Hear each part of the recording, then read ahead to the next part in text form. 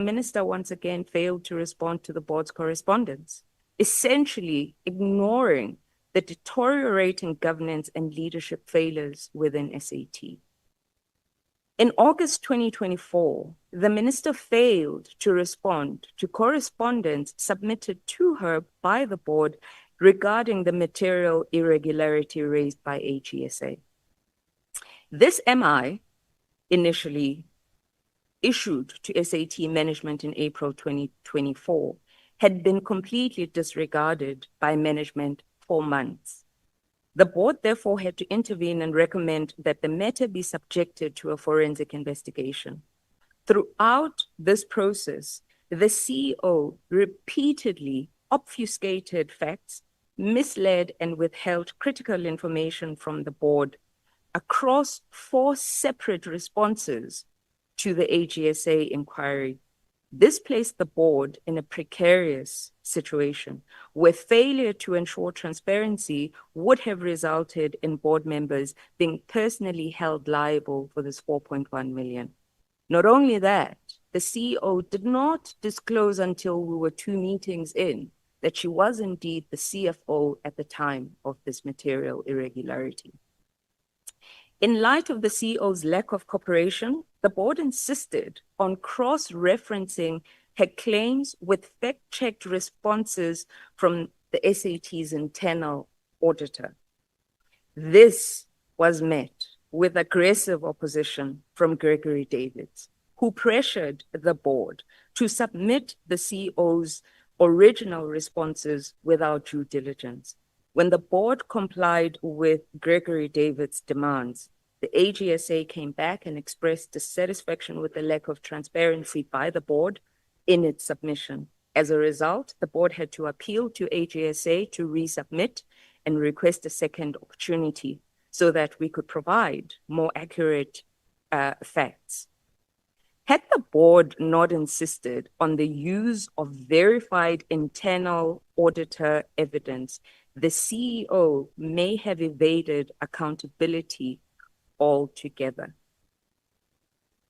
We believe that the MI has now resulted in the dissolved board's Ngubane report. So serious was the matter.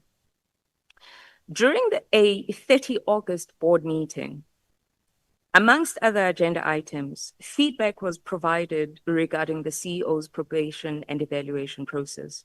As part of my fiduciary duty as chairperson, I conducted a thorough probation assessment alongside the deputy chairperson, who served as chairperson of the Human Resources and Remuneration Committee as well.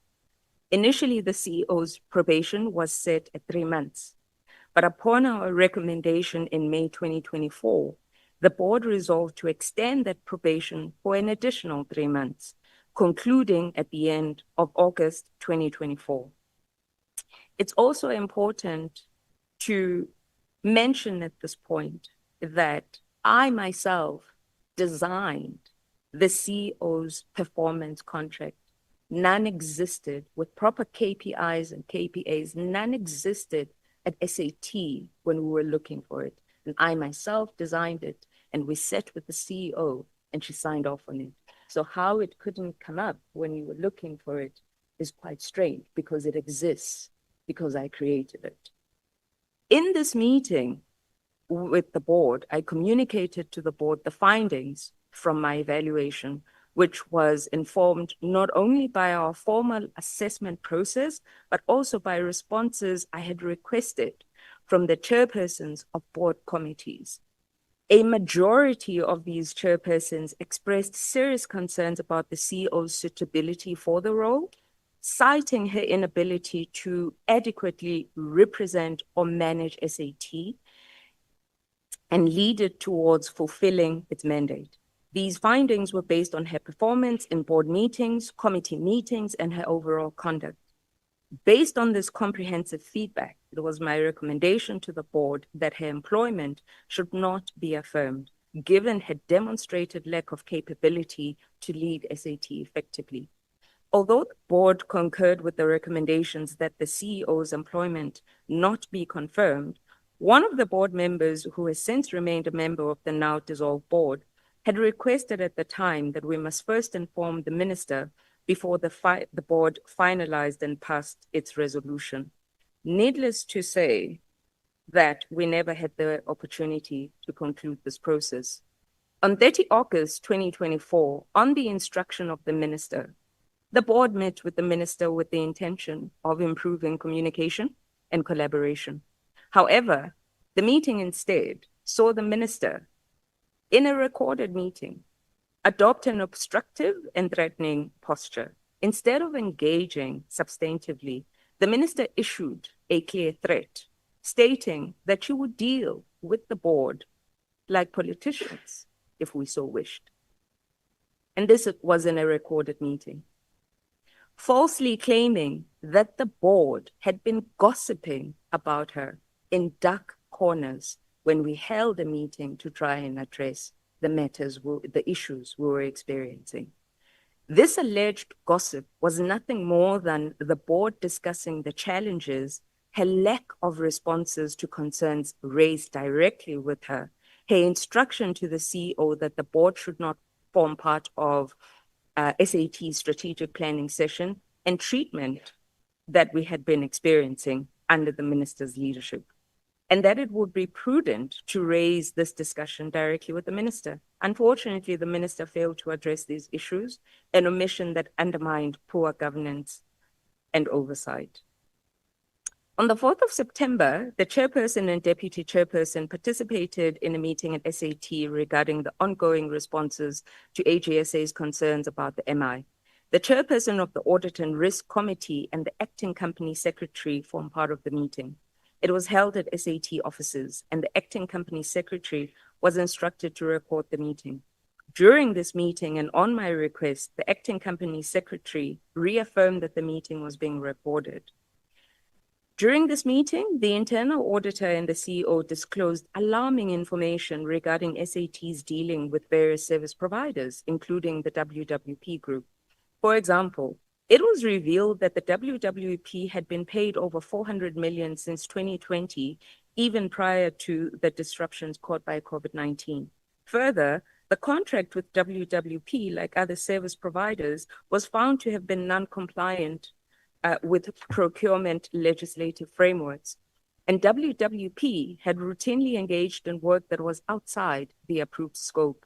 In response to this particular revelation, the board recognized the urgency of halting WWP's activities at SAT and directed the legal team to draft and send a formal letter to WWP notifying them of a temporary suspension of activities whilst the AGSA investigation was underway. However, the CEO flatly refused to sign the prepared letter, demonstrating her continued resistance to accountability. On the 5th of September, the deputy chairperson and myself received letters from the minister demanding explanations for the alleged irregularities. She gave us 48 hours to respond. This letter, however, was dated the 3rd of September, and we only received it on the 5th of September. The timing of these letters created an untenable situation. The 48-hour deadline had already lapsed by the time the letters reached us. We were also concerned that this letter was potentially in response to the information we uncovered during the 4th of September 2024 meeting. Alternatively, that we were singled out for leading the probation, evaluation, and recommendation of the removal of the CEO. Despite these logistical challenges, we responded promptly, denying any wrongdoing, seeking clarification on the allegation of irregular meetings and fruitless expenditure as raised by the minister. We also appealed to the minister to meet with us face to face and address the concerns directly and provide us perhaps with a 5-day period in which to comprehensively respond, given the seriousness of the accusations and the potential harm, reputational harm rather, to both SAT and individual members of the board. Unfortunately, the minister ignored our attempts to engage constructively and instead chose to remove us from our leadership positions.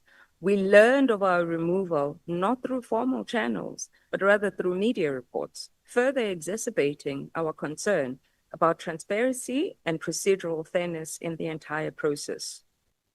Following our removal from our leadership positions, the minister undertook extensive media engagements. In these interviews and statements, she misrepresented key facts surrounding, the board's tenure. She claimed that the Portfolio Committee on Tourism had raised concerns regarding the frequency of board meetings.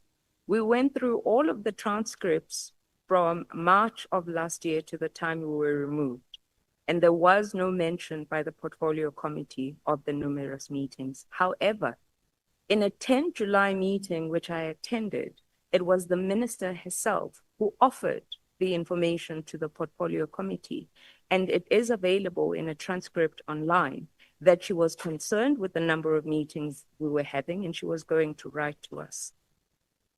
Crucially, despite the minister portraying the Portfolio Committee's position as instrumental in our removal, we were never afforded the opportunity to respond directly to the Portfolio Committee. We were not invited to provide substantive evidence regarding the nature and justification of the meetings we conducted, nor were we permitted to explain our actions or provide proof to address these purported concerns. Beyond these misrepresentations, the minister went further, insinuating corruption by publicly claiming that we held the meetings for personal enrichment. One of the members of the dissolved board mentioned just how much the members get paid. We would have had to have had meetings absolutely every single day if we wanted to enrich ourselves. She intimated wrongdoing on our part without providing any substantive evidence to support these claims, which directly damaged our reputations. Additionally, the minister falsely stated that the chairperson and deputy chairperson were solely responsible for AGSA's material irregularity findings being mishandled, completely ignoring the fact that these matters had been resolved collaboratively through recorded resolutions by the entire board. Furthermore, the minister alleged that the chairperson and deputy chairperson were solely responsible for the resignation of the CFO. Again, this claim was made without any accompanying evidence, disregarding the broader governance factors that led to the CFO's resignation and the minutes reflecting the board's collective actions during this period. In closing, I want to say that the events surrounding our removal from leadership positions, our interactions with the minister, her decisions, and the false public narrative she perpetuated about our professional and personal integrity regret a deeply troubling disregard for due process, transparency, and accountability. These actions were designed to discredit our leadership, left us with no other choice but to resign. Despite these circumstances, as board members, we made every effort to engage in good faith and to address the profound challenges within SAT. Yet, we were consistently met with resistance, deflection, and unfounded portrayals that sought to undermine our efforts and reputations. It is critical to further point out that these issues were further compounded by the minister's frequent involvement in operational matters, which undermined the governance structures of SAT. For instance, with regard to the highly contentious brand campaign, the minister insisted that she had personally approved the brand campaign concept, despite there being no formal approval forthcoming, later attempting to reframe it merely as a blessing. Furthermore, the minister routinely bypassed protocols by directly engaging with the CEO and management staff, excluding the board at the SAT strategic session, and instead leading the session herself, often issuing instructions without consulting the chairperson or ensuring the necessary oversight by the board. This pattern of overreach extended to the AGSA audit process, where the minister intervened to influence the scope and outcome. She reportedly instructed the chairperson of the Audit and Risk Committee to inform the Auditor General that the New York office would not need to be audited, claiming she had carried out such an assessment herself during a previous work-related visit. When this attempt failed, the minister directly engaged the Auditor General's office to negotiate a significantly reduced, audit team to conduct a limited audit of the New York operations, blatantly disregarding the board's oversight role. The cumulative effect of these actions, baseless allegations, unwarranted interference, and perpetuation of a false public narrative caused irreparable harm to our professional credibility and hindered our ability to address the systemic dysfunction at SAT effectively. Despite the minister's narrative that sought to isolate the deputy chairperson and myself, the evidence demonstrates that the governance failures were a product of larger systemic issues exacerbated by inept management and a minister intent on undermining the board's authority. As we close, we reiterate that throughout our 6-month tenure, we remain steadfast in carrying out our fiduciary duties, consistent with the firm instruction given to us by the 6th Administration Portfolio Committee to serve as an effective governance body and not a rubber stamp. Our efforts were undertaken in the best interests of SAT and the tourism sector at large, despite the governance challenges imposed upon us. It is our hope that this process contributes to meaningful reflection and decisive action to restore integrity, transparency, and accountability within SAT. I'll allow my former deputy chair to speak on the CEO's probation matters. Thank you. Chairperson and members of the committee, thank you for allowing me also the opportunity to contribute to the meeting. I fully support the address and report delivered by the former chairperson.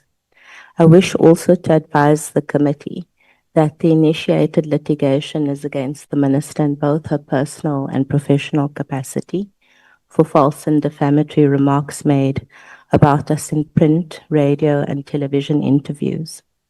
On legal advice, it was deemed necessary to cite the minister in both capacities, as the statements in question went far beyond the scope of our office.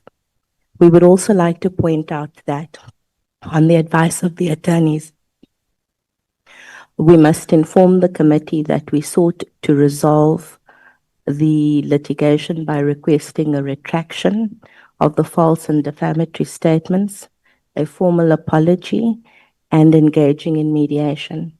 Unfortunately, all of these efforts were rejected by the minister.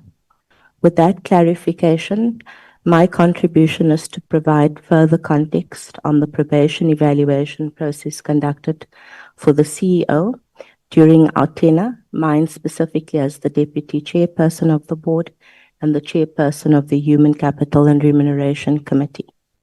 To provide relevant context, it's important that I point out the following.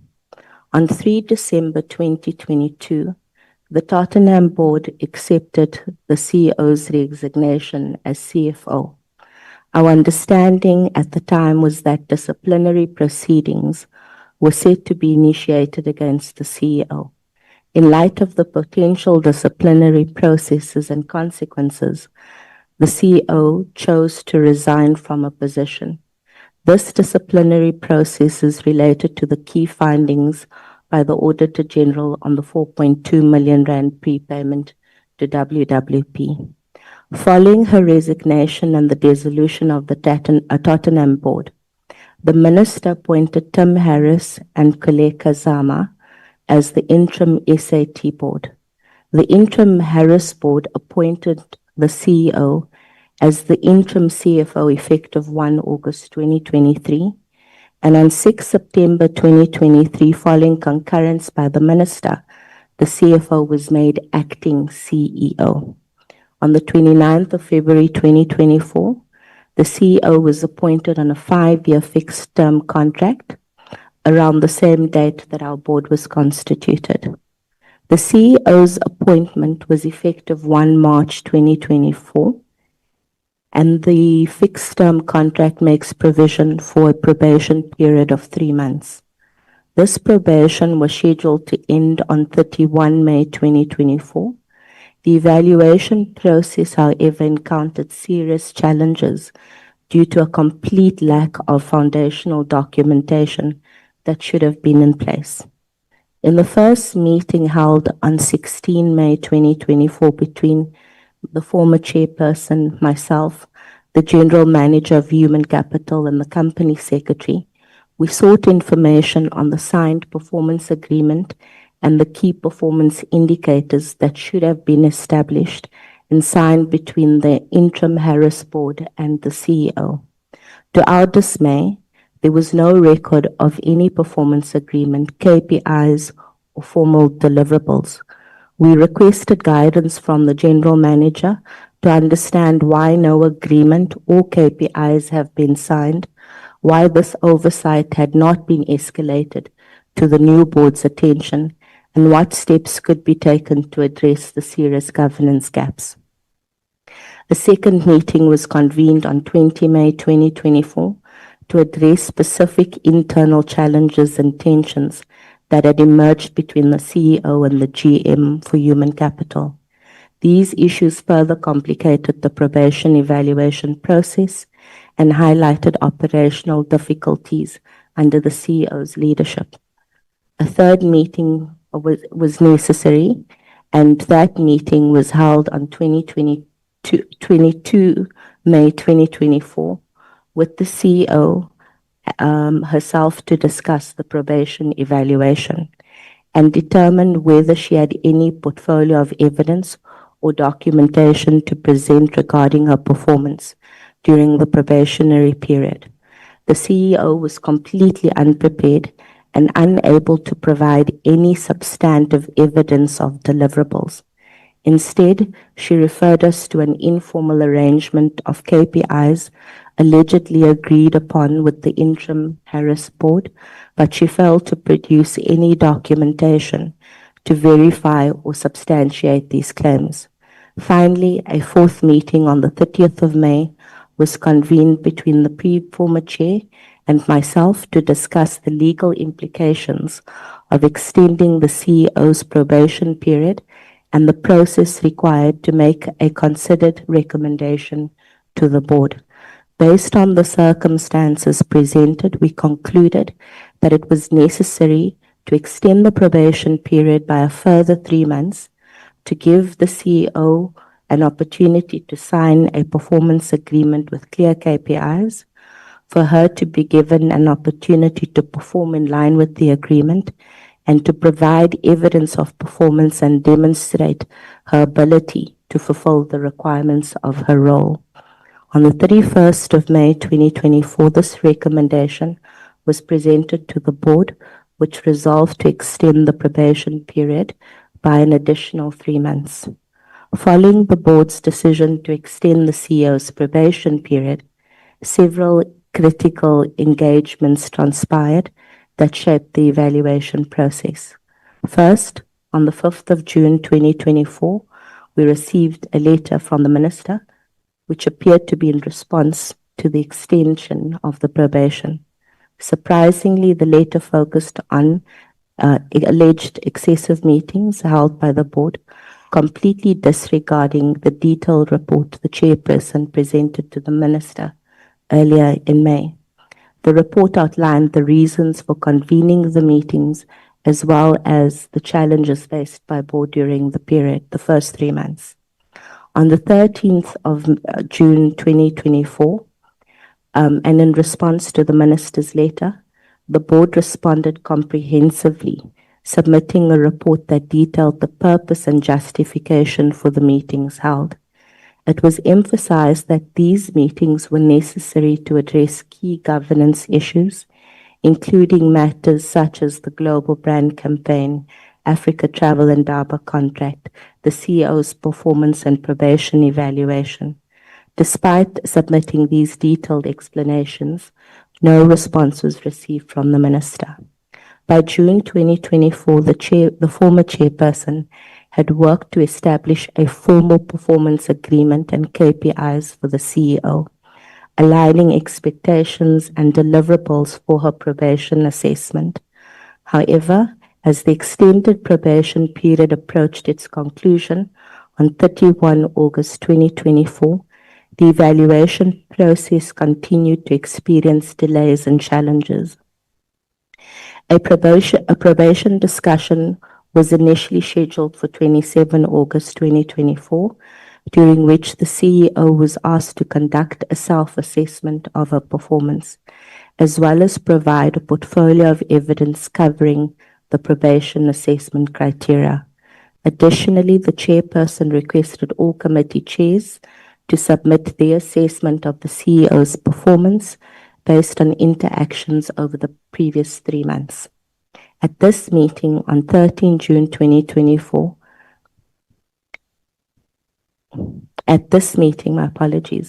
the CEO presented a portfolio of evidence stating that it was aligned to her performance agreement and not the probation assessment template that she had drafted in June 2024.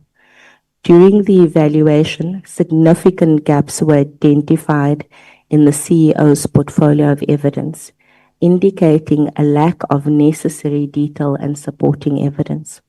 Despite assistance provided to clarify the requirements, the gaps persisted and the probation evaluation had to be rescheduled for the 28th of August to provide the CEO with additional time to revise her submission.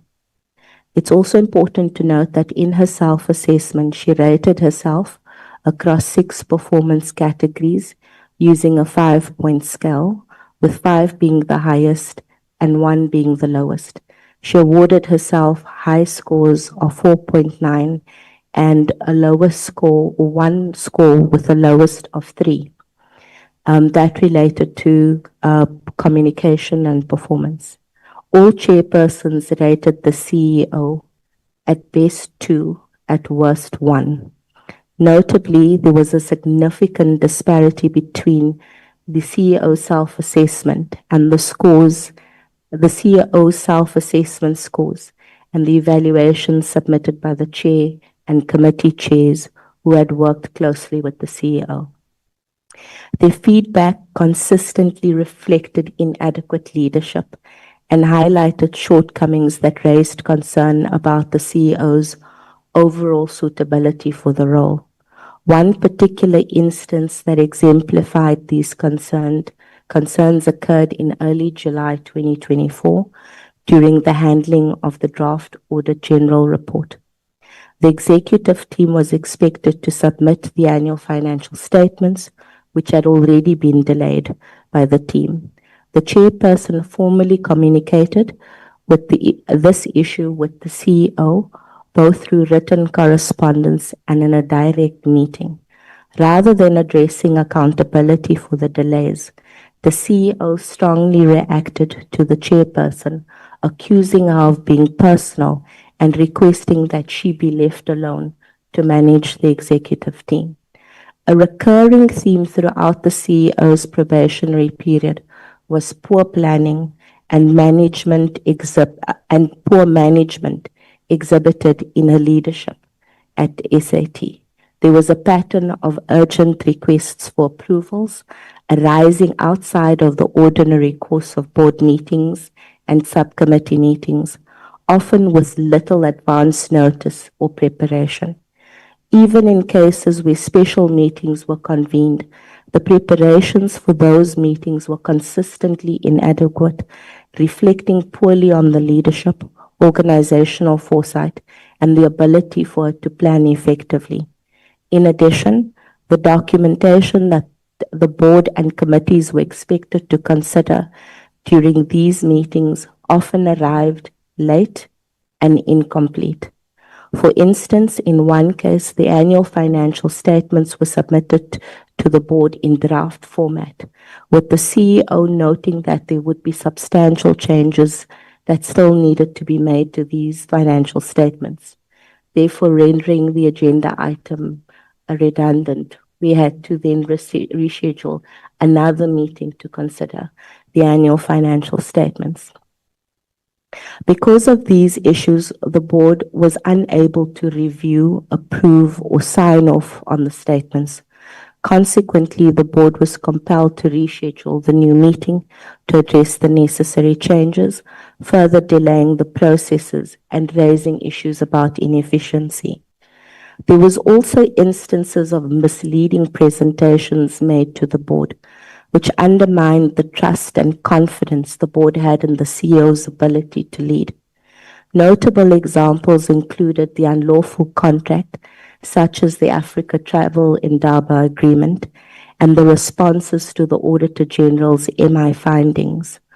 On multiple occasions, documentation presented for board consideration required further interrogation to ensure accuracy and clarity, exposing the management's team's inefficiencies and leaving the board with a serious impression of mismanagement.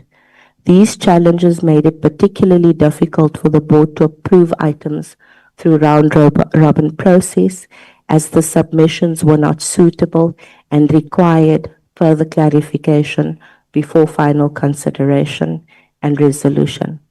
Further compounding these issues with the CEO's acceptance of procurement process violations within SAT. The CEO was aware of multiple instances where procurement policies were not adhered to, prepayments were made, and contracts were not strictly followed.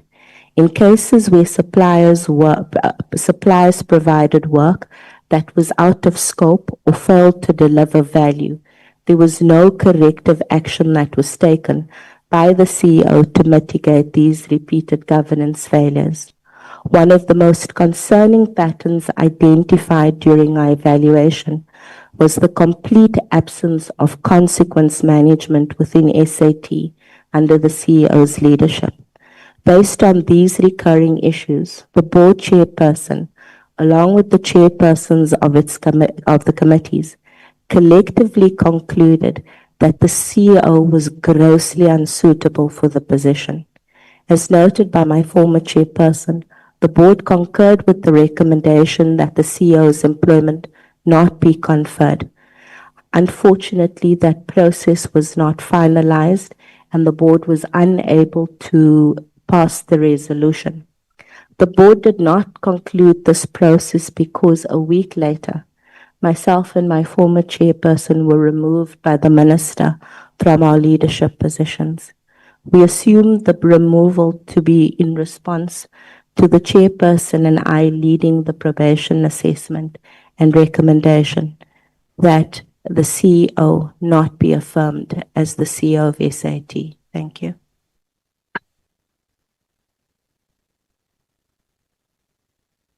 Thank you, Ms. Haskins. I think we've now come to the end. Yes, and I think everyone has had an opportunity to speak to us as the subcommittee. Chair, I forgot one important sentence, which I wanted to pose to the minister, if I'm allowed, please. The board. I did not even give you the go-ahead. You just decided to proceed. Sorry. Without me saying yes or no. You may proceed. Thank you, Chair. Chair, Minister claims that we had an unlawful meeting and an unlawful decision was taken, and went to tell the staff at SAT that the decision to suspend the CEO was unlawful. And she's on record on social media saying the decision is unlawful. And yet the minister went to confirm the suspension. There is an article statement that the CEO will remain suspended. So here we are, a decision that led to the board dissolution now is supported by the same minister that said it was unlawful, issuing a statement and confirming, and now in concurrent with the board, that that statement the CEO will remain suspended. Clearly, Chair, from where I am sitting, it is clear that if utinta unombulelo, utinta uminister, because in her trying to, create an impression that she is not suspending the CEO, she is not bringing back the CEO. She is keeping the CEO there because she does not want to be seen to be protecting her. As I speak, lastly, Chair, the CEO is in full contact with the executive at SAT.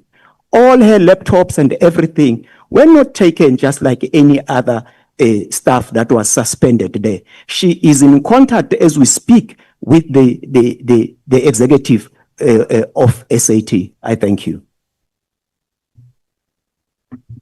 Thank you, Mr. Pelania. I'm just checking my time because at 1 o'clock we have a break, a lunch break at 1. But I can see there's an opportunity for one of the honorable members to pose a question or questions to all the presenters, to the board, to the former chairperson, as well as to the minister, so that we can see whether we reach at 1 o'clock at least. So I'm going to keep you to your time. The Sang is going to assist me as my timekeeper next to me, so that we do not go over the time. Honorable Ishmael. Thank you, Chair. I do have quite a few questions. My first question to the Minister. Why did a CEO pass probation despite the committee chairs of the then SAT board being of the view that she was neither suitable nor capable to continue in her role due to her poor performance? And why were you, Minister, so keen to appoint a CFO who had presided over years of qualified audit to lead this entity? Minister, was Ms. Guliwe the highest ranked candidate in the interview process prior to her appointment as permanent CEO? If not, why did you select her over the higher ranked candidate? Minister, when were you first made aware of allegations against the CEO of SA Tourism, including but not limited to the violation of the PFMA during the Dubai Expo transaction? Did you actually take any real action? If you did, please provide us information of that. And the Minister, when were you first made aware of allegations of bullying leveled, by the CEO of SAT? My next question, upon receipt of the Ngobane forensic report commissioned by the board of SA Tourism, did you, Minister, take any action against the CEO or support the board in taking any action? And Minister, when you received the SIU investigation report, did you not think it's important to make it available to the Tourism Portfolio Committee? And why? I mean, why did you not make it? Why did you not take us in your confidence? My next question, Minister, have you ever attempted to block the board's attempts to discipline the CEO? Why do you appear to have repeatedly ignored serious and credible accusations against the CEO while harshly, pursuing members of the SAT board? On the face of it, Minister, it seems that you are intent on protecting the CEO from any attempts by the board to act against her. So I need some clarity. I want to understand, your thinking. Minister, my next questions I'm going to ask you are related to, to the dissolved SAT board and its predecessors. Now, less than a year ago, you stood before the public and expressed full confidence in this board, whom you personally selected for their competence and experience.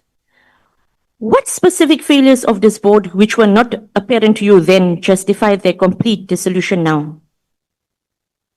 And then, Minister, given your apparent interest in due process, which we all agree with, but why have you twice now dissolved the SAT board via media statements rather than by notice in the Gazette as required by the Tourism Act first? You dissolved the board first, then only gazetted after appointing the interim SAT board members.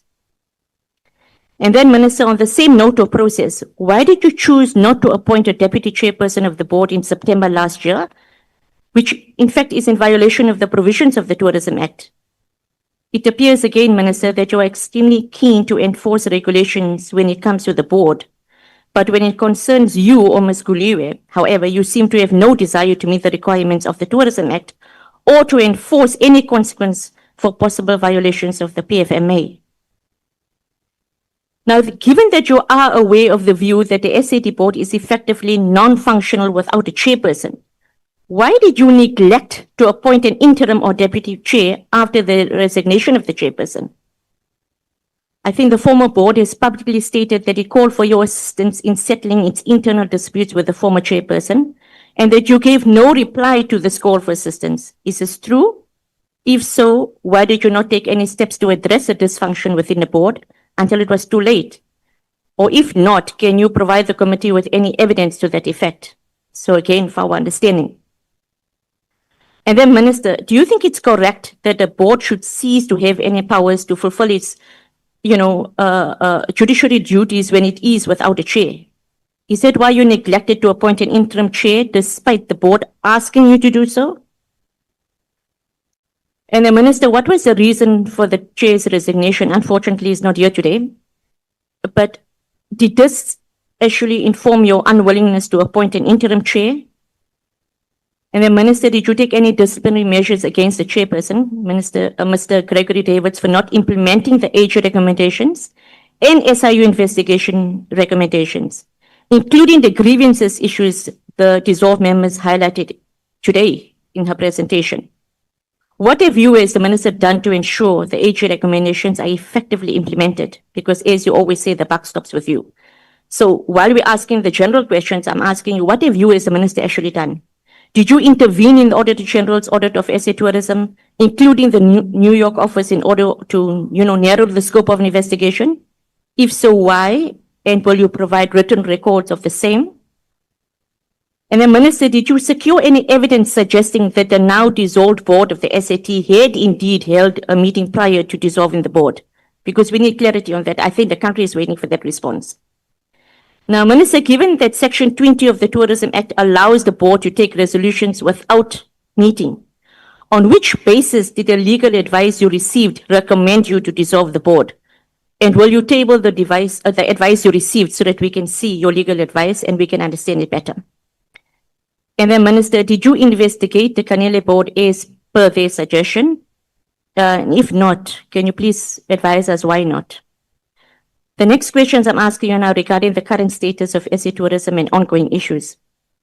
What is the status of the company secretary, given that she was suspended by the now suspended CEO, as per the statements in the media? Was this done according to procedure? Is the CEO allowed to fire the secretary? If not, why did you not intervene at the time, and why are you not addressing this matter? And then, Minister, will you publicly release the Nkubane forensic report detailing the allegations against Ms. Guliwe, and which informed the former board's decision to suspend Ms. Guliwe, even if it's a precautionary suspension? What are the terms of reference for the independent investigation into the CEO? Does it include a mandate to investigate the conduct of the now dissolved board in this matter to get a full, unbiased picture? And then again, I'm now looking at the interim board that you've put into place. What are the prior positions held by Brian Mushela, now a member of the SAT board? Is it the same Brian Mushela involved in the Cash Paymaster Services Consortium, which was liquidated to recover over 300 million rand owed to SASSA? If so, why does the Minister think he's an appropriate person to steady the ship at SA Tourism? If not, please advise. Minister, you say the TBS CSA are happy and not aggrieved by your decision. However, I have a media statement stating otherwise. I can read it out to you or send it to you, Minister. You can advise. Through you, Chair, I'll even send it to you on our group. Now my questions to the dissolved board. My first question, when was the board made aware of the allegations leveled at Ms. Guliwe, and what was your response? My second question, when did the board first inform Ms. Guliwe and the Minister of its intention to suspend the CEO, Ms. Guliwe? My third question, when did the board formally resolve to suspend the CEO and by which mechanism? What mechanism did you use? And what was the reasoning for its suspension of Ms. Guliwe? You have touched on it, but I want, actually, if you could provide us with much more substance, I'll appreciate it. And then if this decision was formally made by a round robin, was this a formally established procedure of the board as provided in Section 20 of the Tourism Act? And then my fifth question, by which mechanism did the board establish this procedure? I want to understand from your point of view. Did the board take any legal advice in pursuing its decision to suspend Ms. Guliwe on the 1st of August, with special reference to the legality of making this decision by round robin? And then my next question, why did the board decide to call for a no confidence vote in the chairperson? You touched on this, quite a few of you in your presentations, but can you make available your recommendations on this to the minister in writing, please, if you do have it right now?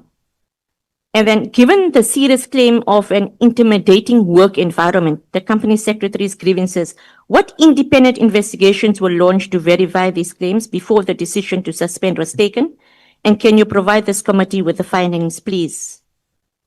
And then, are you aware if Ms. Guliwe was ranked number 1 on the candidate list for the CEO position? If yes, please provide the names according to the top ranking. I've asked this question to the minister, but I'm asking it to the dissolved SAT board as well for clarity and for transparency. And then my last question, did the board act to appoint a permanent CFO after the position became vacant in 2024? I think Minister, someone making your minister, Mr. Opa Pilani actually mentioned that you did not get a suitable candidate, if I'm, but anyway, this was part of my questions. And what are you doing going forward? Because it has been a long time now. So please advise. Thank you, Chair. I hope I did it within 20 minutes. Thank you, Honorable Ishmael. And, we go by trial and error. I think it's extremely unfair towards the minister. We said we are going to do inquisitorial. And you were speaking so fast, I don't even think she captured most of your questions. Okay, I can. So I think the process going forward is that you ask a question and we allow the minister an opportunity to answer. I think that would be fair. Otherwise, all your questions you've asked there, even if I'm taking it for myself, I would not have been able to capture all of those questions that you were just, unfortunately, you didn't. You were rambling them off. Let me put it that way. So it went so fast, and some of your questions may have, Minister may not have captured them. So I think we'll see Minister will answer those that she captured, and then I think those that she didn't capture, then you raise them again one by one. And I then think going forward that a member will raise the question, Minister will get the opportunity then to answer. I think that would be going forward to the next honourable member, so that we allow Minister to be able to interact with all of the questions that you are posing, as well as the board. I think that would be fair to everyone.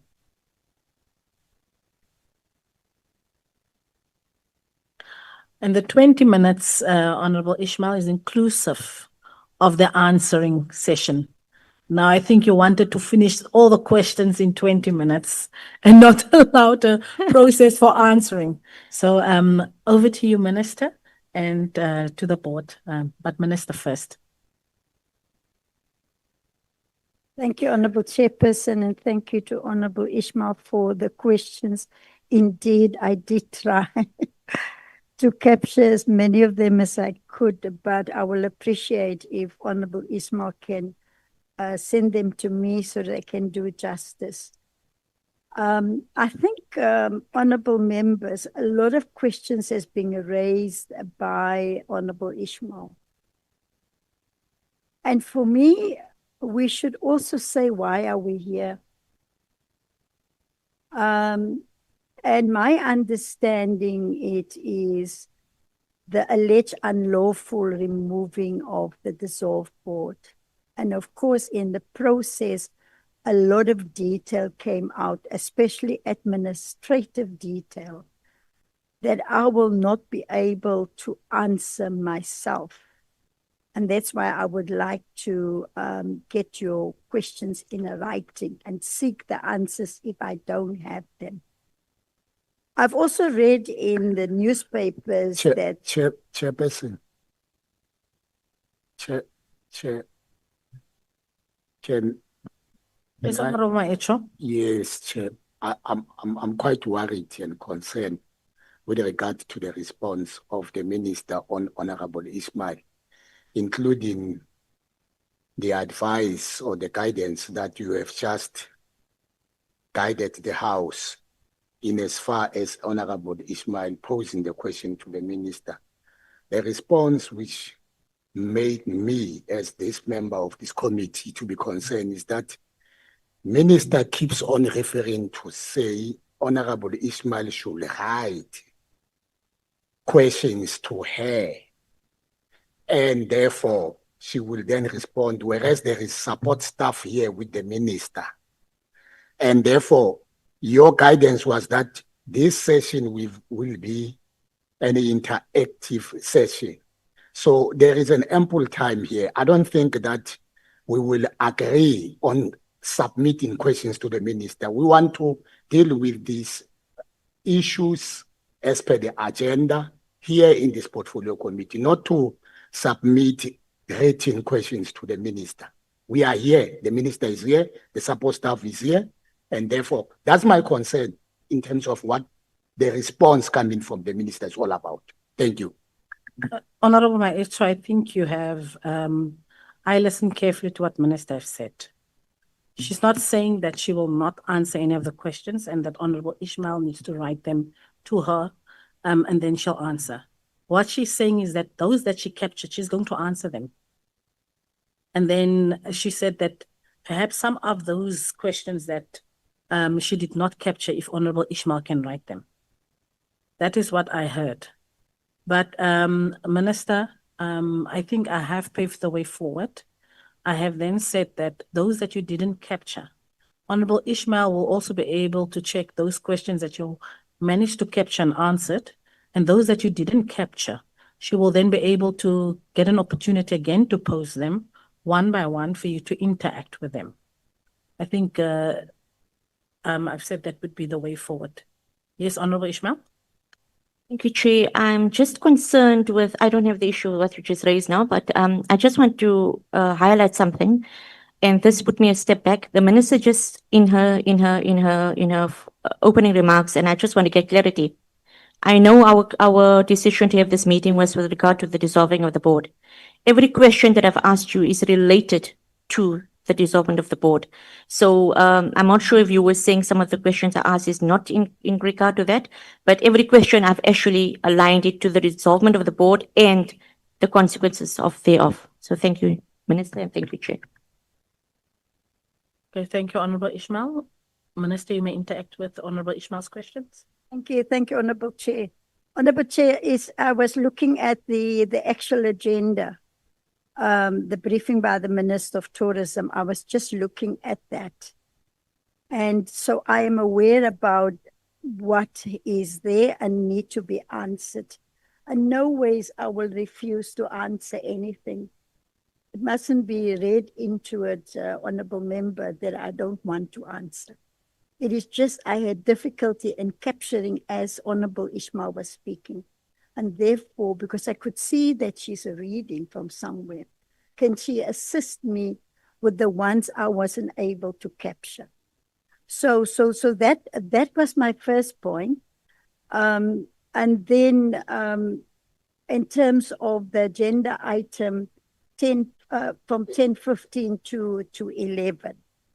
Now let me get into the ones that I have to follow what the chairperson is advising. The third question, the first one I was busy writing, why did? The second one I was writing highest ranking.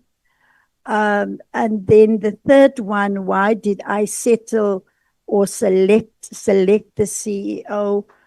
Allegations of bullying, the Nkubani report to the PC. Did I protect the CEO?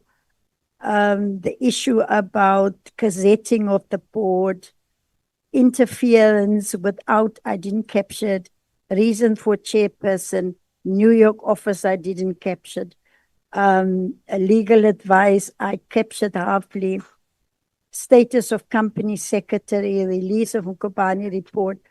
I went up to 13, 14 questions. Now, let me go back, Chairperson, in terms of your ruling. If I may ask Honorable Ishmael to repeat the first question, so that I captured it fully. Thank you, Minister. I have actually WhatsApped you all my questions right now as we speak, but nevertheless, I'll ask you the question for procedure. Minister, why did the CEO pass probation despite the committee chairs of the then SAD board being of the view that she was neither suitable nor capable to continue in her role due to poor performance? Why were you, Minister, so keen to appoint a CFO who had presided over years of qualified audits to lead the entity?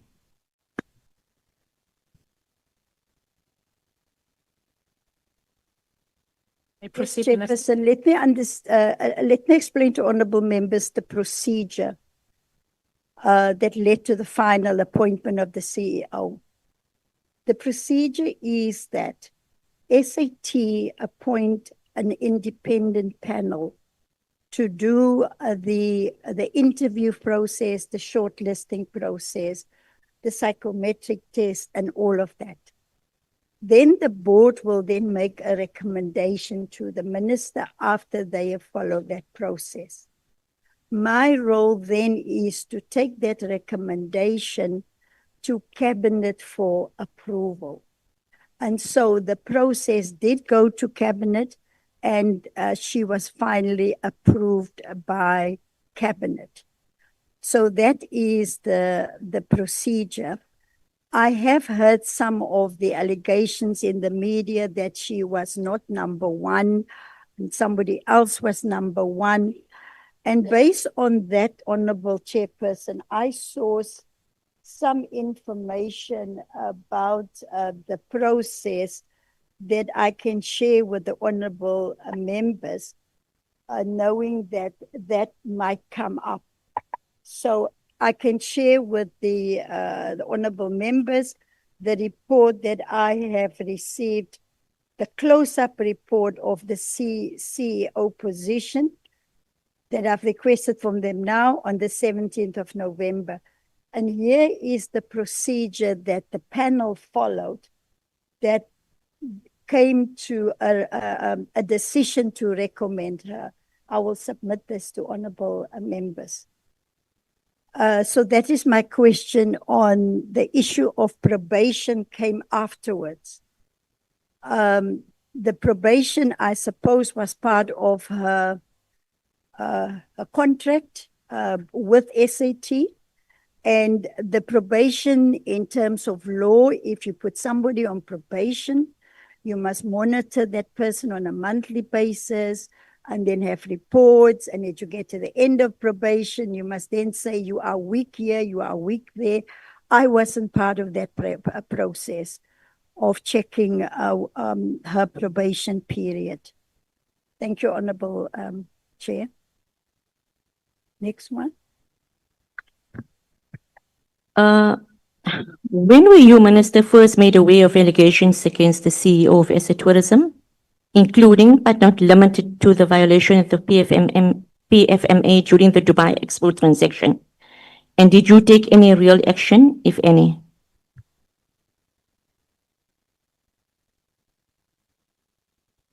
You may proceed, Minister. Thank you. Thank you, Chairperson. First of all, the allegations against the CEO and other members of SAT happened in 2021, before my time. Where I became aware of the allegations is in the annual report of 22-23 that came to Parliament, where the AG raised the issue. Then, when the board raised the issue with me about this allegation, I had a meeting with Mr. Lawson Naidu and Professor Gregory Davids. And I've requested them to go and look into the matter and also report back to me whether we have recovered the money. I do think that I have got a WhatsApp from Mr. Lawson. I think what the board then did, the board then, or I don't know which board now, but they had then instituted or appointed the Mkobani report. Thank you. Let me just get, is it okay, Chairperson, if I get it quickly? Yes, Minister.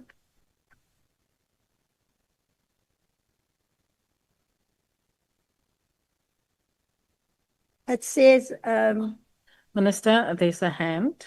should I do it later? Honorable Longo. Thank you very much, Chair. Chair, can I please propose that we break for lunch and Minister try finding all her documents with her so that when we come back, the interrogation begins. Thank you, Chair. That's my proposal, that we break for lunch and come back after that. Thanks. Thank you, Honorable Flongo, but the lunch is not ready yet. So we will proceed, Minister, until I do get the go-ahead from the kitchen side, and then we'll break. Okay, I will not, sorry, Honorable Tlonga. I will then take your advice and look for that at lunchtime. I do recall a meeting that I held with Mr. Naidu and Professor Davids, and I said to them, go and investigate and come back to me whether we have recovered the money. That was my instruction to them, or whether there were processes to recover the money. Because even the AG report said that the money, we must try and recover the money. And I will not quote it now, but what I recall was that there was a WhatsApp from Mr. Naidu that the money was recovered. And I didn't take it further than that. So on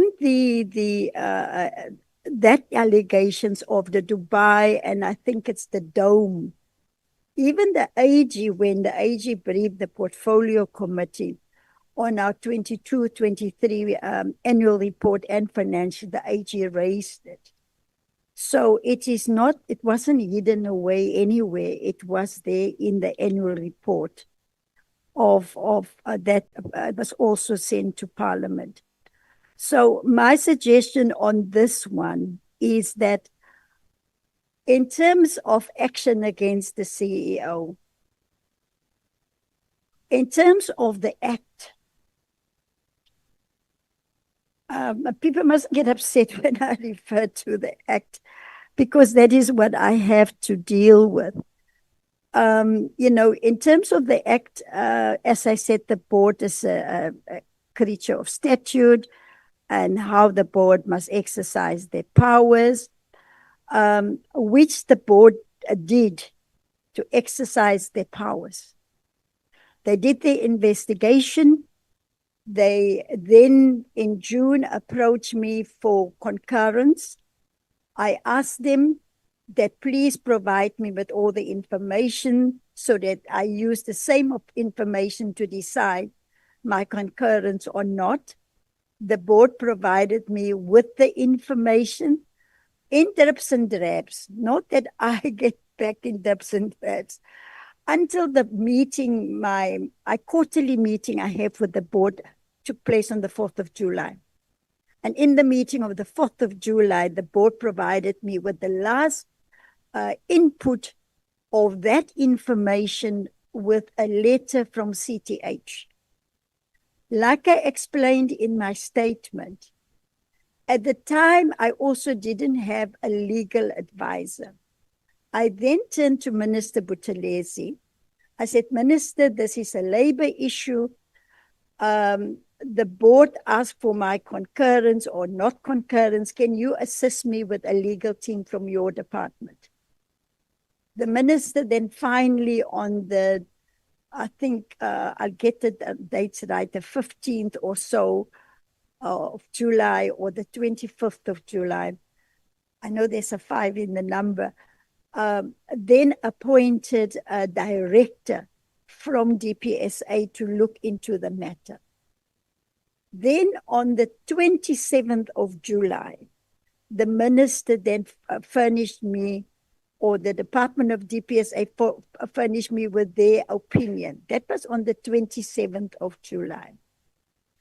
Before I could go back to the board on the 27th of July after I received that, I had also explained to some of the board members that one, in terms of replacing or filling the vacancies on the board, that I was in the process of interviewing and looking at 4 people.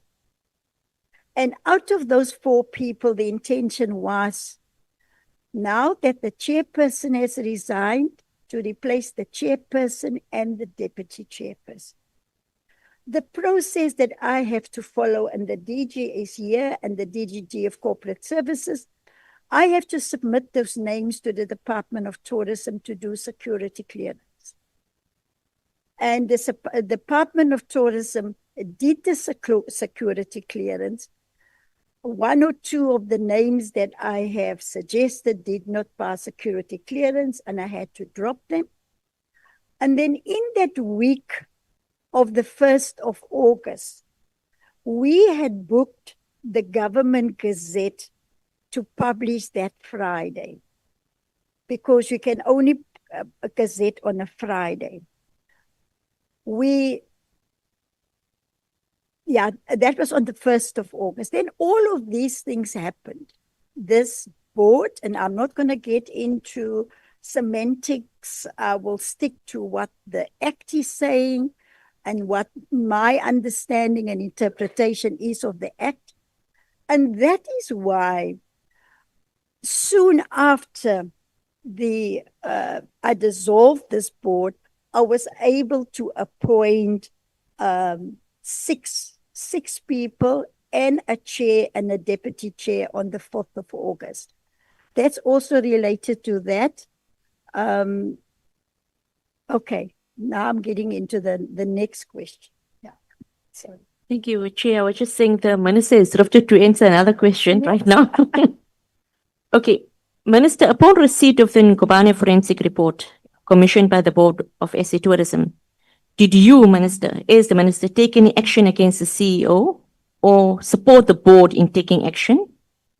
And Minister, it's all in one question. When you received the SIU investigation report, did you not think it's important to make it available to the Tourism Portfolio Committee? And why, knowing full well that, especially me, I've been asking 1,000 questions with regard to internal audits and, all the irregularities and wasteful expenditure, etc. We'll proceed, Minister. Thank you, Honourable Chair. With regard to the SIU report, when we received the report in April, the report had to be processed. And that is why I referred it to the board to do the processing. Then in my meeting of the 4th of July with the board, when I raised the issue of the SIU report, some board members claimed that they've never received the report. The then chairperson was then still the chairperson, Professor Davis. He went into his laptop and he confirmed the date that he sent this report to all the board members. In the board meeting with them, some people claim they've not received it. So I was already concerned it's July and you have not actioned the report. And the first response was we did not receive it. I then say I want to put it on a record that every board member must respond to me in a writing, did they receive the report or not? And there are some of the responses. Some of them said we didn't open up our emails, but yes, we did receive the report.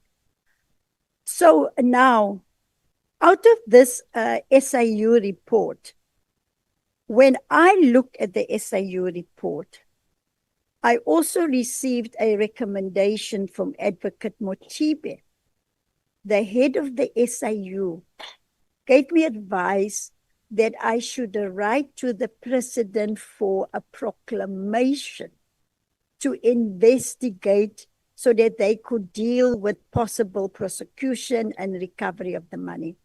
That is what I have done with the SIU report. And I can share the letter that I've written to the president. I can share that with the honorable members. The first part of the question, Honorable Ishmael. Upon receipt of the Nkobane forensic report commissioned by the board, Yes. did you take action? Upon receipt of the board, the Nkobane report, I had a meeting with the board. And I said, please provide me with all the information, including the Nkobane report. The board provided that to me. I then said to them, anything else that you have used to arrive at your recommendation. And between the middle of June, and they claim that they've sent things, and there were two board members that were responsible to make sure. They can confirm, Honorable Ishmael, that in the meeting of the 4th of July, I received the last bit of outstanding information that I've requested. I can get you the emails from my chief of staff, where on a weekly basis, he's followed up with information. So yes, I received all of the information. And that's why I was dwelling into your already answer to say what I did with the information was to seek advice and help from my colleague, Minister Buthelezi, which he did provide. And then on the 27th of July, he had then responded to me with advice.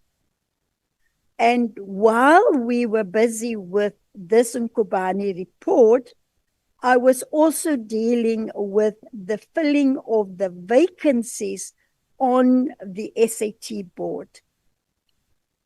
Then when the chairperson resigned, there became another vacancy now.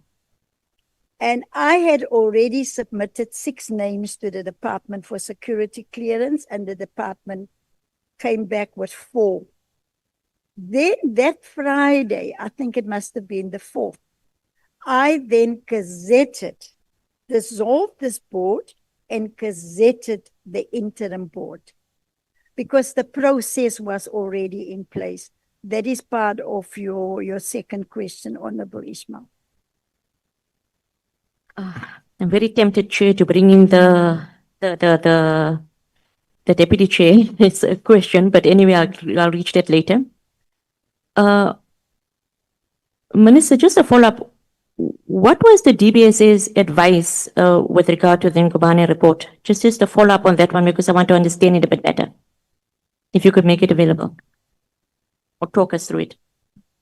Yes, I can certainly provide the committee with a copy of the advice from DPSA, basically confirming that for any action against the CEO, in terms of the Tourism Act, it is the minister that appoint and dismiss, and that the board do need my concurrence. They did not go into the substance of the matter. They just confirm the legal powers that I have as the minister. But I can make that available to the portfolio committee. The response from DPSA, Honourable Member. Thank you, Minister. That brings me back to the point. If you knew there was irregularities and all that issues, why did you, as the minister, then not take action? But anyway, it's linked up to my next question.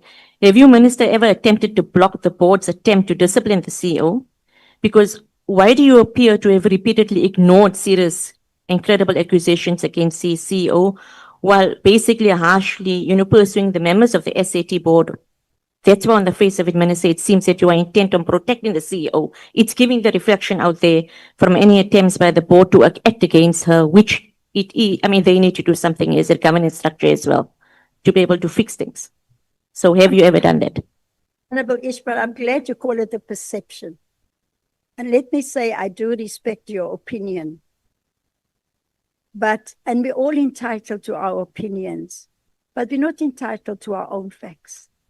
I have seen this perception being generated outside in the media that I'm trying to protect the CEO. That's why I even said I'm so happy to come to the portfolio committee, because I knew, Chairperson, that here I was going to be given an opportunity to put evidence and facts before you. So that is a perception, that is somebody's opinion. They are entitled to your opinion. They almost created a situation to say to the minister, you damned if you do, and you damned if you don't. That is what has happened out there. And so I am happy today to share the facts at my disposal that I have with the committee. And to destroy that perception that I have actually protected the CEO, when I just explained to you now, the whole process, went to my colleague to seek advice, came back on the 27th. Is that protecting? What does protecting really mean? In terms of the law, how do I protect the CEO? Okay, Minister, now I'm asking questions that are related to the dissolved board and its predecessors. So, Minister, less than a year ago, you stood before the public and expressed full confidence in this dissolved board now, whom you personally selected for their competence and experience.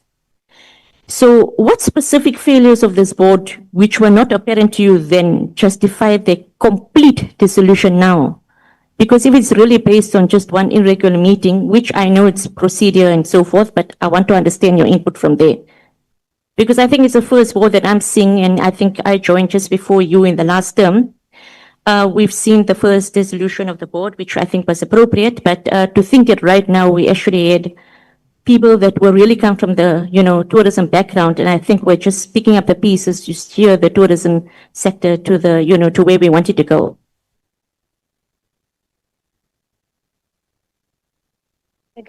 Thank you. I proceed. In terms of the Tourism Act, the board, in the exercise of its power, the board must always be guided by the principle of legality, which is part of the rule of law as set out in Section 1C of our Constitution of the Republic of South Africa, and also one of the founding provisions of the Constitution. And if you ask me the question as to why I've dissolved the board, in the exercise of the powers, that the board must always be guided by legality as part of the rule of law in the Constitution. And if, like I see that the board have said in the newspapers that the board members plan to challenge my decision, then maybe, Honour Member, the court will bring finality to the board's interpretation of the Tourism Act. That will be tested vis-a-vis the legal advice that I have received. That's really how I want to answer that one, Honourable Ishmael. Thank you, Minister. Now it's just leading up to my next question. Now, given your apparent interest in due process, which I think we all agree with, why have you twice dissolved the SAD board via a media statement first, rather than by notice in the Gazette as required by the Tourism Act? Because you dissolved the first board, then only gazetted after appointing the interim SAD members. So, really, on that same note of process, why did you choose not to appoint a deputy chairperson of the board in September last year in violation of the provisions of the Tourism Act? It appears, Minister, that you are extremely keen to enforce regulation when it comes to the board. But when it concerns you or Ms. Gulewe, however, you seem to have no desire to meet the requirements of the Tourism Act or to enforce any consequences for possible violations of the PFMA. I'm bringing this all together because it's coming back to the requirements of the Tourism Act. So there are loopholes that I'm seeing here, Minister, and that's what I want you to respond to. Honorable Ishmael, that will be the last question that Minister will be interacting with. Then we are going to break for lunch. Yes, Honorable Chairperson, let me deal with the announcement versus gazetting. I made the announcement and it was gazetted on the Friday. It takes effect when it is gazetted.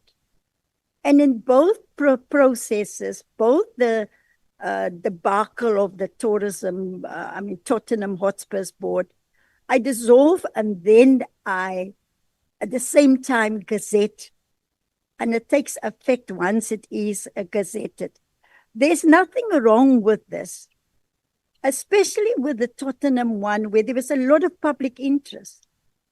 I'm accountable to the public. I'm accountable to Parliament. Then on the issue of Ms. Gulewe, I think, honorable members, I know there's still a lot of questions going to come about her and around her and whatever. I can answer the questions in terms of my oversight role over SAT.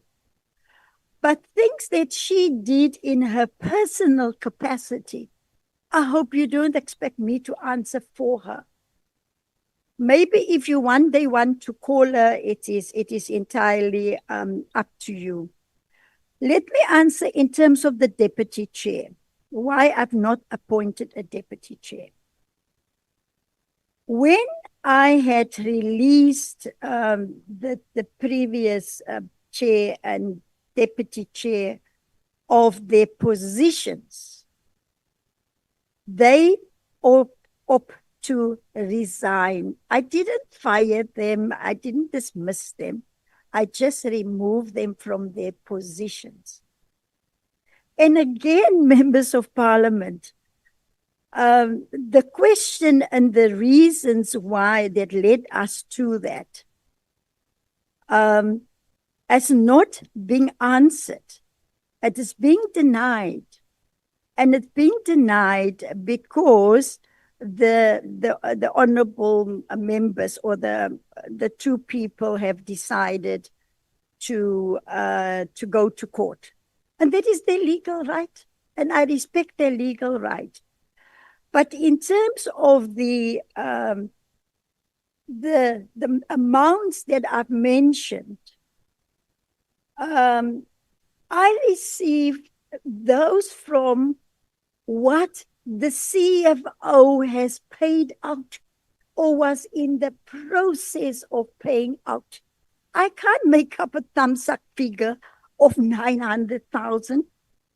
And then today people claim that they've never claimed and they received nothing. I can bring the invoices that I received from the CFO of SAT regarding the expenditure. I did call a board meeting and I raised the issue of the expenditure with the board, led by the two previous people. And I can give the committee the recording. Because in the recording, the response from the chairperson was that they have got 5 million rand, which is correct. But the 5 million rand is meant for the total budget of the board. In that 5 million rand, only 1.44 million has been allocated to board fees. So again, there are some dispute around figures here on Parliament. We're all under oath. I can repeat what I've said inside or outside, but I can bring you the invoices, honorable members, that I received from the SAT CFO. So on the deputy chair, You know, it's almost as if we are dealing with angels here, you know, holier than thou. That board was so divided into factions. I can remember I discussed it with one member of parliament. And I said to myself that the only one that I've noticed that could maybe be a good person to appoint as the chairperson was this professor, because he's from UWC, he runs the faculty of risk and governance, and he knows the PMFA. And just let him try and clean up and try and find some solutions to this based on his experience. I appointed him. And then decided, thereafter board members resigned, some board members resigned, and I then decided that I'm not going to appoint a deputy chair. And I also don't, Honorable Ishmael, know the reasons why Professor Davis resigned, but I can give you the actual letter, Chairperson, that he wrote to me and the reasons that he put into that. So then that is why I didn't appoint a deputy chair. Chair, on a point of clarity, please, because we're going far out and the minister hasn't actually zoomed into the reply of my question. I won't take much time. No, you wait for me to give you the go ahead. There's Sure. one chairperson here. Minister, Honorable Ishmael, is there a follow-up that you want? I want to just do a follow-up because I feel the minister hasn't actually responded to my question. Okay, sure. Do your follow-up. Thank you, Chair. So, Minister, my question to you, and I'm going to come back to the Deputy Chair.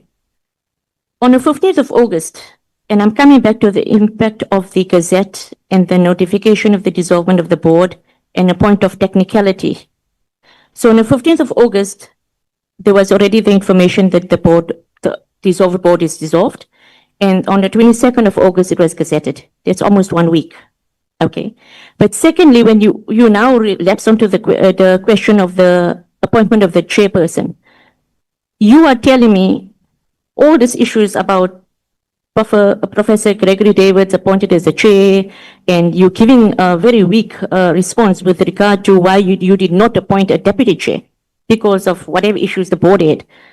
But you have made life very difficult for the board without them having a deputy chair. And I find the time span from September 2024, it is now September 2025, and there is still no deputy chair. And you should have, I feel, have appointed a deputy chair or a new interim chair as soon as Professor Gregory Davids has resigned, for whatever reasons which you will send to us, in order for the board to be able to continue functioning. Okay, so Honorable Minister. let me just go back to the previous question. On the 18th of March 2023, I was asked a question in Parliament by Mr. De Freitas about what are the dates which the board meetings at African Tourism were held, the budget allocation for each of the board meetings, the details of each expenditure of each board meeting for held in the past 3 financial years, starting from the 1st of January 2023. And there it is on the record in Parliament what I gave as an answer. Then there was another question asked by Mr. J. van der Berg from the Northern Cape Freedom Front Plus. Again, a lot of questions around the total cost of each meeting for the 23-24 financial years. And I have given the honorable member the answer in writing. Here it is, the breakdown. So the allegations... Sorry, Honorable Minister. Yes. I think you need to just zoom in closely because you have the answers on your phone. We don't have them. And if you could No, just I will provide it. you could provide Honorable Yes. Ishmael with an I answer. will certainly provide her with this, because I just wanted to also illustrate one point, that there are always two sides to a story. And I am here today to give you my version of the story.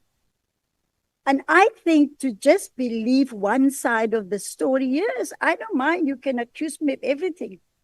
But this is the opportunity that I'm using today to state my side of the story. Chair, just on a point of clarity here, because I'm losing the minister somewhere.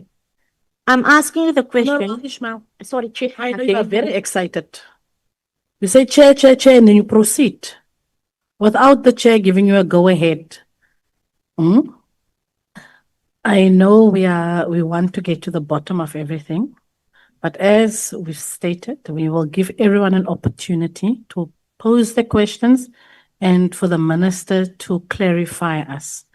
Otherwise, we are not going to get to the bottom of things. So we don't want a dialogue where you just jump in and pose and ask the minister. Let's do it orderly. You are watched by millions of South Africans who were also looking for answers. So let us give the minister the opportunity to answer. Minister, if you can zoom straight to what Honorable Ishmael asked. Thank you. Because it's a long question. Okay, Honorable Ishmael, try and section off your question for Minister. Thank you, Honorable Chair.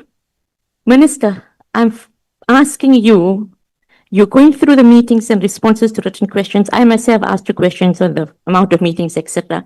I'm asking you the question. I want a direct response to say from September 2024, it is now September 2025. There is no deputy chair appointed. 1 year. Surely in 1 year, you could have appointed a deputy chair. Never mind all the other stories around it, because it's essential for the board to work. I think you are wrong, Honorable Ishmael. I have appointed a deputy chair, like you said yourself, on the 22nd of August this year. I've appointed a chair and a deputy chair. Yes, there was a vacancy on the previous, let me say, the dissolved board of a deputy chair. After the two people here today resigned, and I appointed only a chair. I admit I only appointed a chair. You're asking me, why did I not appoint a deputy chair? Taking so long. Sorry, Chair. No, but I did. Well, Ishmael, you see, I've said I don't want dialogue, ne? I did respond to Honorable Chairperson. Sorry, Honorable Minister, I just want to come in. I want my meeting to be orderly. Yes. And I was trying to avoid dialogue. Yeah. In how I have laid out the meeting needs to proceed. So I can see Honorable Ishmael is very excited to get to the bottom of things. We all want to get to the bottom of things, Honorable Ishmael. And then, Minister, I think you just need to answer the questions directly that Honorable Ishmael is posing. The question that she posed was, why was no deputy chairperson appointed? So when the chairperson resigned, in the absence of the chair, there was supposed to be a deputy chair. And so there were no deputy chair to take over the responsibilities of the chair. I think that is as direct as I can get. So the deputy chair, when the board had their last quarterly meeting on the 31st of July, that meeting was chaired by Professor Davids. Yes? The 1st of August, a few hours later, this is the 1st of August date that's in semantics, whether it's legal or not. The 1st of August, the board did a round robin and they appointed a representative of the board on the 1st of August. Now, I must take you through those steps. Now, when they did that, this is the issue in question, and I will keep on coming back to it. Because then, on the 22nd of August, I appointed a chair and a deputy chair after I have dissolved this board. The previous time, Chairperson, I thought you was talking about the previous deputy chair. So it's not just me who's not listening, Chairperson. I'm trying my best. And I will answer the facts that I've got at my disposal. Chair. No, I don't want to. I'm going to try and pose the question again, Minister. We are talking about the period of the dissolved board. There was no deputy chair. When you appointed Professor Davids as the chairperson, there was no deputy chair appointed with Professor Davids. So we are talking about that period and not the period when you dissolved the board that Professor Davids led. So I think that is the question that Honorable Ishmael is asking. Thank you, Minister. Thank you, Honorable Chairperson. I thought I did answer it earlier on. I said the reason why I only appointed one chairperson was there were already factions in the board. And the only one, because of his governance and the risk experience from UWC, I thought that let me just appoint him to deal with the governance and risk issues. So you are correct. I only appointed a chairperson. I did not appoint a deputy chairperson up till now, the 22nd of August after the dissolved board. So you're right. You're right. I did not. And my reason is that there were factions in the board. And I was trying to sort out the factions in the board. Chair. That's why I didn't appoint a deputy chair. If you don't accept my explanation, you can say so, Honourable Member. But that's the reason. Chair, may I just do a follow-up on that one last point, because it is critical. I think also time is going, Just- Honorable Ishmael. We've spent more than an hour on you as one member. And other members, you can see now they are complaining. But this is a Because there was- critical matter because this has led to the dissolvement of the board. I think then we will do so after lunch. Thank you, Chair. It's 20 to 2. Let us break and we'll come back at 20, is it 20 past? Half past. We'll come back at half past, and then we will proceed. But then you'll have to round up Honorable Ishmael. Yes, Madam Chair.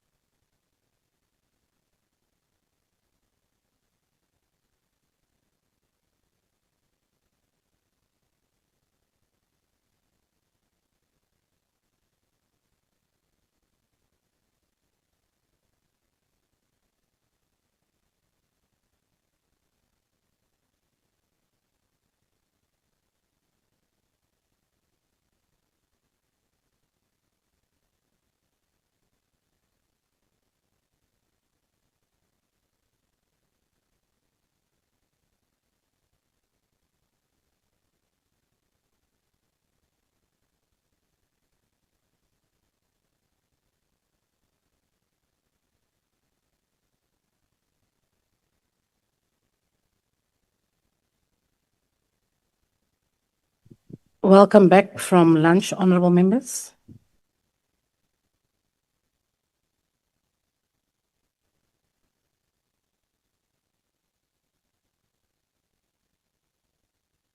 So before lunch, Honorable Ishmael was rounding up because she's taken a substantial amount of our time. So that will be Honorable Ishmael's last question that she's posing. Then Honorable Ishmael will be followed by Honorable Hlongo, then by Honorable Buthelezi, then by Honorable Tito, then by, no, I'm giving per party, as you could see. Otherwise, I can do the 3, 4 of the ANC in one row, and others will have to wait. So I'm now trying to say the DA through Honorable Ishmael had an opportunity, followed by Honorable Hlongo, followed by Honorable Buthelezi of the MKP, followed by Honorable Mashabela will take over, followed by Honorable Mashabela, and then we'll take another round. Then again, it will be Honorable Linda, then Honorable Likharaba, then Honorable Tito. You will follow Moodley. You will follow Moodley, then Honorable Moodley, then Honorable Tito, and then we'll give Honorable Klong, followed by Honorable Maecho. Maecho will round up for us. Honorable Ishmael. Thank you, Chair, once again. Minister, my last question of clarity. You cannot claim you did not appoint a deputy chair due to factions in the board. You yourself appointed an entirely new board other than Professor Davids in September 2024. Until its dissolution last month, almost a year later, no deputy chairperson was appointed. This, in effect, is in contravention of Section 13, subsection 7 of the Tourism Act. So do you admit to contravening the Tourism Act, and based on this, on the 1st of August, the board had to make do with the round-robin meeting and not implement consequence management as required per the AG and the SIU investigation? And on that basis alone, Minister, would you consider reinstatement of the dissolved board?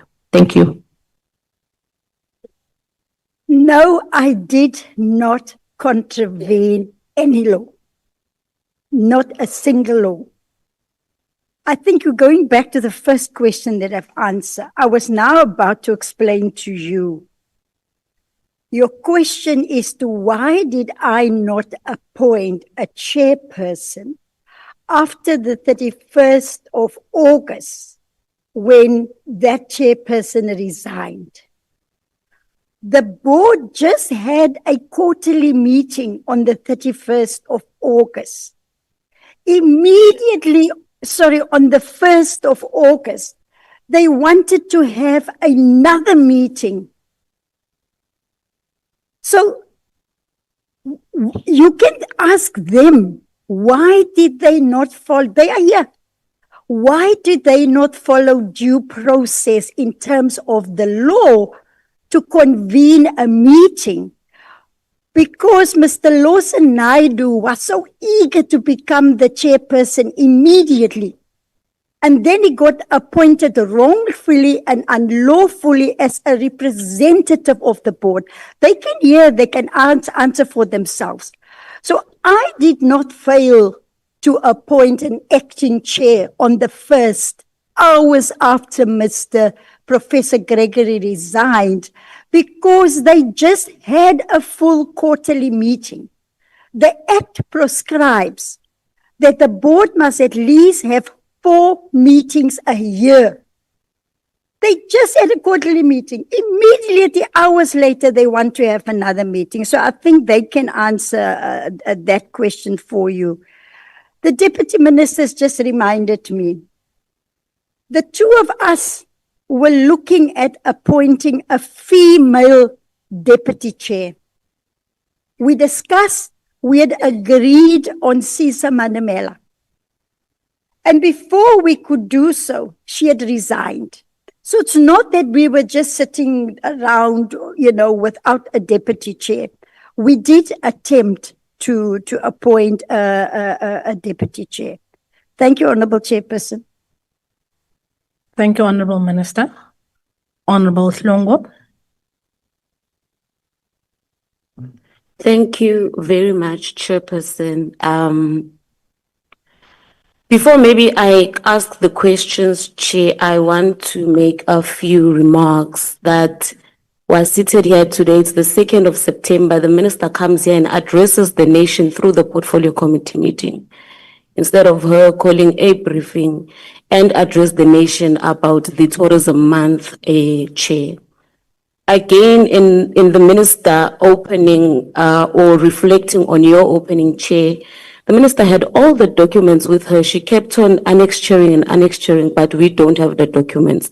It should be noted in record, Chair, that the Minister did not submit documents that were asked by the Portfolio Committee a week before. And also, Chair, as the Chair, you should caution the Minister. There's no some people or they or them, they're board members, they're doctors, they're directors, they're everything. She should refer to them as board members, not just as they and all of that. Chair, now to my questions. On the Minister said she dissolved the board because of a meeting that had set on the 1st of August 2025.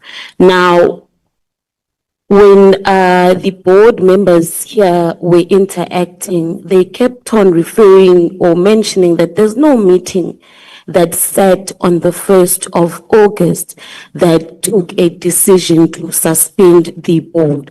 Now, on what basis do you, Minister, believe that the board meeting was held on the 1st of August 2025? Because the very same board members that are here and you are here in this meeting are saying there's no meeting that sat on that day. Minister? Thank you, Honourable Slongo. Thank you, Honourable Chair. Indeed, the board maintains that there was no board meeting. Where did the resolution come from to appoint Mr. Naidu as a representative of the board? That is what I'm asking, because a resolution was taken, whether it was by round robin or whether it was by email or what, but a resolution came out of that 1st August, whatever you want to call it, a meeting or a round robin or what, a resolution came out of that. And that was to appoint Mr. Naidu as the representative of the board. Thank you, Honourable Member. This Chairperson, on the issue of tourism, we launched Tourism Month already 2 weeks ago in Soweto. We are preparing now for the Tourism Investment Summit, the Tourism G20 Ministerial Meeting, the Tourism Hackathon, and we are going on with the work of tourism. Thank you. Thank you. Thank you. Can the board please clarify the meeting of the 1st of August 2025? Thank you, Honourable Member. As I said earlier, there was no meeting of the board on the 1st of August. In the circumstances of the chair having resigned, us not having a deputy chair in place, and needing to deal with urgent issues relating to the finalization of the annual financial statements for the Auditor General, as well as dealing with the speedy suspension of the company secretary. And I might just add at this point, the company secretary reports to the board. The company secretary is a political advisor, is a legal advisor and a policy advisor to the board. The company secretary was suspended without any reference to the board. We were simply informed after the fact. We then had to deal with those urgent issues. So whilst, yes, we did have a meeting on the 31st, an ordinary quarterly meeting, and as I said earlier, the former chair resigned at the very end of that meeting. We don't know when he resigned or when he tendered his resignation to the minister, but that was the first we heard of it.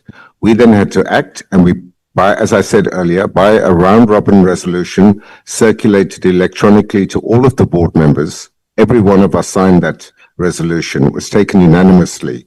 So I dispute the minister's statement that I was itching to become the chair of the board. I had to be persuaded by my colleagues, and they are here and they can support that. Thank you. Thank you. And another question to the board: was the minister informed about the decision taken by the board that Mr. Naidu will represent it until the minister filled the position of chairperson?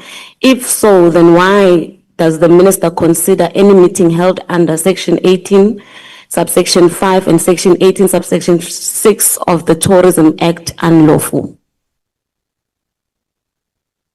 Ms. Nokele? Thank you, Honourable Member. I think it's very important for us all to focus on that day. It's a very important day for South Africa, for the public sector, the 31st of July. That's when you meet the deadline to file your Fs. After that, it is the annual report. So it's a very critical period. I also want to share with the Portfolio Committee that the Audit and Risk Subcommittee worked for 48 hours non-stop. The Fs were in such a poor condition, and my colleague, who is the acting chair of ARC, can talk to how the office of the AG bent over backwards. They were working, I kid you not, 48 hours non-stop. So for us to be told it was about 8:30 the night we had been working, because ARC has to come to board. We are sticklers for due process. We serve on listed company boards, international company boards. We cannot have our status as non-executive directors tarnished by being labeled unlawful nor delinquent, and certainly not for some of us. We're in the winter of our years, and we have worked tirelessly in the interest of South Africa and Africa, not at this stage of our lives and our careers to be labeled delinquent, unlawful, irresponsible. That is defamatory and libelous. It's not only about your earning capacity, it is about your brand equity, that you work so hard to ensure that it complies and stands up to the most rigorous scrutiny when it comes to ethics, compliance, and transparency. So the 30th and the 31st of July are very critical when you work in the SOE space or in a state entity space. Then, of course, after that, you have to do the AR, the annual report, which means, and hence the previous board talked about the necessity of having meetings. It's required by law that you have these meetings. Also, the Treasury does not look very kindly upon deviations and financial agreements by way of round robins. It's frowned upon, so you try and avoid that.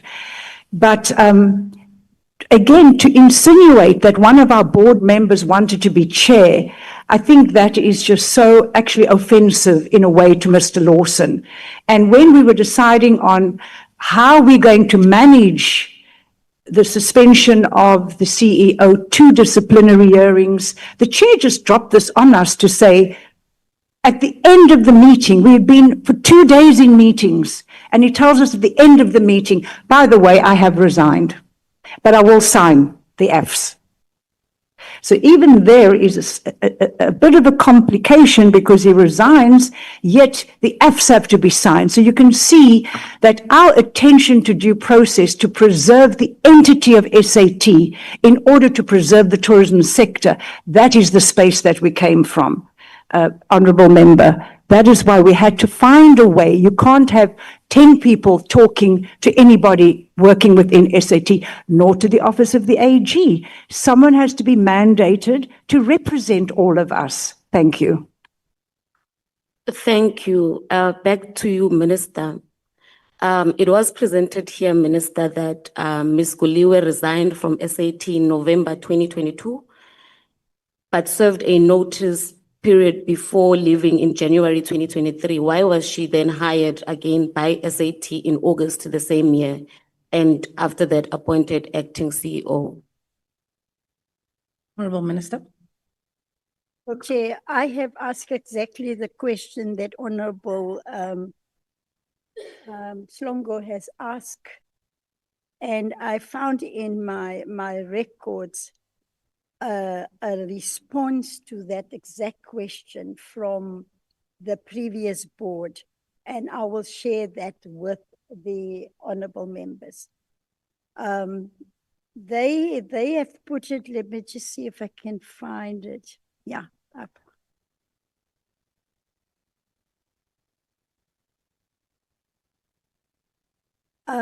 They responded to me on the 8th of February from the then chairperson of the board.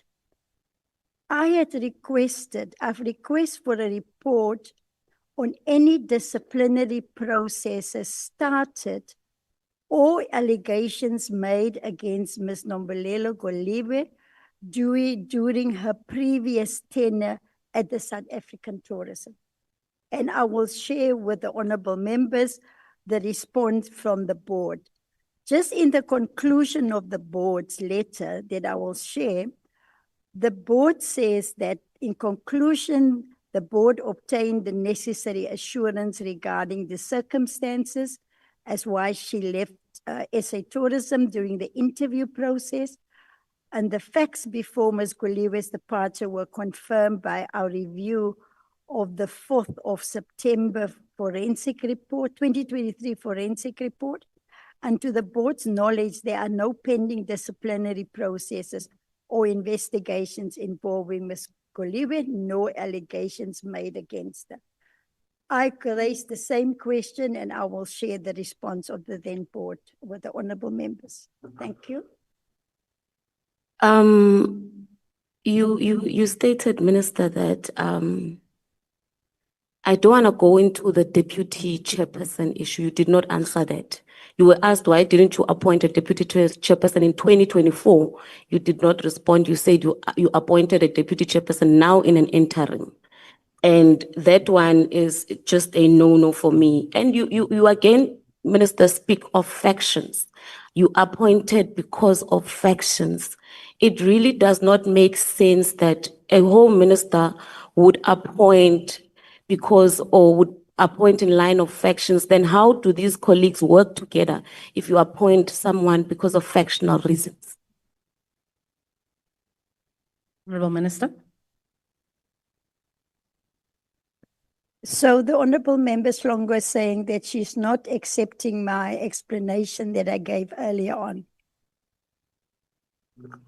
You did not respond to why there was no deputy chairperson. You said the reason you did not appoint because there were factions, and that's not an answer that as members of the portfolio committee we can accept, that you did not appoint, and then yet you say they said unlawfully but not taking into consideration your own actions, Minister. What I'm saying, and I will repeat, honourable member, yes, there were factions in the board. I've just answered it a minute ago. The Deputy Minister reminded me about us wanting to appoint a female chairperson, deputy chairperson. And the two of us agreed on a name. And then before we could do that appointment, that person resigned. So it's not that we've not tried to replace that. And I've just answered it earlier on. Thank you, Chair, Honourable Chair. Thank you, Minister. It should be noticed again in record, Minister. You sit with us in portfolio committees. You never came with that to the portfolio committee. You are now saying it because we are raising it as a portfolio committee. Now, Chair or Minister, let me move to the interim board that you had appointed. In the interim board that you are appointed, there is one board member by the name of Ms. Kollega Zama, which I think, Minister, would be aware of the serious issues from the 6th Parliament regarding Ms. Kollega Zama. If I can maybe refresh your memory, Minister. On the 9th of May 2023, a meeting held at Inkosi Albert Luthuli International Convention Center in Durban, Ms. Zama told the committee that she had written a letter to South African Tourism as an acting chairperson based on the decisions taken by the board to take away the delegation of authority to the executives of the entity. It then emerged at a meeting of the 23rd of May 2023 that Mr. Tim Harris had instructed Ms. Zama to write that letter. It was not based on a board decision. She lied to the committee. Secondly, on the 9th of May 2023, Ms. Zama informed the committee that Mr. Tim Harris and Mr. Zwelibanzi Ndambo had tendered apologies for not attending the meeting. She said the reason stated by the two board members was that they will attend an official meeting called by Parliament. That assertion was deemed disrespectful by the committee as the two board members had deliberately shunned to attend the meeting duly called by the committee. It then transpired on the 23rd of May 2023 that Ms. Zama misled the committee, and as Mr. Tim Harris said at the committee meeting, he never said what Ms. Zama told the committee, and he considered the meeting of the 9th of May as official business of Parliament. In that regard, the committee member in the 6th Parliament opened a case against Ms. Zama at the Cape Town police station. Did you consider all this before appointing Ms. Zama as the deputy chairperson of this interim board that you've put in place? Honourable Minister. Thank you, Honourable Chair. I will certainly go and revisit the PMG reports of the 6th Parliament and look at the records. All 6 South Africans that I have appointed now, the department has done some security clearances on them. Now, security clearance is not vetting, but it looks whether you've got a criminal record, whether there are charges of all of that. And in terms of the security clearance report around Ms. Zama, there was nothing untoward. But in terms of what Honourable Shonga raised about the 6th Parliament, I will definitely go and check the records and then come back to you on that. But thank you for bringing it to my attention. Chair, again, I don't accept the answer. I did not sit in the tourism portfolio committee in the previous administration, but I've got these facts with me. Clearly, the minister sat in that portfolio committee. She knows what I'm talking about. And my question, Minister, did you consider everything that I've mentioned about Ms. Zama before appointing her as the deputy chair of the interim board? I think, to accuse me that I pretend not to know, it's also not fair. Only thing that I'm asking you, Honourable Slongo, let me go and look at the records. This is in 2023. And I will do so, and I will come back to you with an answer. On the second part of your question, I've answered that all the 6 persons that we have appointed in the interim, we put them through security clearance, and there was not a matter raised against them. What more can I say? If you don't believe me, it's fine also, Honourable Member. But I'm just asking for the time to go and get the records. Thank you very much.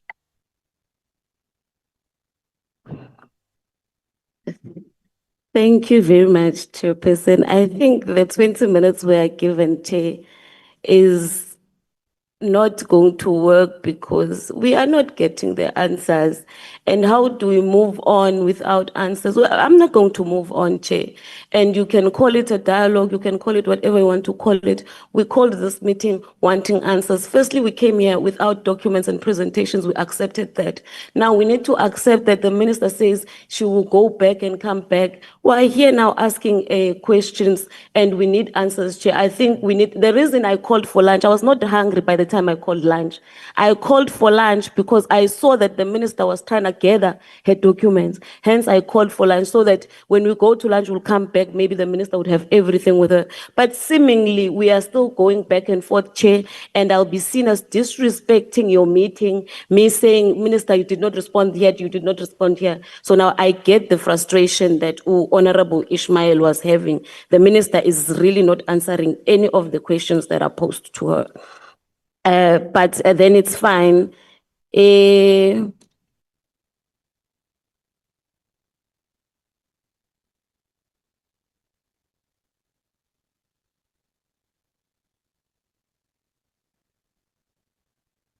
I'm trying to skip the minister because you would say what, so that's why I'm taking time. Proceed on. Yes, Minister, you spoke of, I think this goes to you and the board.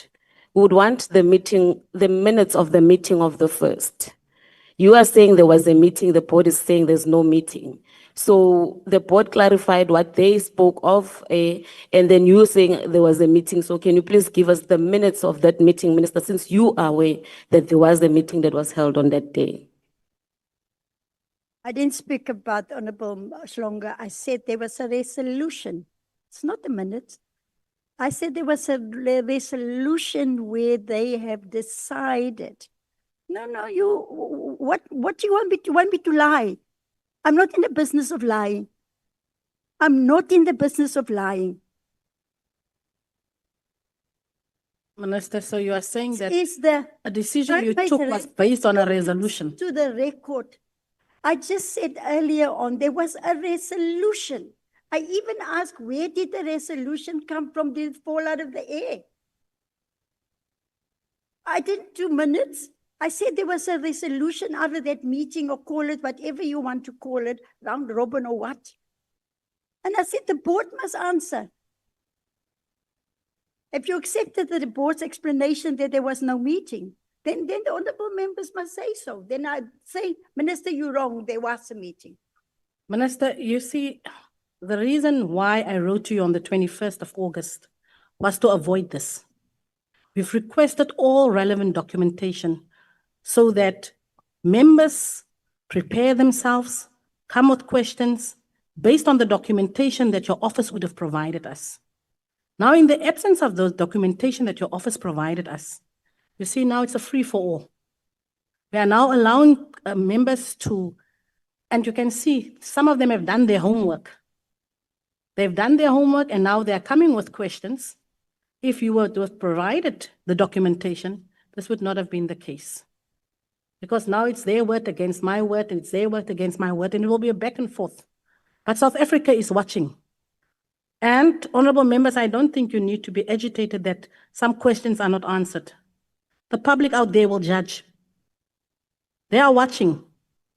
They are watching that, and they are seeing that you're opposing questions and your questions are being avoided or not answered. So I think we will proceed. I see there's a hand on the left. Mr. Pilani. Thank you, Chair. Just to refresh the committee, the Act under Section 20 says resolution, and it's very clear, resolution without a meeting. It says the board may adopt a resolution without a meeting if at least a majority of the members in office at the time indicate their support. I'll not go through it, but all I'm saying is that it was not the majority, Chair. It was all the board members. Thank you. Thank you for that clarity, Mr. Pilani. There was another hand, Minister, and then I'll give you to round off. Thank you, Chair, and thank you, Honourable Schlongo. It's a critical point that you're raising. And I think the Minister's admission now that she accepts that there was no meeting on the 1st of August is really important, because her letter of dissolution of the board is premised on that very fact. So if that fact is, she now concedes, is wrong, the dissolution of the board is unlawful. And the letter of the Minister says, and I quote, "The board acted unlawfully and exceeded its powers when it took the resolution dated 1 August 2025 in that the very meeting where the impugned resolution was taken did not follow the lawful procedure set out in Section 18, subsection 2 of the Act." I think that's really critical, because the Minister is now deviating from the written reason she provided to the board for the reason for the dissolution of the board. And the Minister now accepts that that was wrong. Thank you, Mr. Naidu. Minister, over to you. Thank you, Honorable Chairperson. I had said, and I made it a point again, and I'm going to repeat, there's a difference between a meeting that you are allowed to have at least 4 times a year and a special meeting. And in terms of section 18(1)(a), the board must convene a special meeting within 14 days of receiving a written request to do so, signed by the majority of the members. They just had a meeting on the 31st. They wanted a special meeting on the 1st of August. So there's a big difference, and it's prescribed in the Act how you call a special meeting, because they just had their meeting. So that is what I was trying to explain right from the beginning. And then it says the request contemplated in section 2B must clearly state the reason for the request, and only after that matter may be discussed at a special meeting. Did they follow the procedure in terms of a special meeting? That is the question, not just a meeting. Point of order, Chair. Point of order. You know, the argument is very simple here. Was the meeting happen the 1st of or a resolution? Which is it? I'm not lost, because from what we heard, there was a meeting that happened on the 1st of August. Now we're hearing that the resolution being done. So I'm trying to figure out what we're talking. What is the minister talking about here? Meeting, resolution. Where the resolution came from, there was no meeting. So some meeting could have happened for a resolution to come out. Thank you. Thank you, Honorable Moodley, and I'm deducting some of your minutes, some of your time, because it was Honorable Tlongo that was on the platform, and she had to pose her own follow-up questions. But I wanted to find out as well, Minister, was this a special meeting that we referred to? Because the Act does allow for a round robin.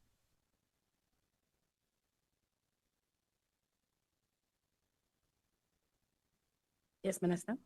Chairperson, I'm saying again, the quarterly meeting was held on the 31st.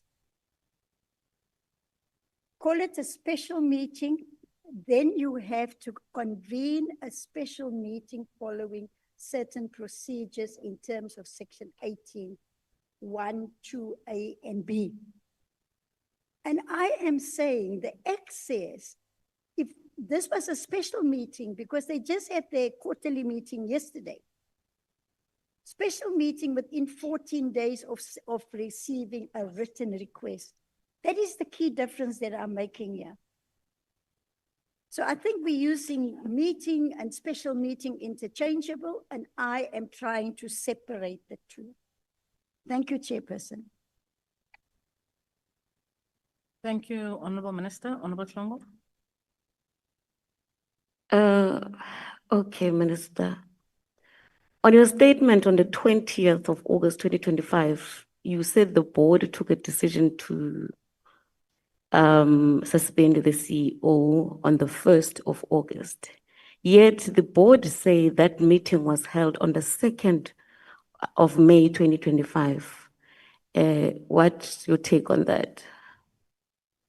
Honorable Minister. Thank you, Honorable Chair. There were two sets of what they call events. The first event of related to the suspension of the CEO started in June, and I've explained what happened there. The board wrote to me asking for my concurrence, and I said, give me all the documentation. I will not repeat that. I went to my colleague, Minister Buthelezi, and then he finally responded on the 27th of June.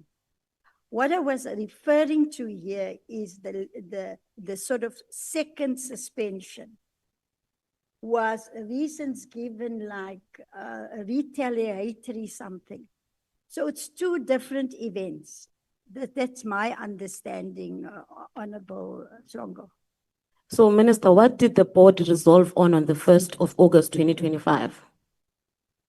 The board resolved on the 1st of August 2025 to appoint, in that resolution, according to them, to appoint Mr. Lawson Naidu as a representative of the board.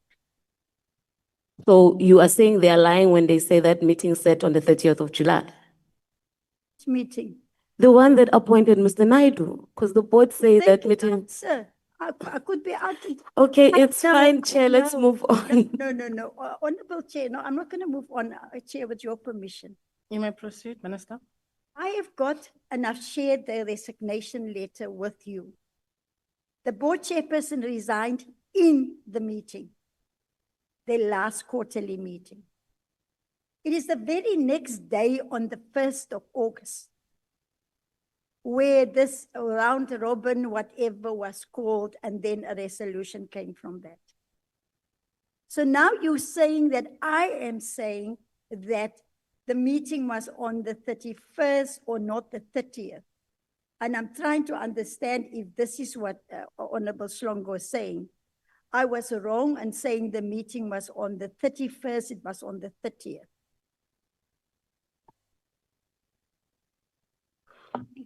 Okay, let's move from that, Minister. Looking at the events around the resignation of the chairperson, would you agree that you've put the board in a difficult situation by not either quickly appointing the chairperson and the deputy chairperson of the board?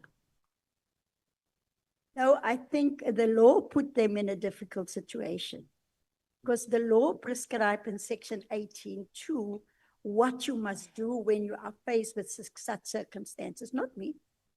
Law prescribed, and they are a creature of statute, and they have to comply with the law.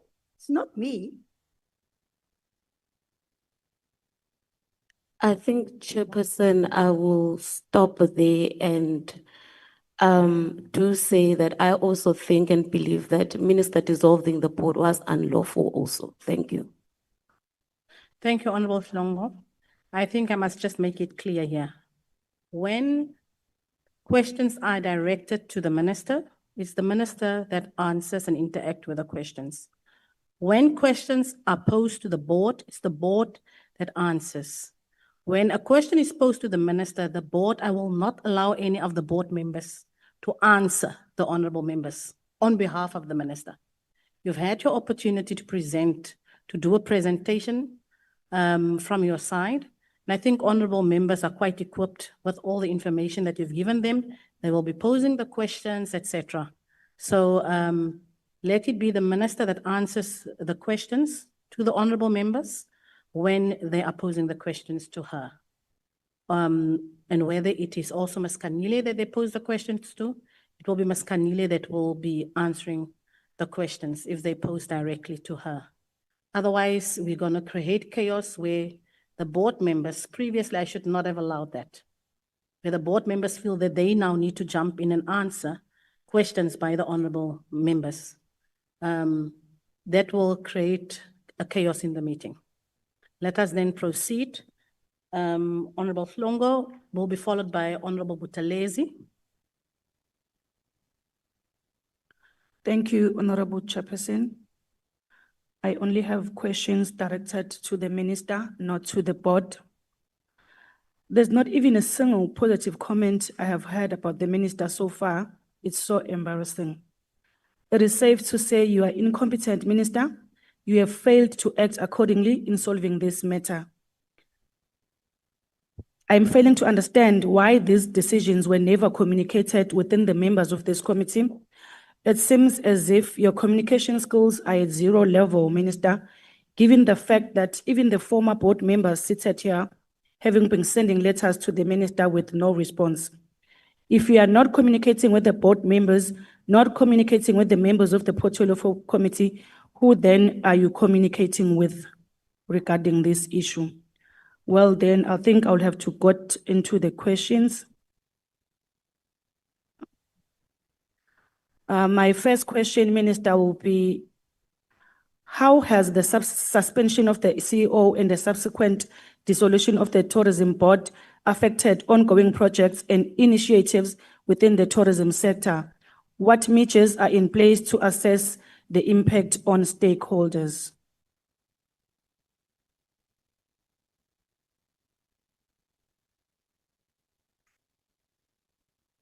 Honorable Minister.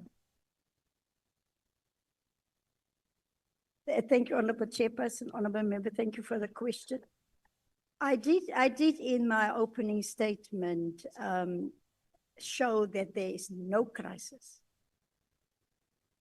I did refer to a meeting last week from the sector where we had an execution lab and where we had discussed the implementation of the Tourism Growth Partnership Plan.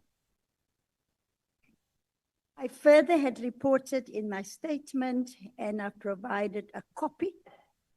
The Tourism Business Council, that is the biggest representative of the private sector, wrote to me and pledged their support to continue the implementation of the Tourism Growth Partnership Plan. I've also submitted that letter to the committee.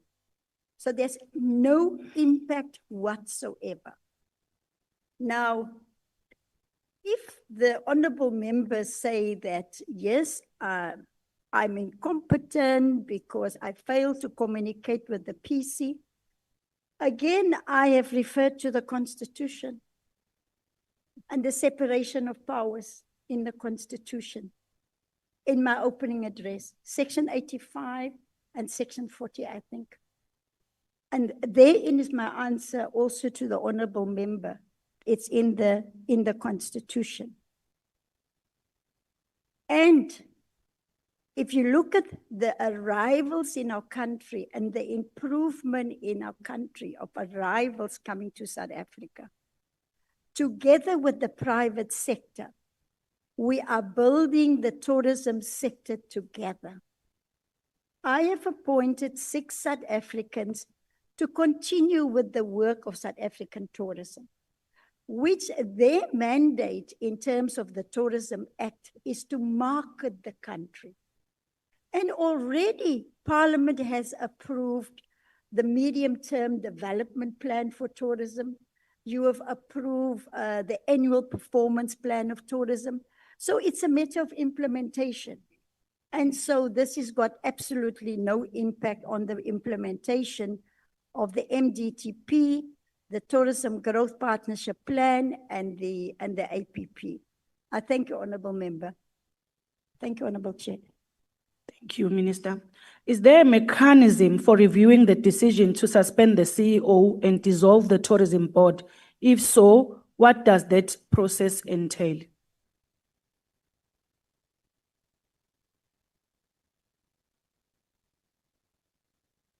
Honourable Minister. I said earlier on also, Chairperson, that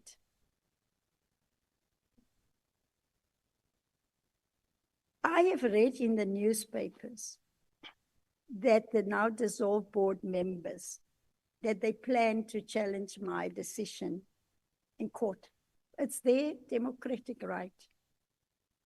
And maybe I said also, the court will bring finality to the board's interpretation of the Tourism Act vis-a-vis the legal advice that I have received. Once you've got different interpretations of the same law, the best is for the courts to resolve it. So I think I will grant their democratic right to proceed in that way, Honourable Member. If they want to review any of the decisions that I have taken, and then that's their right. Thank you. In the light of the dissolution of the Tourism Board, Minister, what new governance structures or frameworks is the government considering to ensure effective leadership and ongoing support for the tourism industry? Honourable Minister. Thank you. The mandate of South African tourism, and they receive 50% of the budget of the Department of Tourism, just over 1 billion rand. And the mandate is clearly spelled out that they must do destination marketing. And already we have informed honorable members before too about the global campaign that was launched already, I think in January or February this year. So there are plans to be implemented by the sector. The government puts in 1 billion rand into marketing South Africa. The private sector put in 30 billion rand to market the sector. And that's why the collaboration between the Tourism Business Council and government is so important, because we have to work together, and we are working together. So again, must understand the mandate of SA Tourism. I have already, like I said earlier on, appointed 6 South Africans to continue with the work of SA Tourism. That is to market South Africa as a destination. Thank you very much. What measures are in place to hold accountable those involved in the decision-making process, especially if it is found that the process was flawed? Minister. May I seek clarity, Chairperson, what measures are in place to hold who accountable? Ones that dissolve the board. Minister accountable. Yes, Minister. You, Chair. This is accountability. This is transparency. Parliament is there to hold the minister to account. Anytime, I'm happy to be here. I'm happy to explain myself. So, then as I said in the Constitution, Section 85, if the President feels that I have overstepped the mark, it's up to the President to decide how he's going to act. But I'm perfectly happy to be held accountable. I will never run away from my responsibilities. And then people must understand also that if I answer you, and my answer is the truth, but you want to hear something else, you really cannot expect me then to lie to you. I will never do that. Thank you. Thank you very much, Chairperson. My questions were exhausted. Thank you, Honorable Buthelezi. Honorable Buthelezi will be followed by Honorable Mashabela.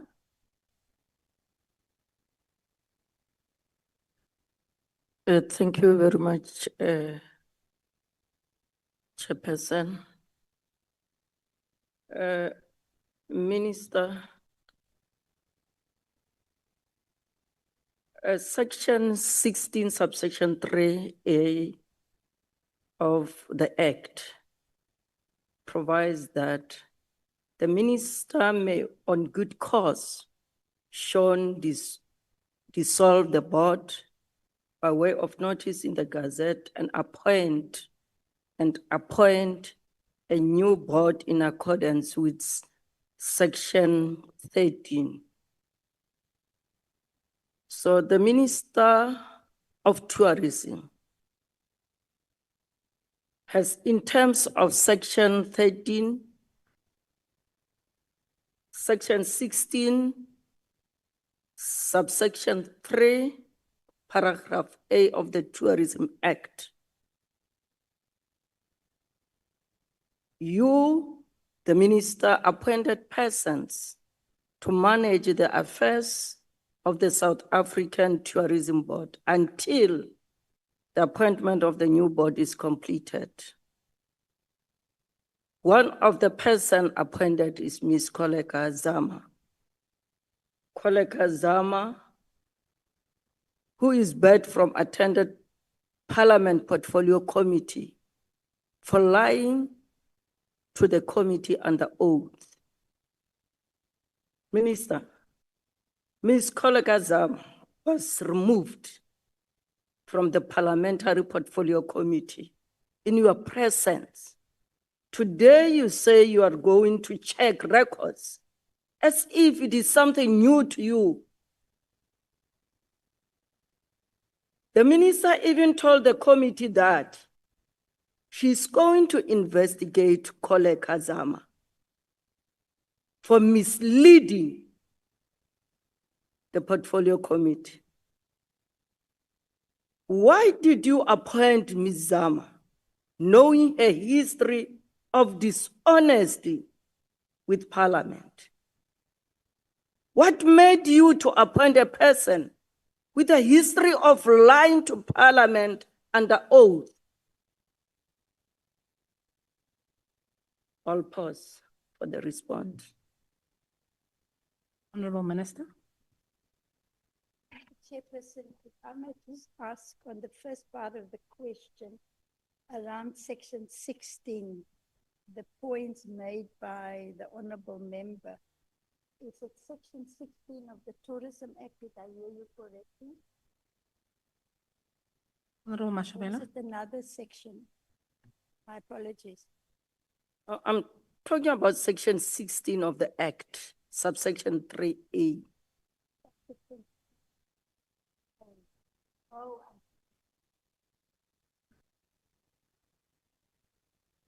I've got it now, Honorable Chairperson. Now, so many documents. Let me start with subsection 16.3A and then refer the members to a point. Can you please that I- speak into the mic, Honorable Minister? Sorry, Chairperson.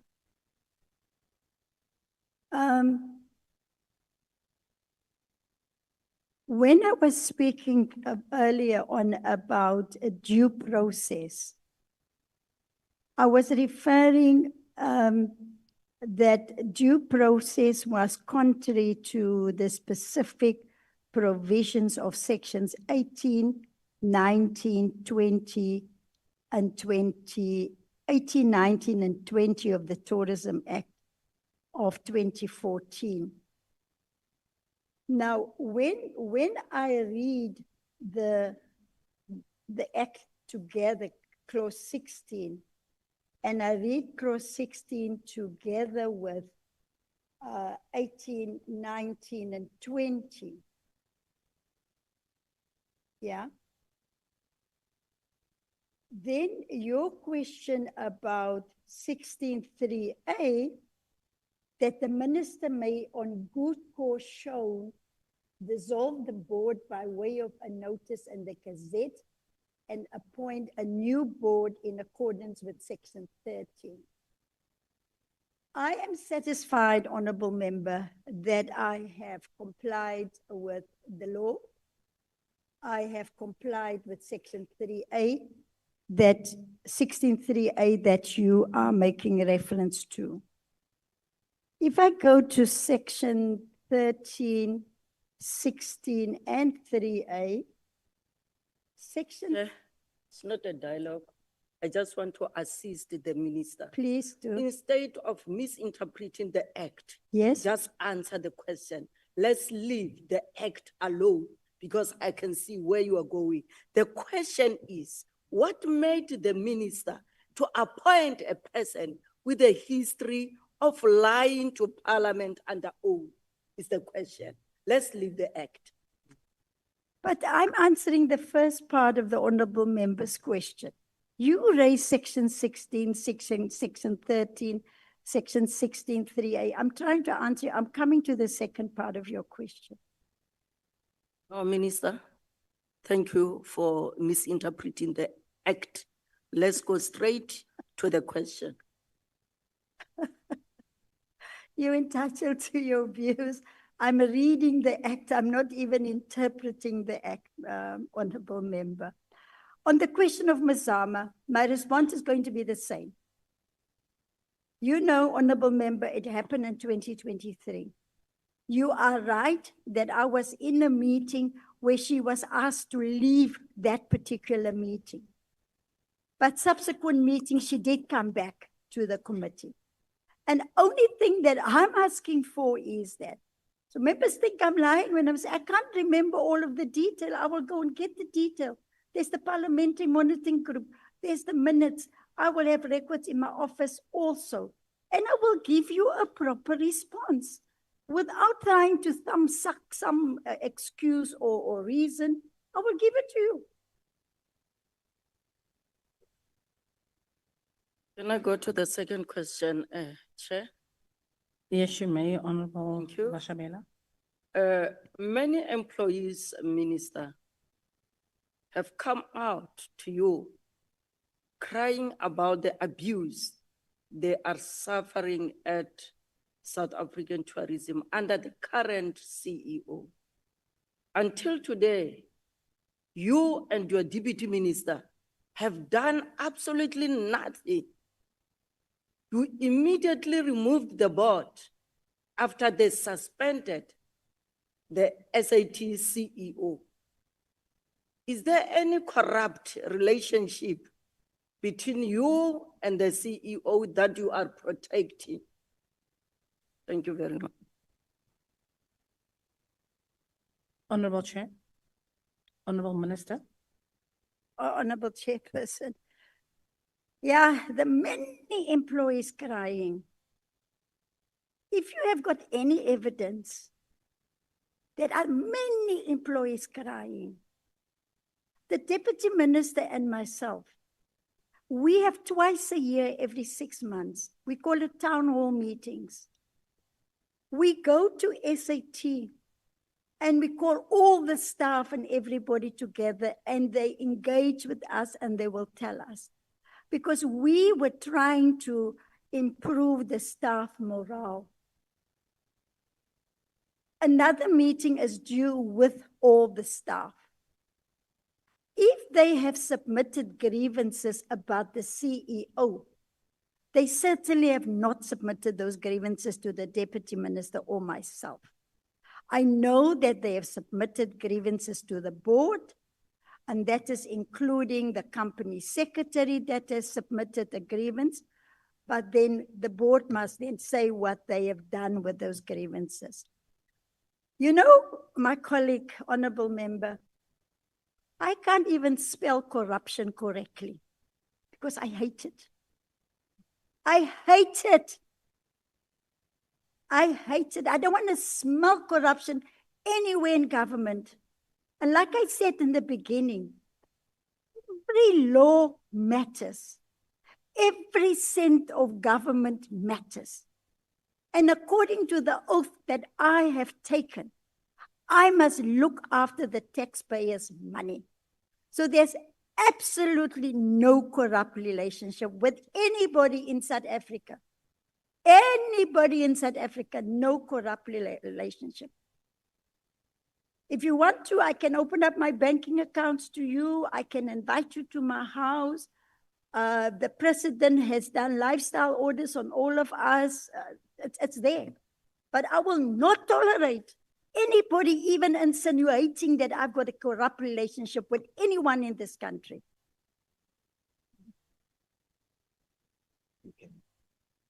Thank you, Chair. Minister,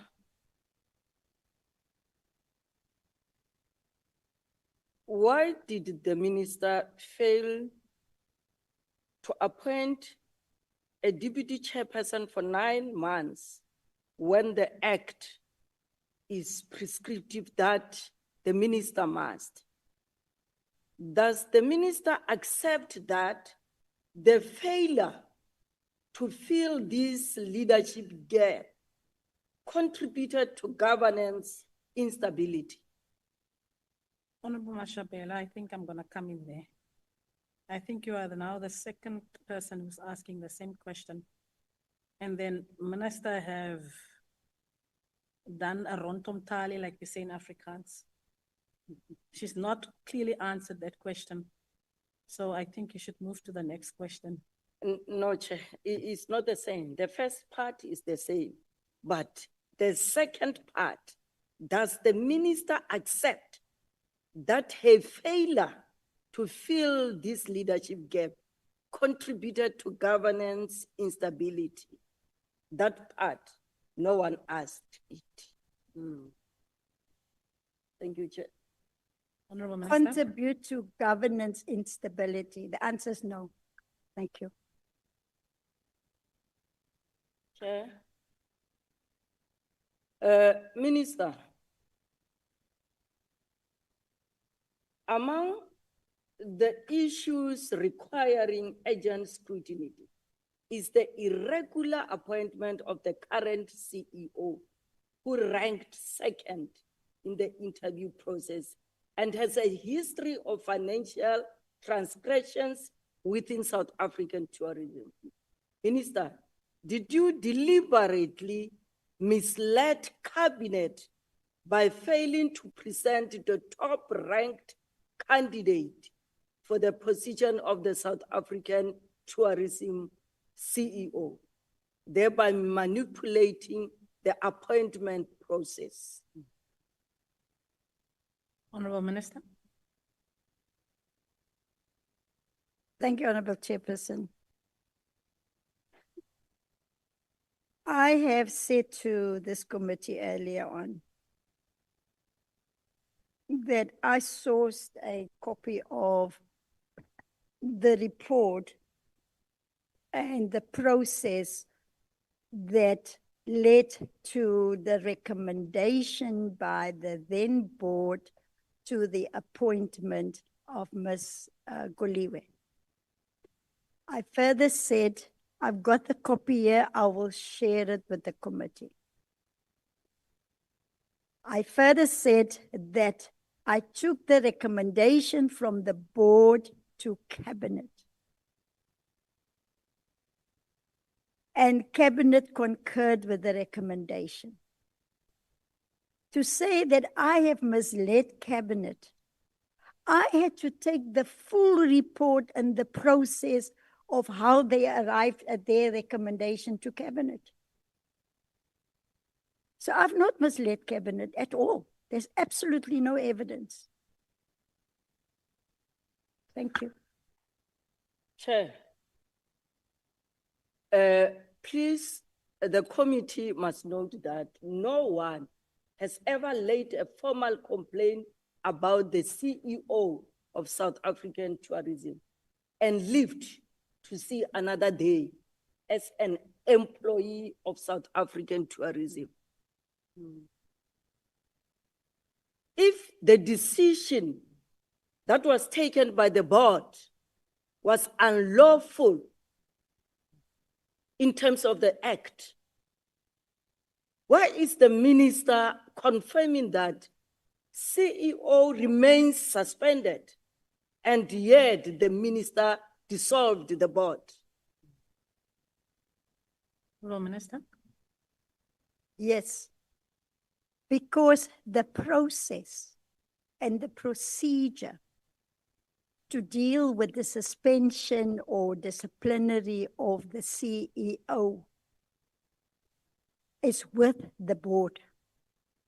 They will make a recommendation to the minister to concur or not to concur.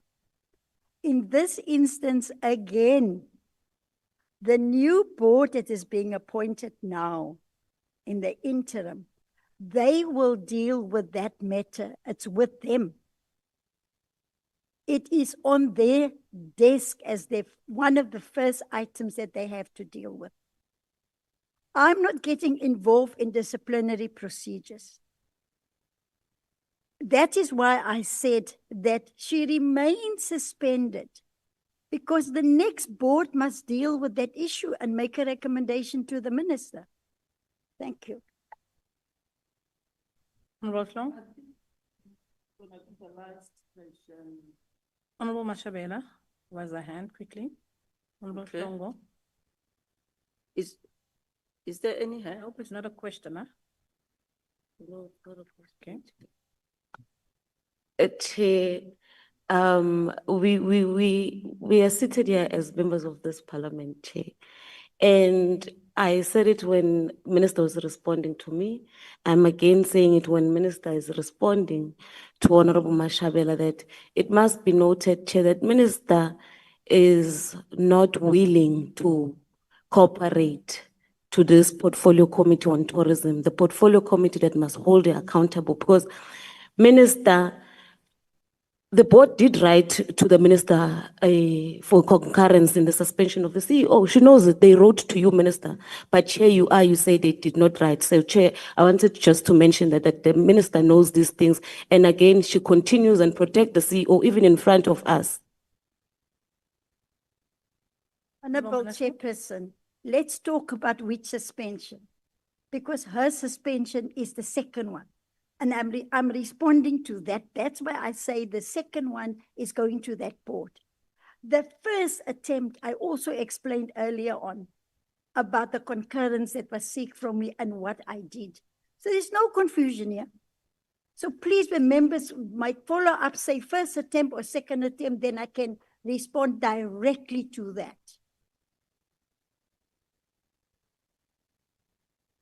Honorable Mashabela.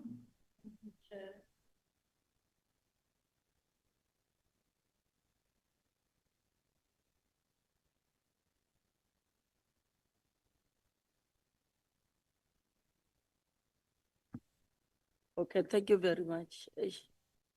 I get you see the minister is busy.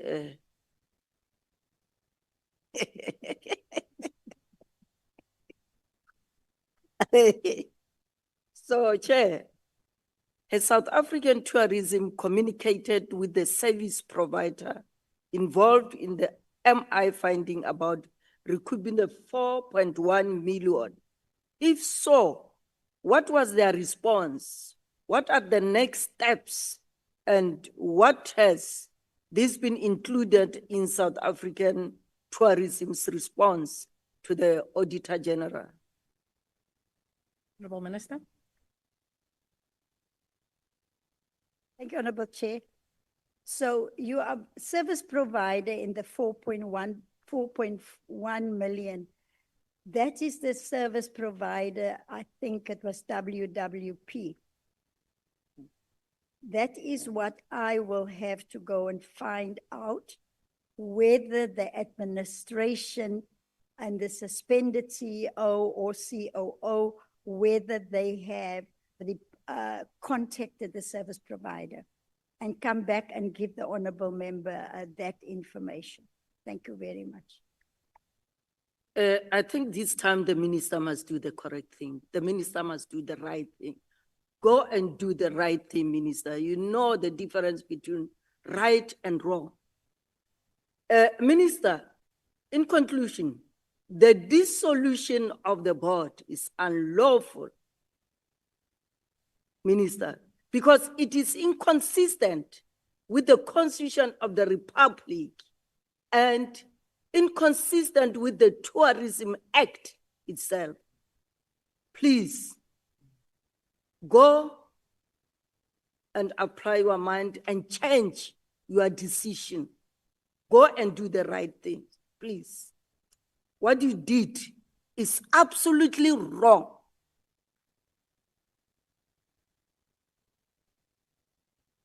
Honorable Minister. I think the honorable member, as Marshall, is entitled to your opinion. Certainly, I grant you that. But like I said earlier on, I have acted in terms of the law, and that is my interpretation. If the decisions that I've taken is unlawful, another member asked whether it can be reviewed, and I said yes. That is why you've got the separation of powers, the executive, parliament, and the judiciary. We've got an independent judiciary in this country. So I'm not going to pretend to be a pseudo lawyer and say this one is right and that one is wrong. I can only say, based on the legal advice that I have received, this is how I have acted in terms of that legal advice. Thank you. Honorable Mashabela. Okay. Honorable Mashabela will be followed by Honorable Linda.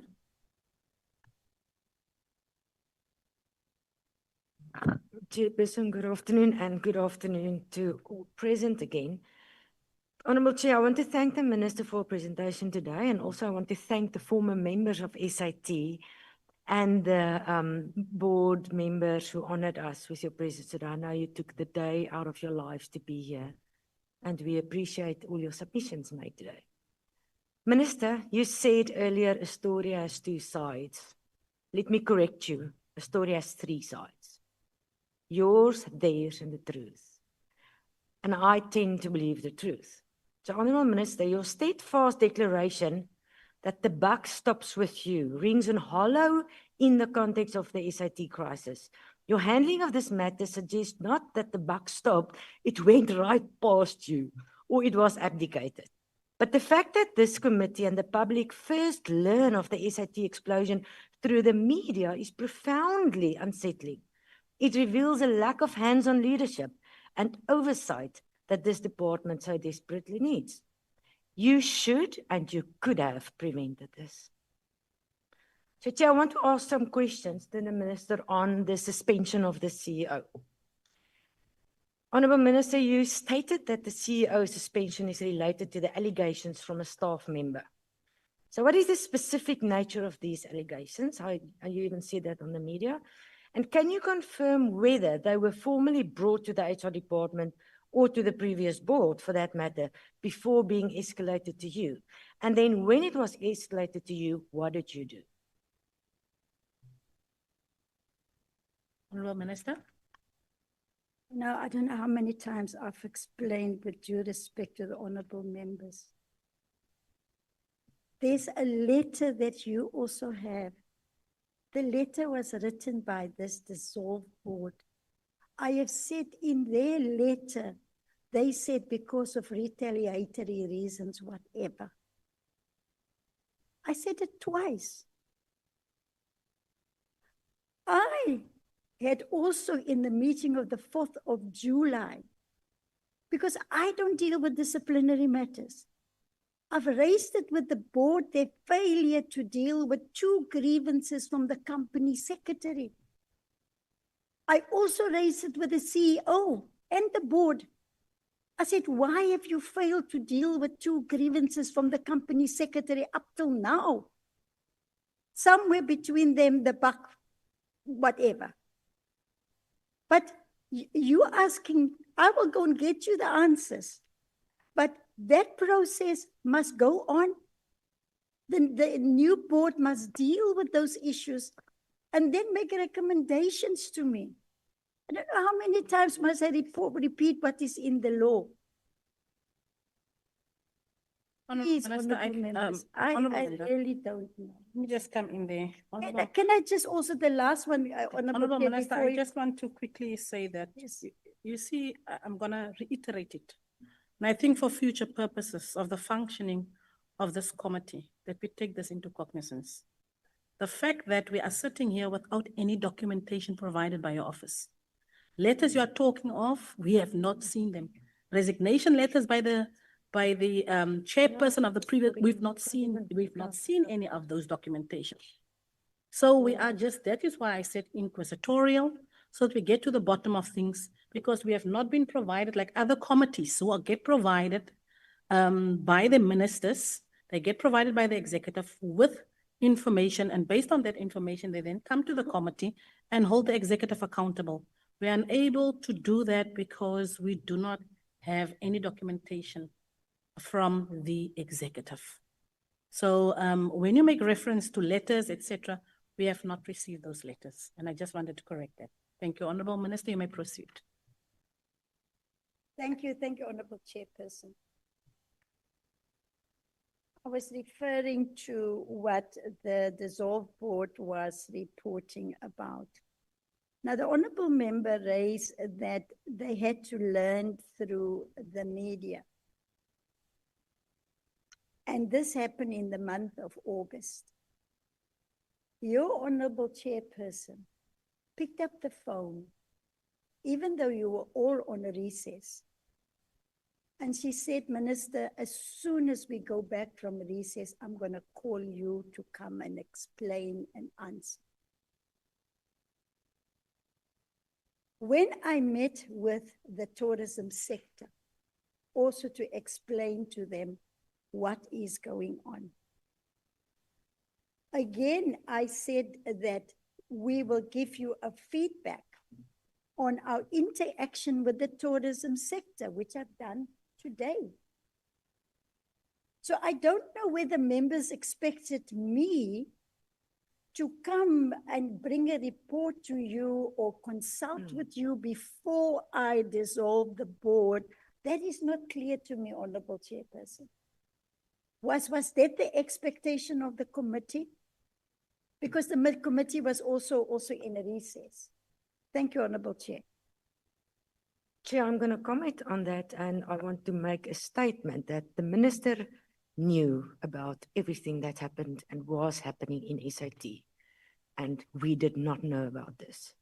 So that's why we are not very happy that we should read about the issues in the newspapers, but you couldn't entrust us with it.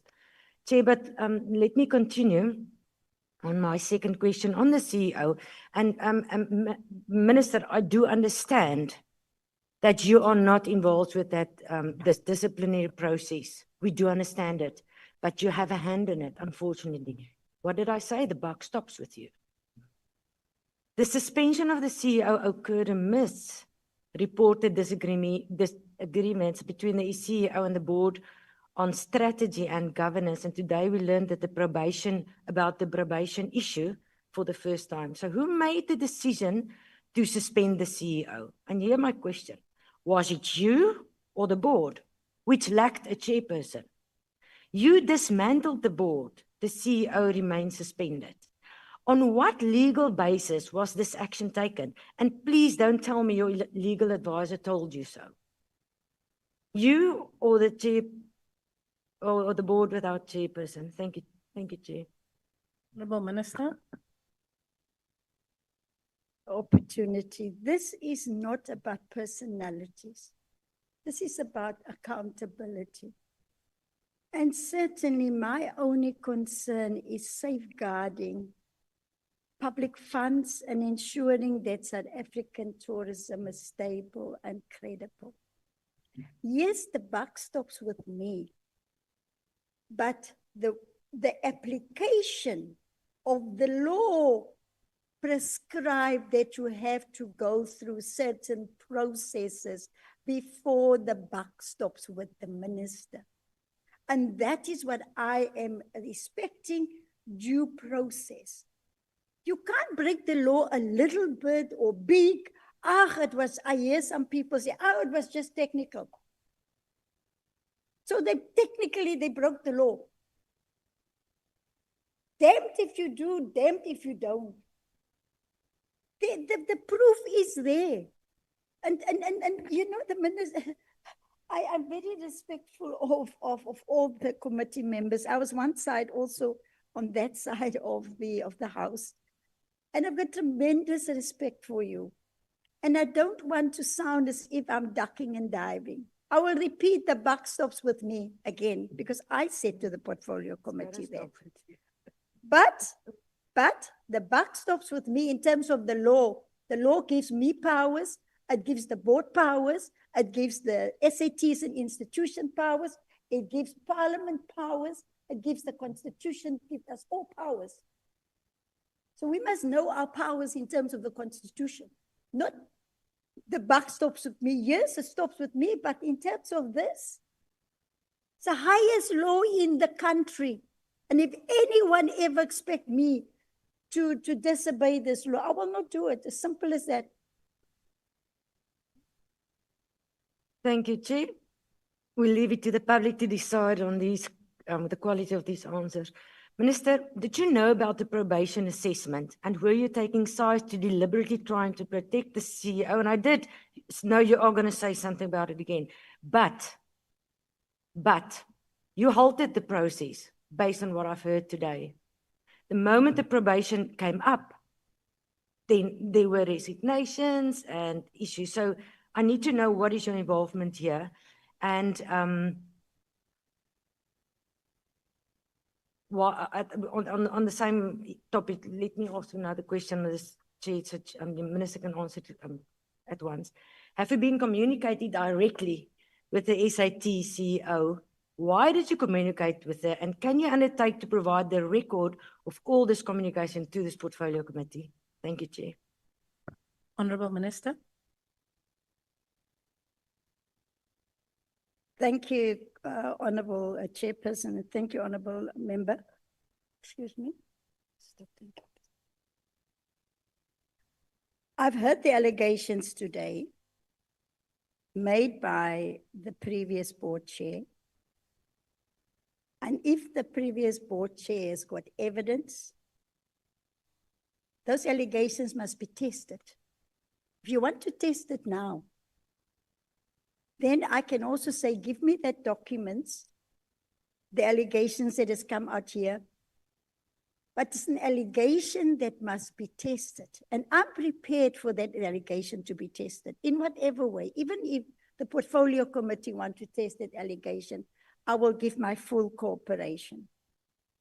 Now, communicating directly with the CEO.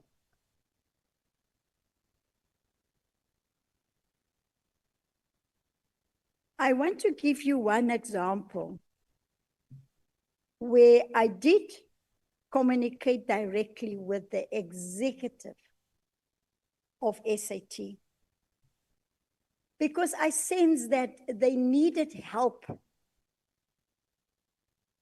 to completely understand and comply with the PMFA and government procedures and all of that. I convened a meeting with all the executives. I took with me the Director General of the Department of Tourism, the Legal Office of Tourism, Chief Director of Tourism Legal, and also the CFO of the Department of Tourism. And I said to them, you are all officials here. What I pick up is that there are some weaknesses. And I asked the DG and the CFO and the Director of Legal Services to assist them. And they did take up that offer afterwards to contact the DG or the CFO for matters. Again, I am prepared to bring the record to the members where I've written directly to the CEO. One example, it's the Jazz Festival, starting on a Friday and a Saturday. Around about 12 o'clock Friday that afternoon, I received from SAT a call to say, Minister, we can give you 10 tickets for Saturday and 10 tickets for Friday.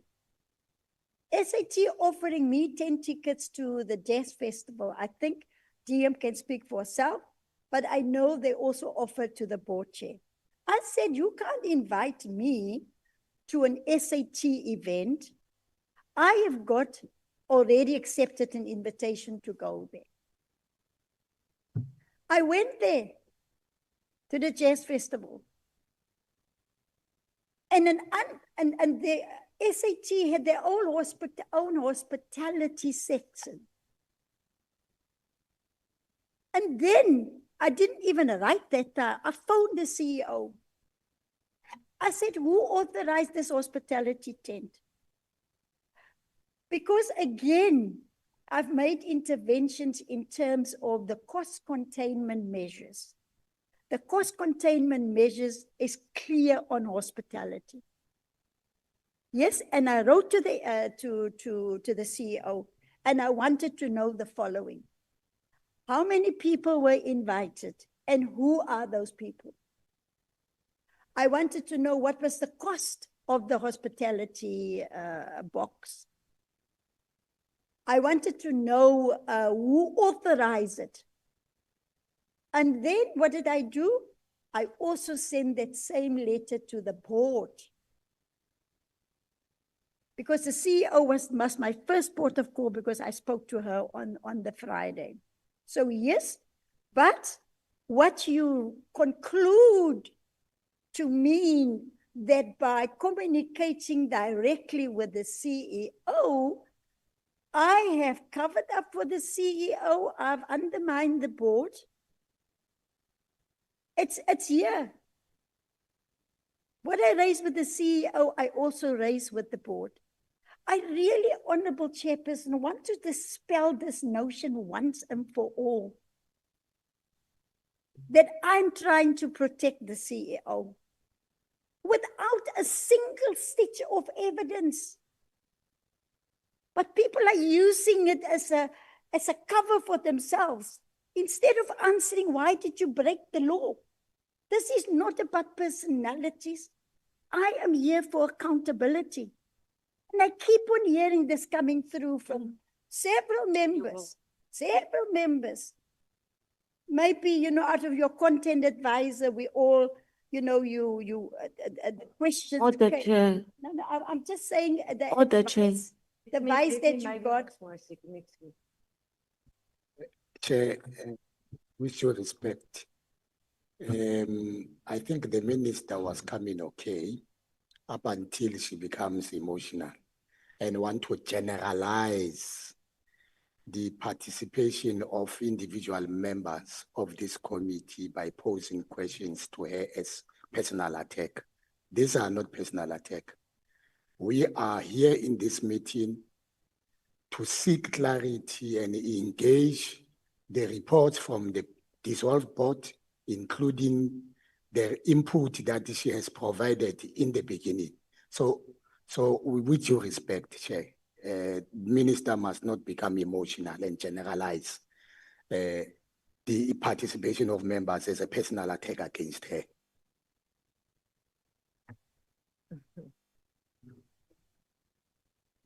But Chair, the order was called by me. Yeah, but there's also no order amongst you as members this side. You see, Linda was on the floor. There was a point of order called by Hlongo. My aides was just jumped in. And then Mashabela is just commenting. I'm sitting right here by you. So I just wanted to say, Honorable Minister, please refrain from generalizations. It's not a personal attack. When the two of us spoke, we've said to you that we want to get to the bottom of this. You'll be granted an opportunity to come and explain your decisions that you have taken as the minister yourself. Now, this is your opportunity to explain to us and explain to South Africa why you've taken certain decisions. And therefore, when honorable members are asking questions, it is not a direct attack on your character, but it is for us to steer the ship of tourism into the right direction. Thanks. Yes, Honorable Minister. I apologize. I didn't mean to generalize. I was merely saying that so many of the one question is coming from almost every member, insinuating that I am protecting the CEO. And Honorable Member, my apologies too. I do get emotional when it's implied, either by omission or commission, that I am protecting corruption. And I think you will understand where I come from, but please accept my apology, Chair. Chair, I still stand on my point of order that I called. Chairperson, the minister can't come here and disrespect us. She says we are mentioning one and the same thing because the content creator, meaning we can't think for ourselves, meaning we do not know what is happening in the board. Minister must withdraw that and Minister must refrain from defending herself. As you correctly, Chair, said, we're here to get to the bottom of what transpired and how did Minister get to the decision to dissolve the board. Not that we are here to attack the minister and she's not here to defend herself. Thanks, Chair. Thank you, Honorable Hlongo. Thank you, Honorable Hlongo. I also heard the minister apologizing. And I don't think I'm the only one who heard her apologize. She apologized and we are therefore accepting your apology. Minister, please refrain from generalization, as Honorable Maet was saying. Now, Honorable Linda. Chair, thank you for continuing my session. Honorable Minister, by dissolving the entire board, you created the perception of a guilty verdict for all. So can you say that there was no individual who acted with integrity and deserved to be retained to ensure institutional memory and continuity? Chair, can I just get the first part of the question? Can you repeat, Honorable Linda? I said by dissolving the entire board, you created the perception of guilty for all. Can you speak into the mic, please, Honorable Linda? Daar sê. Ek probeer weer, voorsitter. Clear, ja. By dissolving the entire board, you created the perception of a guilty verdict for all. Was there no individual who acted with integrity and deserved to be retained to ensure institutional memory and continuity? Did you really have to dismantle the entire board? Honorable Minister. Thank you, Honorable Chair. Thank you, Honorable Londi. Like I said earlier on, that I stand by my decision and I have advanced the reasons why. I have repeatedly stated the reasons in terms of the Act.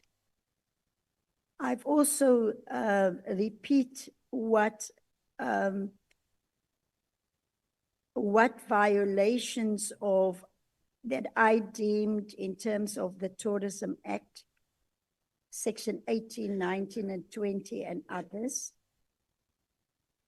And I will again say, Honorable Chairperson, like I said before, that I have read in the newspapers that the board members plan to challenge my decision. And maybe the court will bring finality to the board's interpretation of the Tourism Act versus my interpretation of the Tourism Act.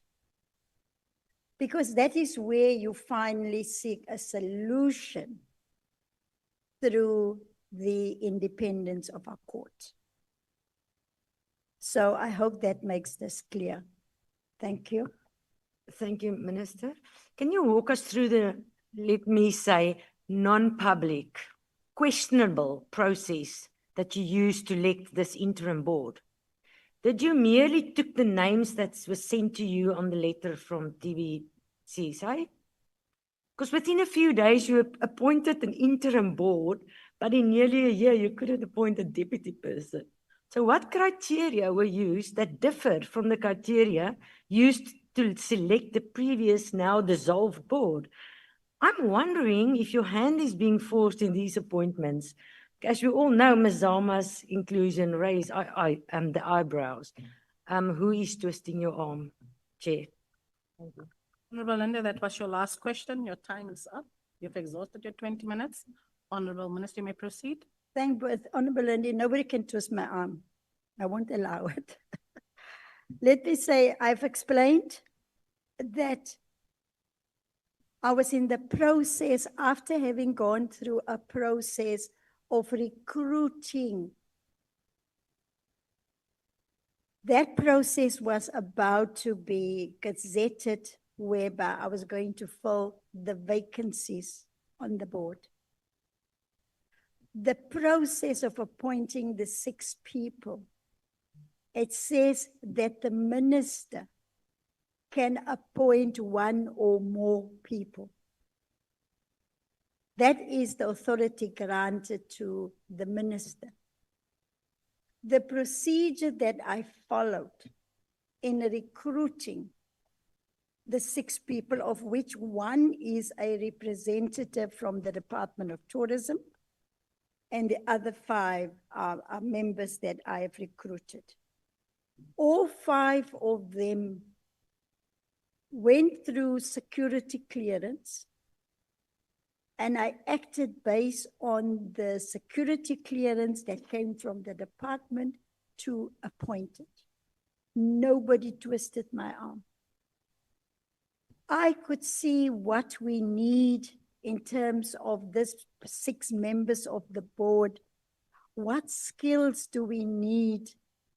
And as I said in the Government Gazette, and I've got a copy of the Government Gazette here, I was satisfied that the 6 people bring together the necessary skills and experience. So that is what I have done in terms of the Tourism Act. Thank you, Chairperson. Honorable Linda, you'll be followed by Honorable Ligaraba. No, Honorable Linda, you've exhausted your 20 minutes. See, I need to just follow up on this answer that the minister said. She said earlier today that she received a list of 6 names from TBCSA and of the names of this interim board. Or did I hear incorrectly? Because then we need to go back on the recordings. Honorable Minister.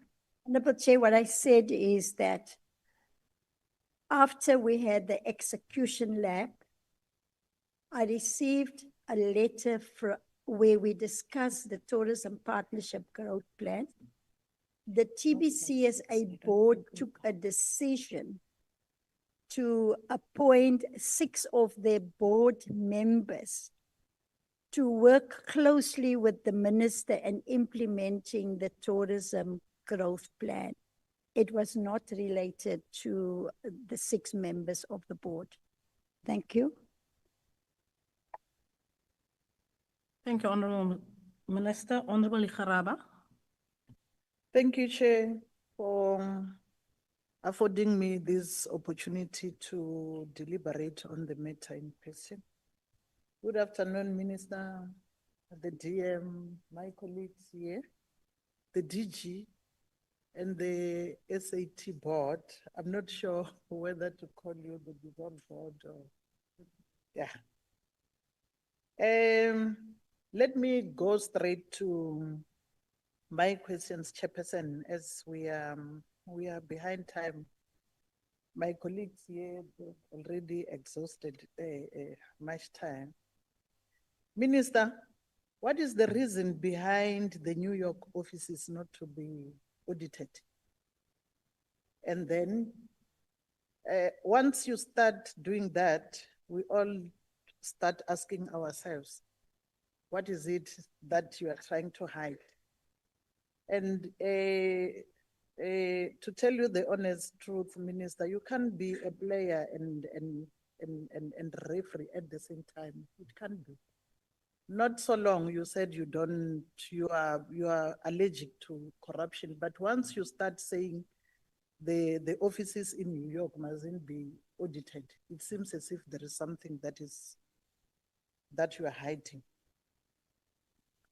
To you, board members or former board members, how was your working relationship between yourselves as board members and the minister before alleged meeting of the 1st August, which prompted the minister to dissolve? And again, what was the relationship between yourselves as the board members? Another one, Minister. Just on a point of procedure, the chair has gone out for the bathroom. So I just thought she has asked Ms. Hlongo to just facilitate the proceedings. Thank you. Let's stick to one question and an answer, Comrade Levu. Thank you. I've asked 2 questions. The other one directed to the board members and the other one directed to the minister. Can you please answer? Thank you, Honorable Member.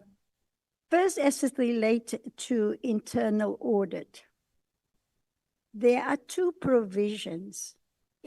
The one is that the Auditor General go and visit SAT offices. Every year they select 2 or 3. Then the AG and her team will go to those offices. In this instance, what has happened is that the AG, and then we must pay, as SAT, we must pay for that services of the AG to go and do the internal audit. And the New York office was one of the offices that was on the list that we agreed with the AG that in that financial year, she was going to visit or office was going to visit. It was New York, it was Australasia, and there was another one. Now, having said that, I will see, because it is a decision in terms of cost containment measures that the minister must sign off on international travel. If you look at the National Treasury Memorandum of June 2024, you will see what is the responsibility there. So when the internal audit of SAT now also wanted to go to New York, where the AG did go, I said, but the AG just went there last year. And I said to them, select another office where you can go to. We've got about 6 or 7 different offices. But what I will do, honorable members, I will draw the correspondence out about this visit of the internal audit to New York. I'm just giving you what I can remember, and then I will share it with the committee, Honorable Chairperson Slongo. Thank you, Minister. SAT. Was there a second part with the relationship, must I answer? No. Sorry, Minister. No, I'm saying there was a second part of it dealing with the relationship. Must I answer it later? That was directed to the former board Oh, I members. see. Okay.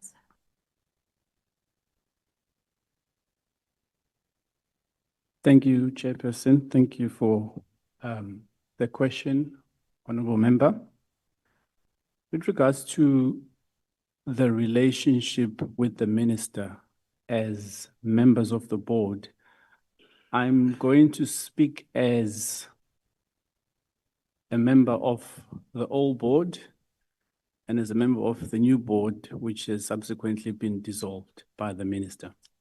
So there are 3 of us. One of the members is not here. It's myself, Mr. Pilane, Ms. Maya, that are part of the old board that was appointed in March last year.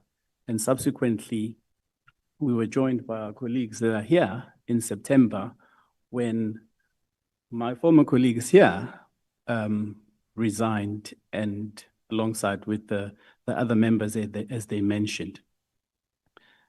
I come from the industry. I've got over 2 decades of experience in hospitality. I run hotels for a living.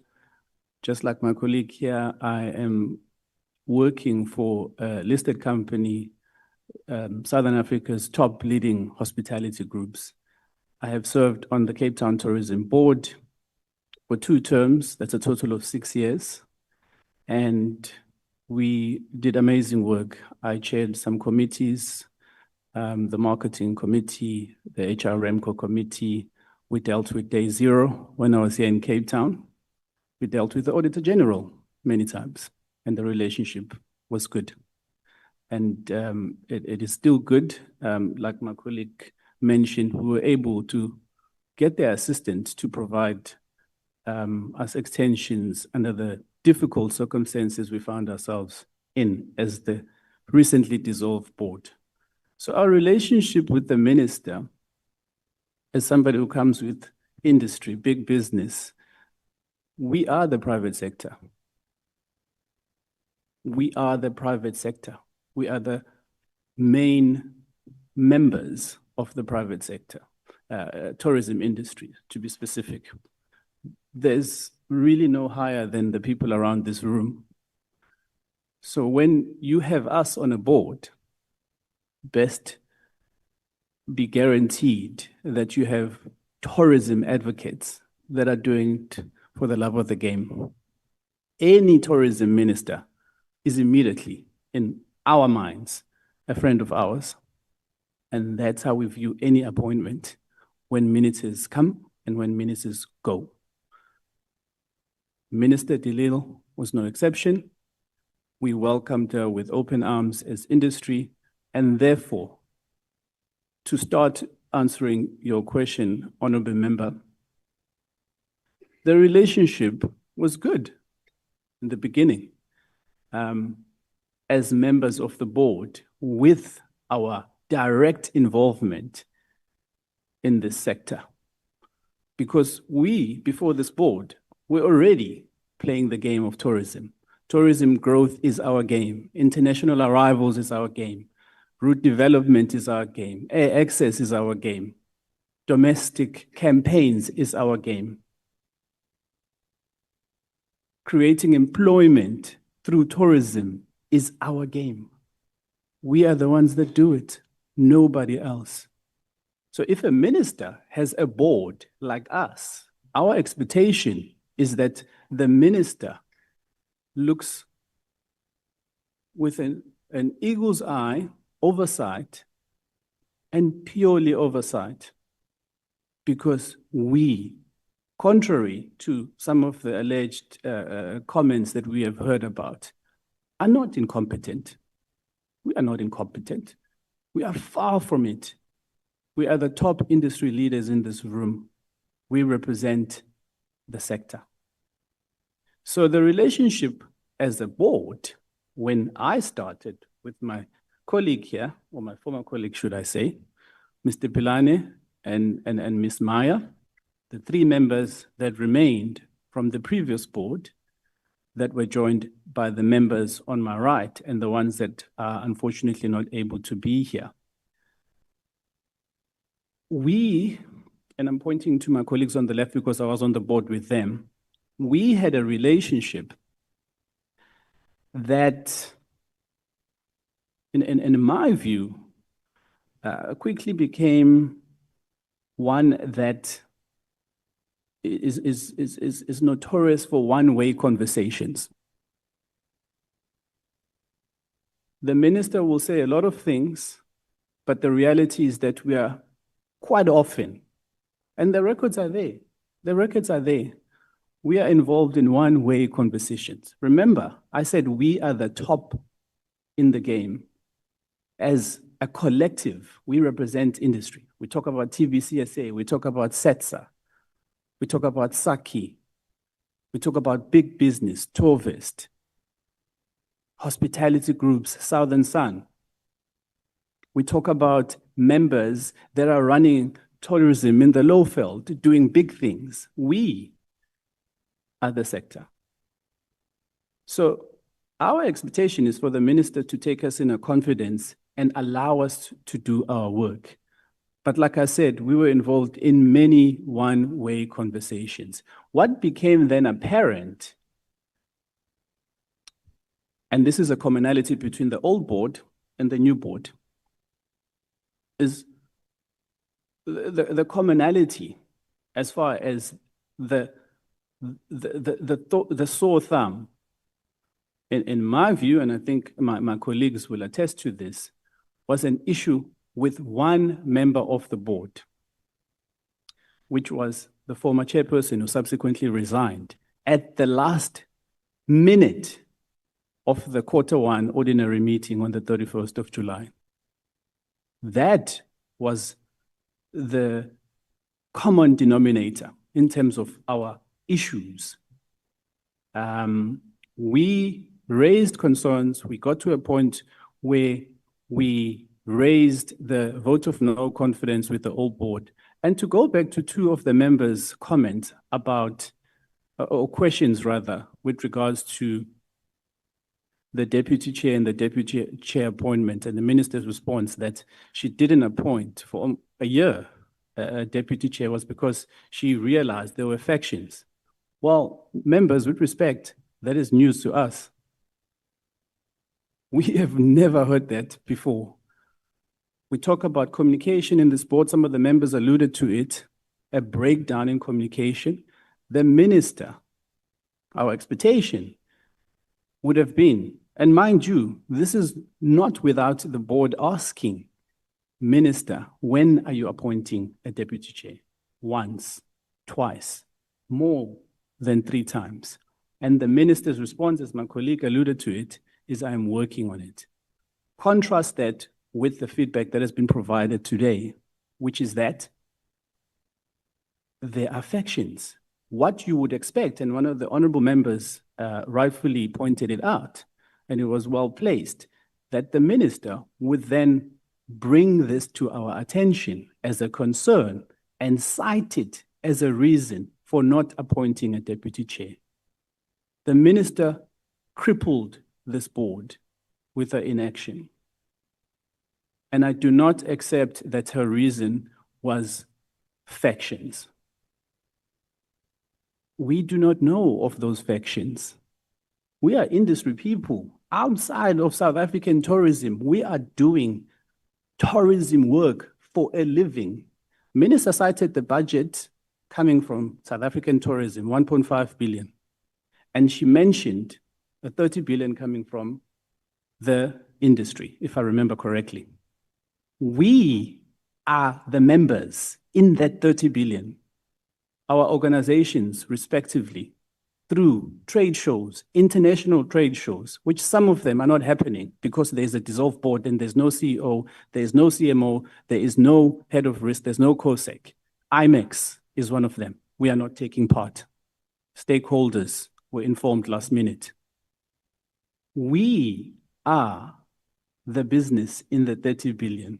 So the relationship is as good as it is mutually beneficial from a respect point of view, from a communication point of view, and the lines of command must never be blurred. I accept that the minister might have to engage with the executives, but surely,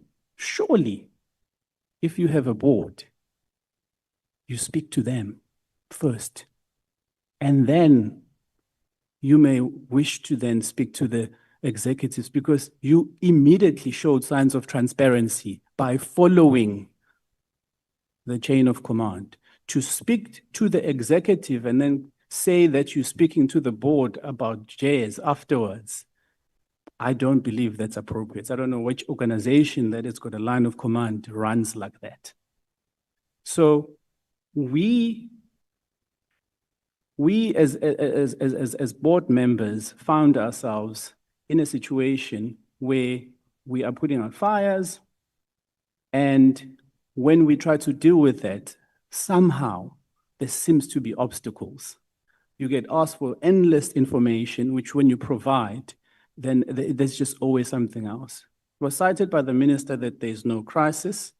The TVCSA chair, Chifiwe Chivenga, stated, yes, maybe there's no crisis in the industry. And I want to assure South Africans in this committee, yes, perhaps there isn't at the current moment, despite the cracks, IMEX, and other trade shows and other international shows that I don't know what's happening right now. We are interested parties because we are a private sector. We are interested parties because we are advocates. We are interested parties because we are South Africans. We know that when we partake in those trade shows, it's going to increase tourism arrivals internationally specifically, which then immediately has a direct impact on employment, especially for our youth. The minister is well aware of the unemployment rate specifically related to our youth. We are trying to do that in the bigger scheme of things with respect, members, chairperson. That's what we are trying to do. We welcome any minister. We welcome any minister, and our relationship is always going to be good with any minister, granted that we are allowed the opportunity to do our job, which is oversight, consequence management. If there's MIs, we need to act. Everybody knows who the Auditor General is. Everybody knows. So how come when there's a 4.1 material irregularity, we do not get the support that everybody in this country expects to be granted to a board so we can move forward? Why are we dealing with obstacles? Chairperson, on a point of order. Thank you. As much as we love listening to you, our time is really, really limited. The youth and the young businessmen really always amaze me, but thank you for your inputs. But Chair, if we can maybe round up. Thank you. Honorable Linda, you're out of order because the chair had left me to chair the meeting. And here you are now chairing the meeting. Chair, we were on, still on, Honorable level. Proceed, Honorable Ikaraba. Thank you, Chair. I think my time is, I still have 18 minutes. No. Sorry, the board member was like, yeah, unfortunately was unstoppable. Minister, in September 2024, you appointed the dissolved board members and you appointed Prof. Davis as chairperson, but you failed to appoint the deputy chairperson at the same time. I mean, the same time when you appointed him, the chairperson. Was the action deliberate or it was an oversight? And after his resignation as the chairperson, do you agree with me and the committee that you put the board in difficult situation by not acting quickly in appointing the chairperson and the deputy chairperson of the board?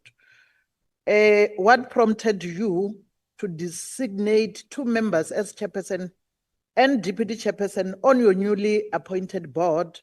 Why did you prioritize the chairperson and the deputy chairperson in a committee which is interim, a caretaker for that matter, where you failed to do it before? To me, you failed to provide a proper leadership in the board after the resignation of Prof. Davis. What was your expectation in the functionality of the board when there is no chairperson? You expected the board members to cease their duties or due to the resignation of the chairperson, or that include holding their ordinary meetings and conducting their normal business? Thank you. Honorable Minister.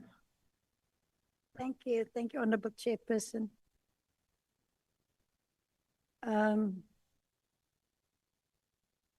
The board had their quarterly meeting, full meeting, as required in terms of the Act, where the full board can meet at least 4 times a year. On the 31st of July, or the 30th. Yes, some members say the 30th. Now, on the 1st of July, on the 1st of August, that was now not a normal quarterly meeting because they just had a quarterly meeting. They decided to convene a special meeting, and I don't want to get into the semantics of round robin or whatever.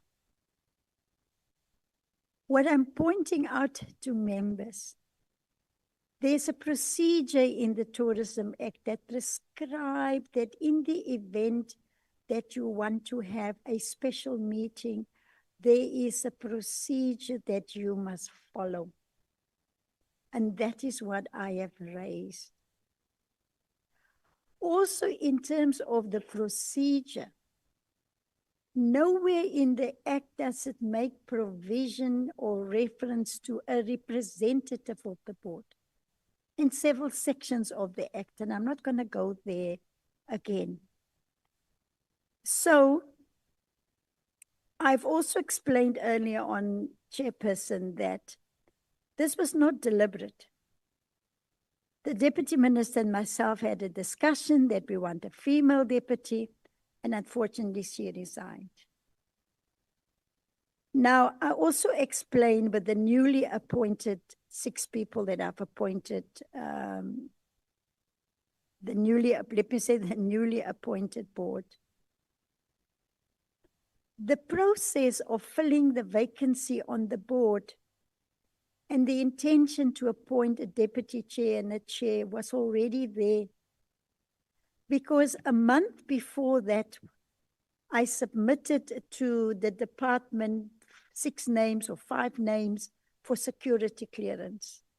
And the department did that.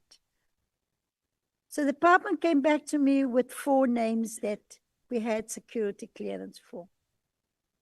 I then booked the Gazette. Let me get my dates right here. The government Gazette only published once a week on a Friday. And you have to book the Gazette, which we did. And then your deadline for submission of names to be gazetted and anything that you want to gazetted must get the government printers by that Thursday. So it just happened that we did have these 4 or 6, 5 new appointees. And then I appointed from them a chair and a deputy chair. And that was gazetted, I think, on the 22nd or the 17th, I'm not sure. But that was the procedure that we have followed. Now, I must say, I hold nothing against any of the people here from the private sector. I only have respect for them. I've learned a lot from them. When they were complaining about the board chairperson, I fought with the board chairperson in front of them. I said, let's put up a WhatsApp group and put me on the WhatsApp group, but we can help to move these things quickly. And I recognize the capabilities of the people coming from the sector. But while the board comes from the private sector, they must still follow the prescripts of which govern the entity. The entity is a Section 3A entity in terms of the Public Finance Management Act. The relationship is that government is the shareholder and the minister is the representative of the government as a shareholder. So that is how you apply, or we must apply, the prescribed law that's in the Tourism Act. So I want to put it on the record. I've got respect for them. I will not insult people. It's not in me to insult people. But, you know, we still have to follow the prescripts of entity 3A in the PFMA. I hope I made myself clear, Chairperson. Thank you very much. You may proceed, Honorable Kharaba. Yeah, thank you, Minister. I hear you talking about the quarterly meetings, but in real sense, you can't just sit down and fold your hands while the house is burning. The resignation of the chairperson itself, it shows that there is something that was not going well within the board. Minister, do you agree with me that your decision to suspend the board after the resignation of the board chairperson, you interfered with the business of the board? Because you failed to take no action immediately after the resignation of Prof. Davis, but you decided to dissolve the board itself. And then, do you believe in the authority, autonomy, and the independence of the board in line with the powers given by the board to the board by the Tourism Act of 2014? And the board took a decision to suspend the CEO on the 13th of August 2025 based on the independent forensic report findings against allegations of unfair labor practices. And then as Rina, as the committee minister, we put it categorically that your action to dissolve the board was seen as deliberate, wanting to protect the suspended CEO against allegations of misconduct and corruption. And then such charges were the charges that were leveled against the CEO were misconduct, dishonesty, and failure to perform her duties. For example, the legal opinion from the Cliff Decker Commission appointed by the board, the WPP, that one which speaks of 4.2 million, that contravene the Treasury Regulation Act, and the Ngubane report that you, during your presentation, you even mentioned it. Thank you. Honorable Minister. Honorable Chairperson, I can repeat that I stand by my decision. I am certain that I have followed the law to the letter and to the T. There can be different opinions about my action, and I accept that. But I cannot accept that I act unlawfully. And if people feel that I've acted unlawfully, certainly there are ways to test that. I think one of the members also said that I appoint subcommittee chairs, which I don't.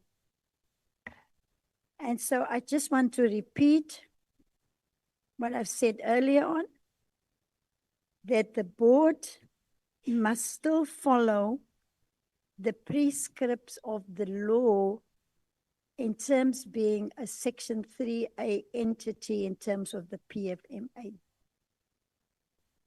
So I have acted in terms of the law, and if people feel that I did not act in terms of the law, that's certainly their opinion. But then let's agree to disagree. I have explained it in different ways, but every time coming down to the same point. Government is the shareholder, and the minister is the representative of the shareholder. The role and responsibility of the minister is to uphold the law in terms of the Constitution. And I grant anybody, like I did, and considering what to do with the board, I grant anybody that right to. Anybody. If my interpretation is wrong, it's not, whatever, it's your opinion. But I stand by what I have done. Thank you. Honorable Karabe, you may proceed. Yeah, Chair.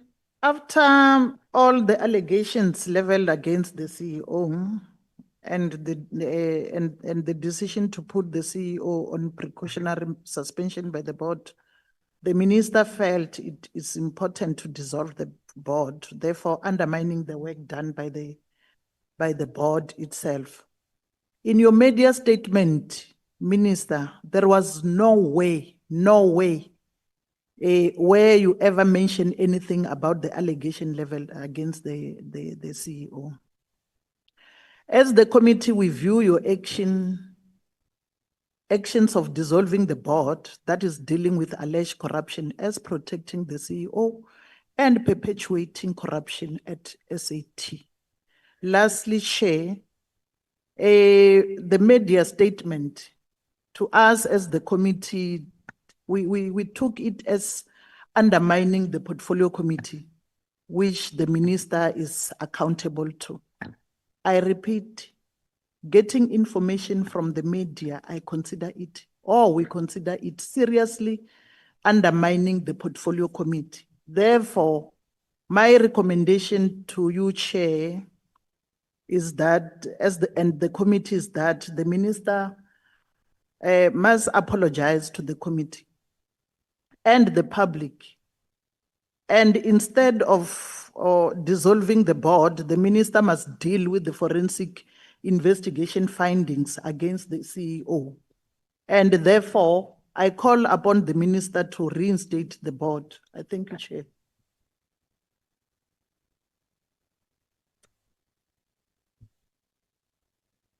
I think that is just a recommendation, Minister. Honorable Likaraba.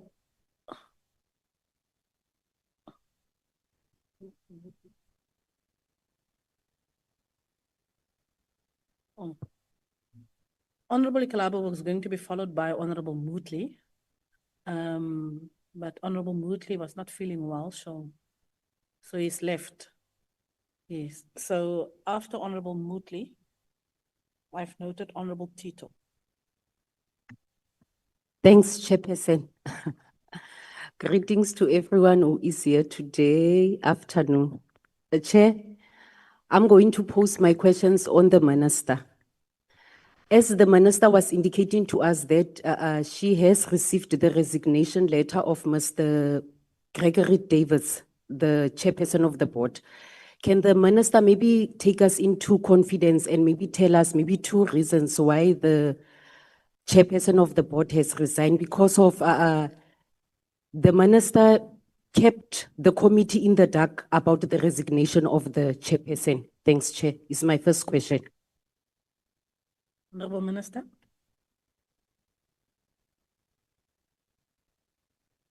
Chairperson, can I just say in terms of the recommendation, maybe the honorable member must state based on what law is this recommendation based? Also, the board dissolves themselves by not following due process. I've repeatedly said that over and over.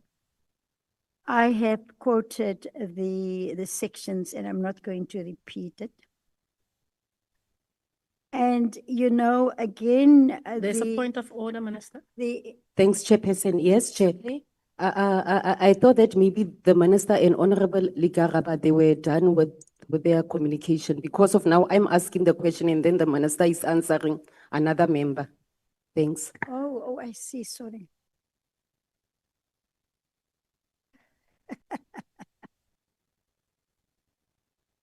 Minister, please interact with the question posed by Honorable Tito. Okay. So let's go to the next question. And as you can see, Chairperson, I have to go back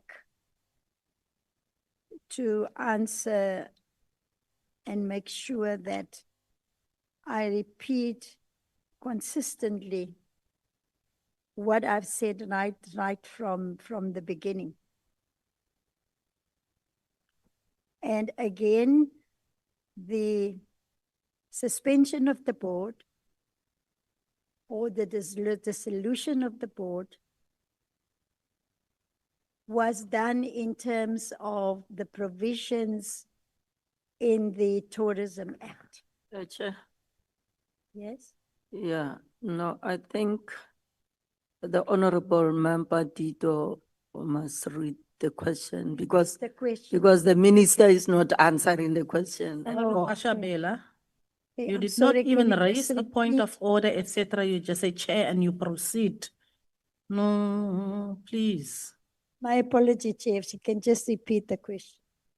Honorable Tito, please repeat. Thanks, Chairperson. My question was that the Minister has the resignation letter of Mr. Davis. Can he maybe give us only 2 points on why did Mr. Gregory Davis resign as the board chairperson? And why did the Minister keep the committee in the dark about the resignation of Mr. David? Thanks. Honorable Minister. Thank you, Honorable Chairperson. I have made the copy of the resignation letter available to the committee from Professor Davids. And in that, I've put it here. I don't know whether it may be copies. Chair, order again. Minister must not say she's made the copy available. It's not available. Can you, honorable members, wait for me to recognize you? You just grab the mic, you say point of order, you proceed without being recognized. I see it has now become a regular phenomenon now in the committee. Can you wait to be recognized? I don't know how this committee have done things before, Like I stated earlier, I'm 2.5 months here. In my previous committee, we did not do that. You wait to be recognized. Honorable Ishmael, you may proceed. Thank you, Chair. I also want to say on a point of order or point of clarity, the Minister says over and over and over again in her replies that she's made this available to the committee. We are not seeing it in front of us, Chair. I don't know if you have it. Please advise and make it available to us. Thank you, Honorable Ishmael. I've not received anything and I've put that on record here. Minister probably has it there in the many attachments there somewhere on a desk, but it has not reached any of us here. If it did not reach the committee secretary, who then disseminates all information to all honorable members, we have then not received any such information. And that is on record here. I think, Minister, perhaps it's somewhere there by you. Honorable Chairperson, this morning when I spoke to the committee, one of the committee people that's assisting you, he asked me if I can give the copies and they will then provide the copies to the committee members. And I was under the assumption that that has happened because I've put it here. But let me just also ask for my office what they have done to make sure that the copies is handed to the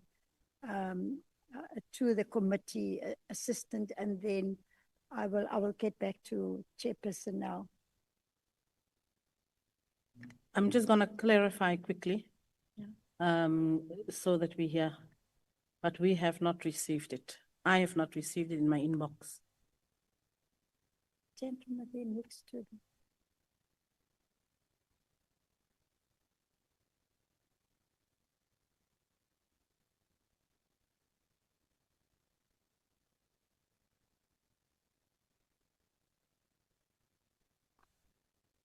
Honorable Minister, none of the staff members have received the documents. So the documents has not been availed to us. So we are still going to await for that documentation to be forwarded to us. My apology for that, Chairperson. I think I spoke to the gentleman next to you there, but we will clear it up now. When the DM and myself arrived, we also didn't have the copies, but we will sort it out now, Chairperson. Can I respond to Honorable Tito? You may proceed, Honorable Minister. Honorable Tito, in the resignation of the Professor Davis, 2 paragraphs. He just confirmed to the Minister, as discussed with the Minister, I'm here with confirming that I'll be stepping down as a chairperson of SAT, resigning as a board member from SAT. My last day will be the 31st of July, 2025. I will avail myself to update the incoming chairperson on the current matters. And Honorable Minister, once again, I express my appreciation to you for giving the opportunity to serve as the chairperson. It was indeed an honor and a privilege to serve and restore SAT governance stability and establish the platform for SAT future strategic growth. That is the copy of the letter dated the 29th of July.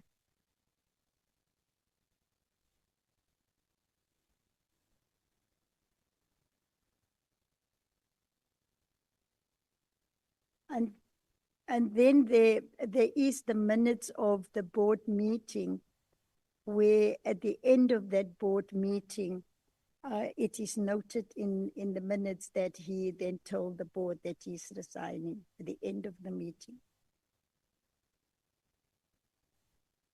But I don't want to speak for him, Honorable Chairperson.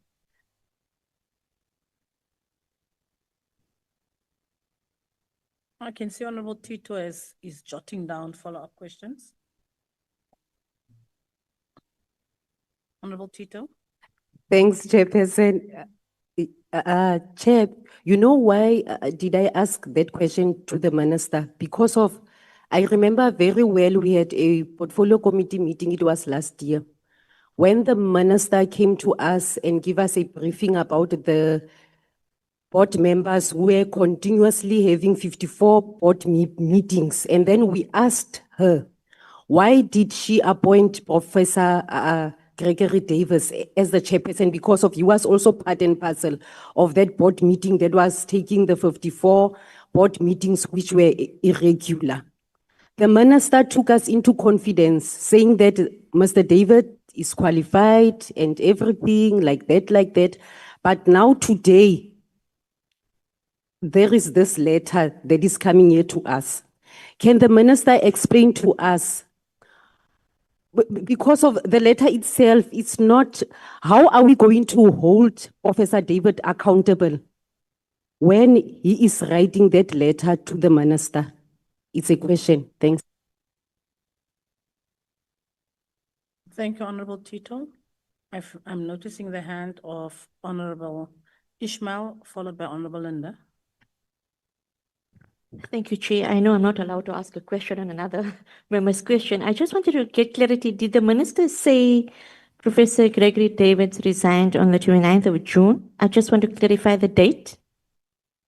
Letter is dated the 29th of July. He resigned as from, what's this thing now? He resigned, it's dated 29th of July, but it's effective the last day being 31st July. Okay.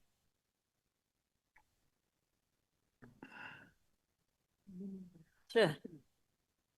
Can Minister, Honorable Tito's question? I think the member is still on, so I see a lot of hands. So can we give Member Tito a chance to ask questions? Honorable Mashabela, I have just asked the minister to interact with Honorable Tito's question. If you didn't hear me correctly, I've just, before you jumped in, because you did not raise your hand or ask to be noticed, you just jumped in. I've asked the minister to please interact with Honorable Tito's question. I'm repeating myself again. Thank you, Honorable Chair. Honorable Tito has asked about the resignation of the previous board chair and why he resigned. I then offered to read the letter and that we are going to sort out the copies for all the members now. And so I've read the letter now, and then questions came from here. So through you, Chair, if there's a follow-up from or another question from Honorable Tito, can she please put it to me? I've just answered the first part of a question. Thank you. Honorable Tito, you still have a lot of time left. May proceed. Thanks, Chairperson. I asked the minister, how are we going to call Mr. Davids here to the portfolio committee to come and account, because he was also part and parcel of the previous dissolved board when already he has written a resignation letter. Honorable Minister. Honorable Chairperson, I can recall in the beginning of the meeting, there was a report to say that the committee did invite him and then he had made some apology, if I recall correctly. But it's up to the committee to, the PC to invite him. Thank you. Honorable Tito. Thanks, Chairperson. Chair, the minister indicated to us that he received legal advice on the dissolvement of the board. Didn't the minister see it fit that she was also supposed to receive the very same legal advice on not having a deputy chairperson for the period of 9 months? Maybe let's say in 2 months already that legal advice must come in and advise the minister that you must have a deputy chairperson because of such instances where the chairperson automatically just resign and leave the board in Lumba like that, and then critical decisions must be taken without a board, and then we don't even have a deputy chairperson. Why didn't the legal advice that advised him to dissolve did not advise him in time to have a deputy chairperson? Honorable Minister. Honorable Tito, even if there was a deputy chairperson, they still had to follow the procedure because it's a special meeting they convened. And it's prescribed. It's prescribed, doesn't matter. It has to be prescribed in terms of the Tourism Act. Honorable Tito. Thanks, Chairperson. Chairperson, I'm going to post my last question to the Minister. Because of Chair, I can see that the Minister really, she doesn't want to answer our questions. She's just going around the corners, coming up with lots of stories. When we are actually asking a direct question, she's not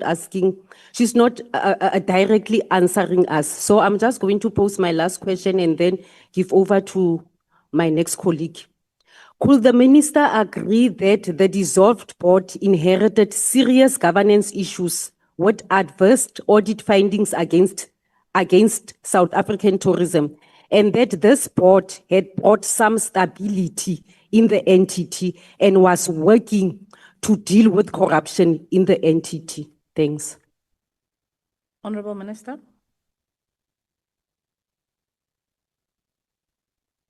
Honorable Tito's question that they inherited this baggage.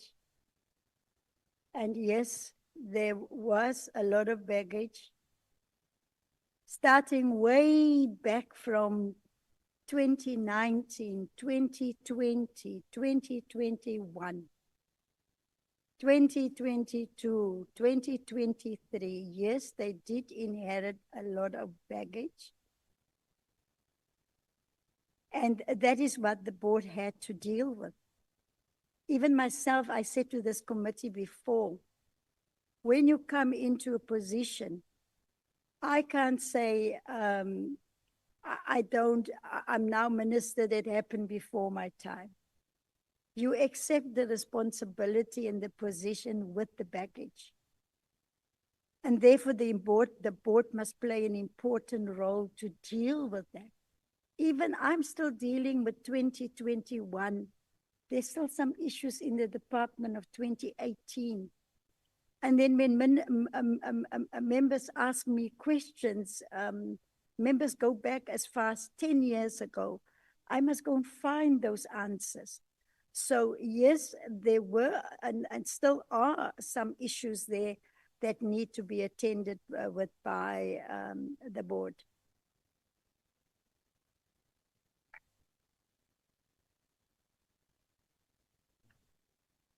Honorable Tito. Person, I'm done. You can go to the next person. Thank you, Honorable Tito. I think you have donated your extra minutes to Honorable Klong.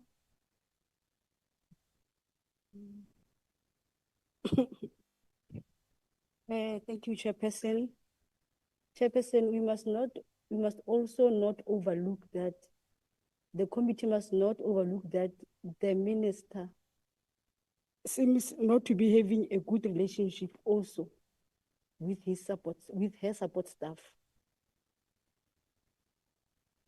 Members have continuously requested for documents. The minister said, no, I will call my office, whereas there is some of her support staff here.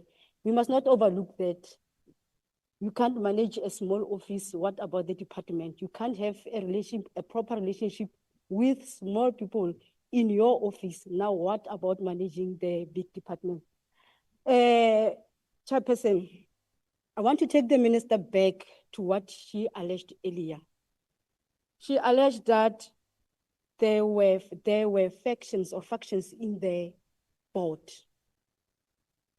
Now it means that she is telling us that there were two groupings in the board. So can the minister explain what she specifically meant about those factions and who were the leaders of those factions?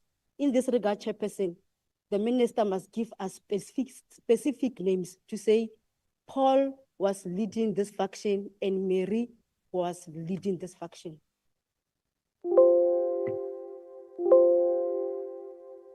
Honorable Minister.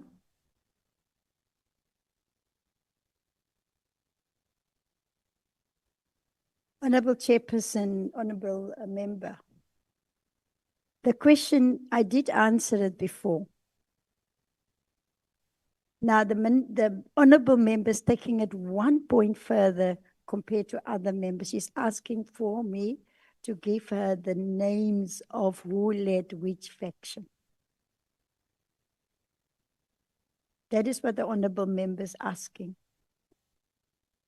And my response is this, that what I have noticed just from the operations of the board, the chairperson and the deputy chairperson that I appointed, that are here today, and if some of the board members can be honest, in 2 meetings with them, when I call board meetings, I ask the board members, why is it only the chair and the deputy chair that are speaking here? Are you intimidated? I asked them in that meeting. And they didn't answer. And the meeting continued with just 2 people answering the minister. It was only after the meeting where some people confirmed to me that in fact they're fearful or whatever, but I'm not going to go there. So that is what has happened in that particular board. Thank you.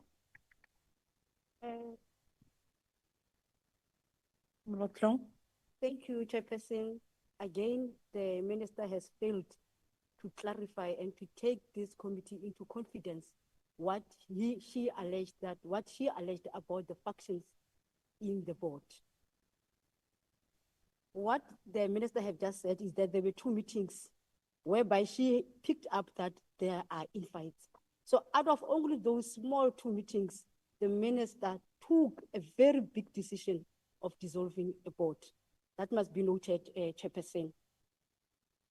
And now, Minister, I want to ask you this question. Are you aware that there is a deputy minister in the department?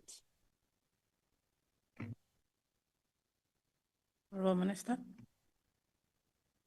Yes, she's sitting next to me.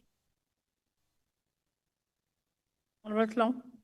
I'm not, it's not a joke, Chairperson, because it seems like the minister is just taking the deputy minister as a flower pot decorating the department. The question, Chairperson, is, did the minister consider involving the deputy minister in the decision-making process regarding the dissolution of the board? And did the minister inform the deputy minister about the establishment of the interim board? And did the minister facilitate an introduction between the said interim board and the deputy minister? Honourable Minister. Thank you, Honourable Chairperson. Yes, indeed, I do have a deputy minister and we do work together. I must just say the previous question, you were not referring to the same board situation. Yes, the deputy minister, when I had a meeting with the sector to brief the sector about what is happening in SAT, the deputy minister was off sick. The deputy minister was off sick. There's a point of order. Even though she was sick, Honourable Chair. I'm not asking about the minister's meetings with the sectors. My question is simple and straightforward. Did the minister take the deputy minister into confidence? Did the minister introduce the said interim committee to the deputy minister? Honourable Minister. I'm busy answering her question because she made a statement and she asked a question. I was explaining that when we were briefing the sector, that the deputy minister was sick, but in a sickness, she logged into that meeting. Again, when we had the introductory meeting of the new board last week, Friday, The deputy minister was on a machine because I talked to her every day. So she was sick. So it was not excluding the deputy minister because I wanted to, it was because of the circumstances. And she's here, she can answer for herself. I then spoke to the DM again, and I told DM about on Saturday. I called DM and I said to her that I have sent this letter to the chairperson of the committee, the note that we don't have the documents ready. I said to DM that once we've got the documents from the state attorney's office, the two of us will try and meet like yesterday.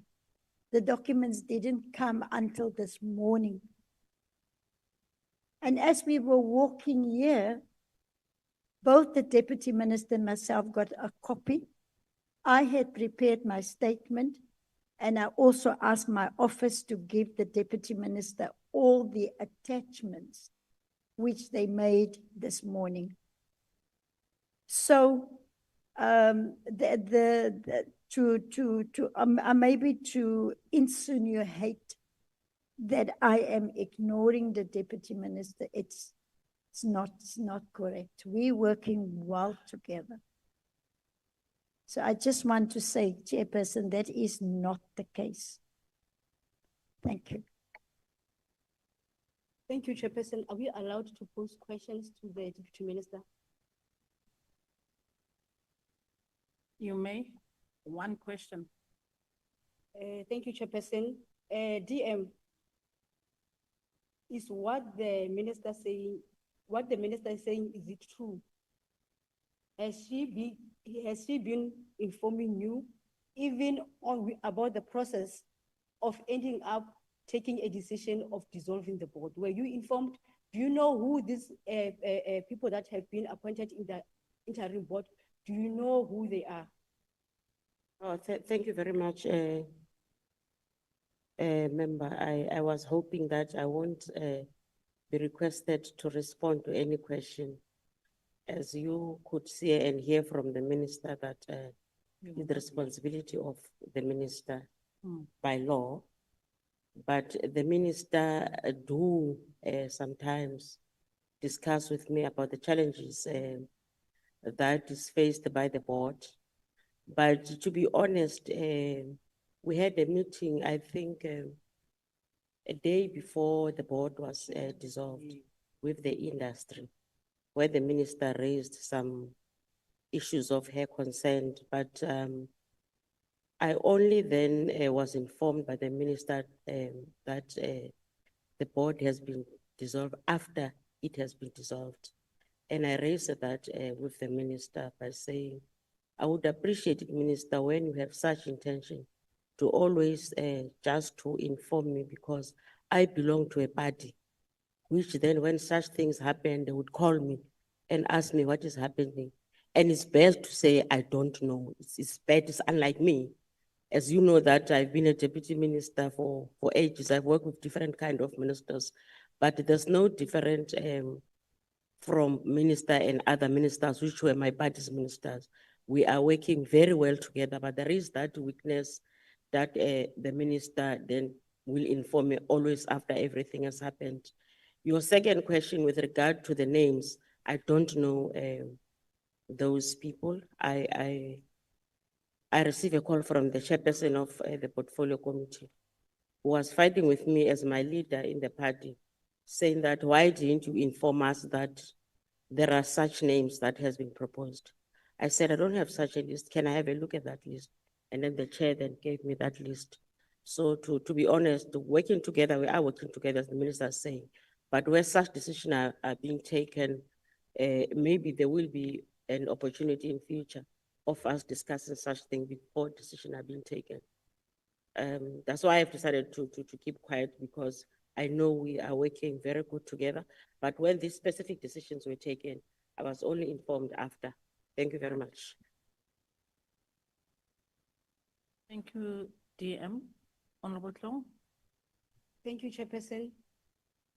The committee must note that the minister took decision and the deputy minister was informed later after decisions were taken. Another question, Chairperson, is to the board. I want the board to confirm to us if what the minister alleges is true. The minister is alleging that there were factions in the board. So can the board maybe clarify that matter? Was there factions in the board? Honorable Minister.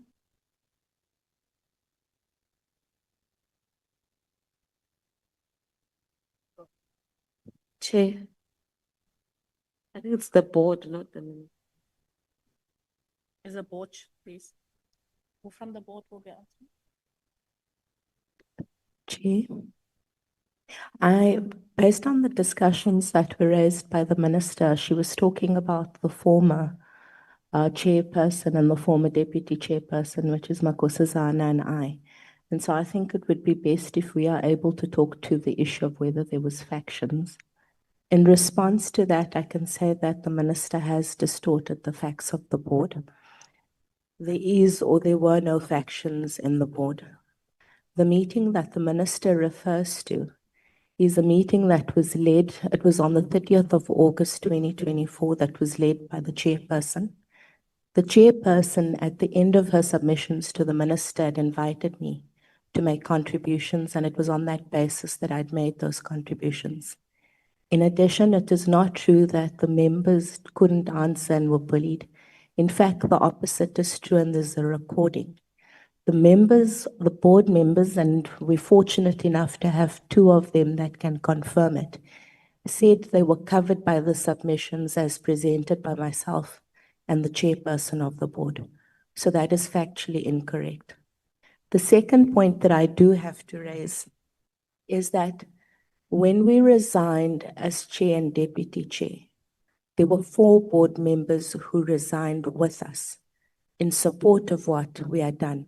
So that evidences that 4 board members were not factions against us or did not form part of a particular faction. In addition, there's 4 board members that have remained on the now dissolved board. 2 of those members are here. They can comfortably and confidently confirm to you that they do not form part of any faction. That is then the totality of the board. We then directly and sternly say that the minister is being dishonest to the portfolio committee by saying that there was factions and that the faction was created by myself and the chairperson. Thank you. Additionally, Chair, I think it's... Recognize you. I think Ms. Rachel, yeah, her hand was up. Ms. Rachel? Thank you, Chair. I think it comes back, the question posed to the minister was around why she did not appoint a deputy chair, and her response was in relation to factions on the board. And I think I speak for the recently dissolved board when I say there were no factions. That's why you have the entire board in front of you with 3 very firm apologies this morning from members who had pre-existing meetings that they could not get away from. So the confirmation from us is that there were no factions, unless the faction was the board from the 29th of May raising concerns around the then chairperson, Gregory Davids, around his lack of understanding and execution of governance. Thank you, Chair. Thank you, Ms. Rachel. Ms. Kanile? Thank you, Chair. I think additionally, it's important to also note that in the letters of removal received from the minister, she cited that she was removing the deputy chairperson and myself specifically because of our leadership positions, which means she recognized the role that those positions play within the board, which means in meetings with her, we were then the de facto spokespeople for the board because of those leadership positions. And it would be prudent for the minister to then detail the individuals, because she said individuals reported up to her after the meeting to say that they were bullied and they were scared and there were factions. I support my ex-deputy chairperson's reiterating the fact that there were no factions, none that we are aware of, or even ever dealt with as a board that we are aware of. But perhaps the minister can shed light on who those members were that felt there were factions, because there were none. Thank you, Chair. Thank Ms. Kanyile. Mr. Pilani. Thank you, Chair. I rise on the basis of the fact that we were the remaining ones after the members resigned. And that by saying that, it does not mean that we were a faction. We were nominated by tourism organizations to serve in the board. And we had consulted with the tourism organizations, and their mandate was that, no, you are representing the sector, you should not resign. So we stayed. So there was no faction. It's a factual that there was no faction. But I must also hasten to point out that the minister likes that, using that name, factions, because she then moved it to this current board, a dissolved board, that in a WhatsApp group, which I can actually read on the WhatsApp group that she created. When board members ask, what is the purpose of this WhatsApp group? The minister's response was that if you do not want to belong to this WhatsApp group, you can leave. I do not deal with factions. And so we were quite taken aback, because all we wanted is that we saw a group and nobody explained what it was, and our names were in it. And it was rightfully so, Chairperson, that we asked, what is the purpose of this group? Because there was no explanation. But instead of us receiving the explanation, the minister called us factions, you know. And so it's her way, if you do not agree with some of the things that she purports to want you to do, she then factionalizes you, you know, because we did not agree with the chairperson. And then we became a faction, you know, and that's how minister comes to that conclusion. So we disagreed with the chairperson. We informed the minister about the chairperson, and instead of the minister responding, she then labeled us factions. Thank you, Chair. Thank you, Mr. Pilani. Honorable Chong. Thank you, Chairperson. Yet again, the minister has misled the committee. Clarity from the board is of satisfactory. There were never factions in the board, as it's alleged by the minister. So, Chairperson, I'm going to give the minister the last chance to take the people of South Africa into confidence. There is, I'm looking for that question here. Now, Minister, since you have mentioned it many times, since you have arrived in this committee, in the portfolio committee meeting today, you have mentioned that you are the minister that hates corruption with passion. You have mentioned it that you abide by the law and nothing else. Now, the minister, I'm giving, like I've said before, I'm giving you the last chance to take the people of South Africa into confidence. There is an information in the public domain about alleged irregularities under the watch of the suspended CEO. In that, 100 million rand tender was awarded by South African Tourism to Pome Express, a company reported to have failed to show proof of experience and alleged to have provided false misleading information in its bid. Has the minister engaged the board on this matter? And is the minister not concerned about this allegation against the CEO? Honorable Minister. Honourable Chairperson, I'm concerned with any allegation, anything, because I took an oath of office to look after the public interest and the public purse. And any allegations, wherever they come from, they must be investigated, they must be tested, and the law must take its course. That is my position on any allegation. So there is no ways that I could be linked to the responsibilities alone of the CEO. The CEO must answer.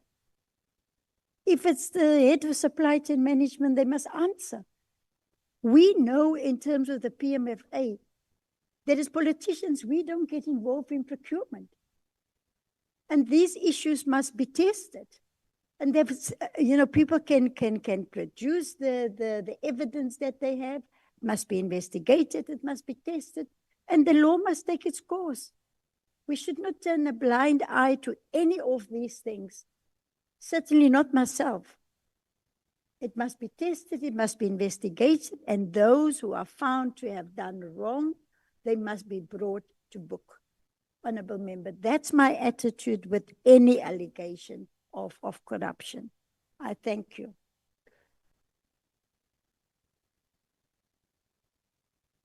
Thank you, Honourable Klong. You have exhausted your time. It's now. I heard, but I heard extra from my colleague. No. Honourable Maecho.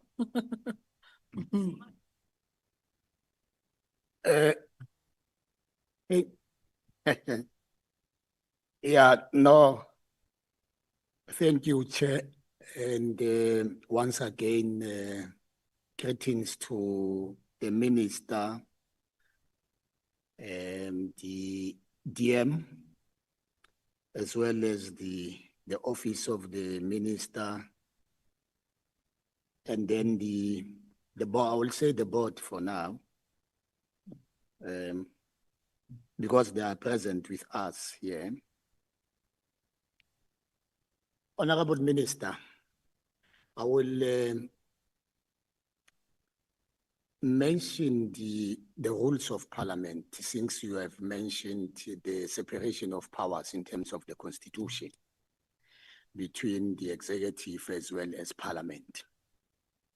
And these powers, these rules, they empower the committee in relation to holding the minister accountable on the matters at hand.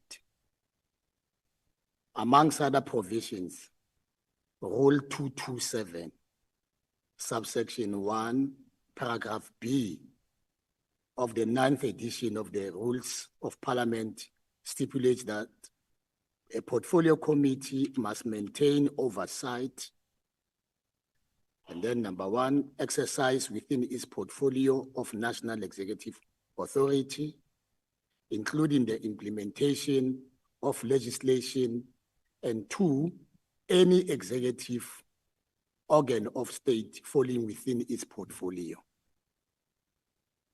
Now, in addition to Rule 227, subsection 1, paragraph C, it stipulates that a portfolio committee may monitor, investigate, inquire into, and make recommendation concerning any such executive organ of state, constitutional institution, or other body or institutions, including the legislative program, budget, rationalization, restructuring, functioning, organization, structure, staff, inverted commas, that's your CEO, and policies of such organ of state, institutions, and other body or institutions.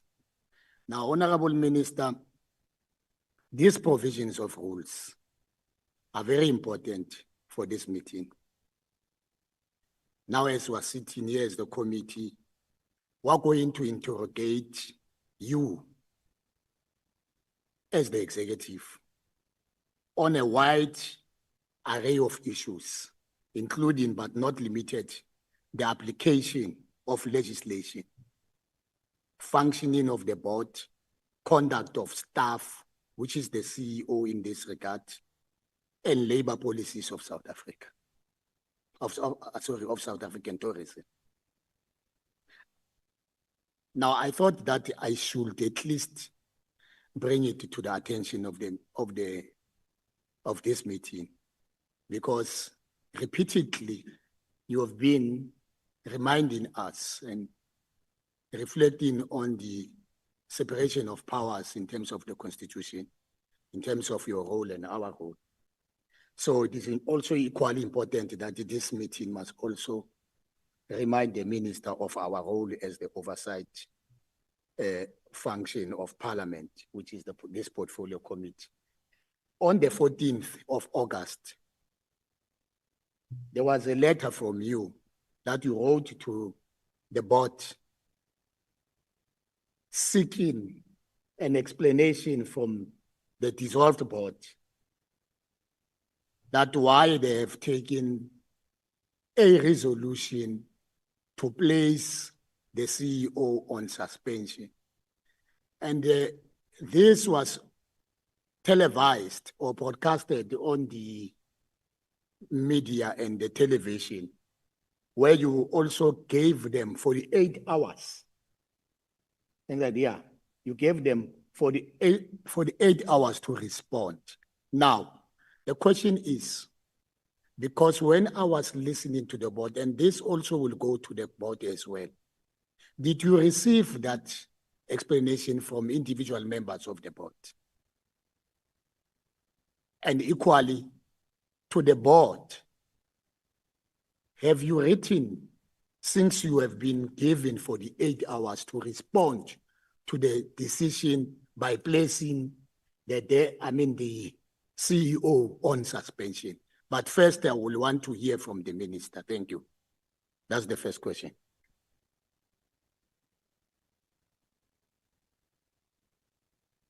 Honourable Minister.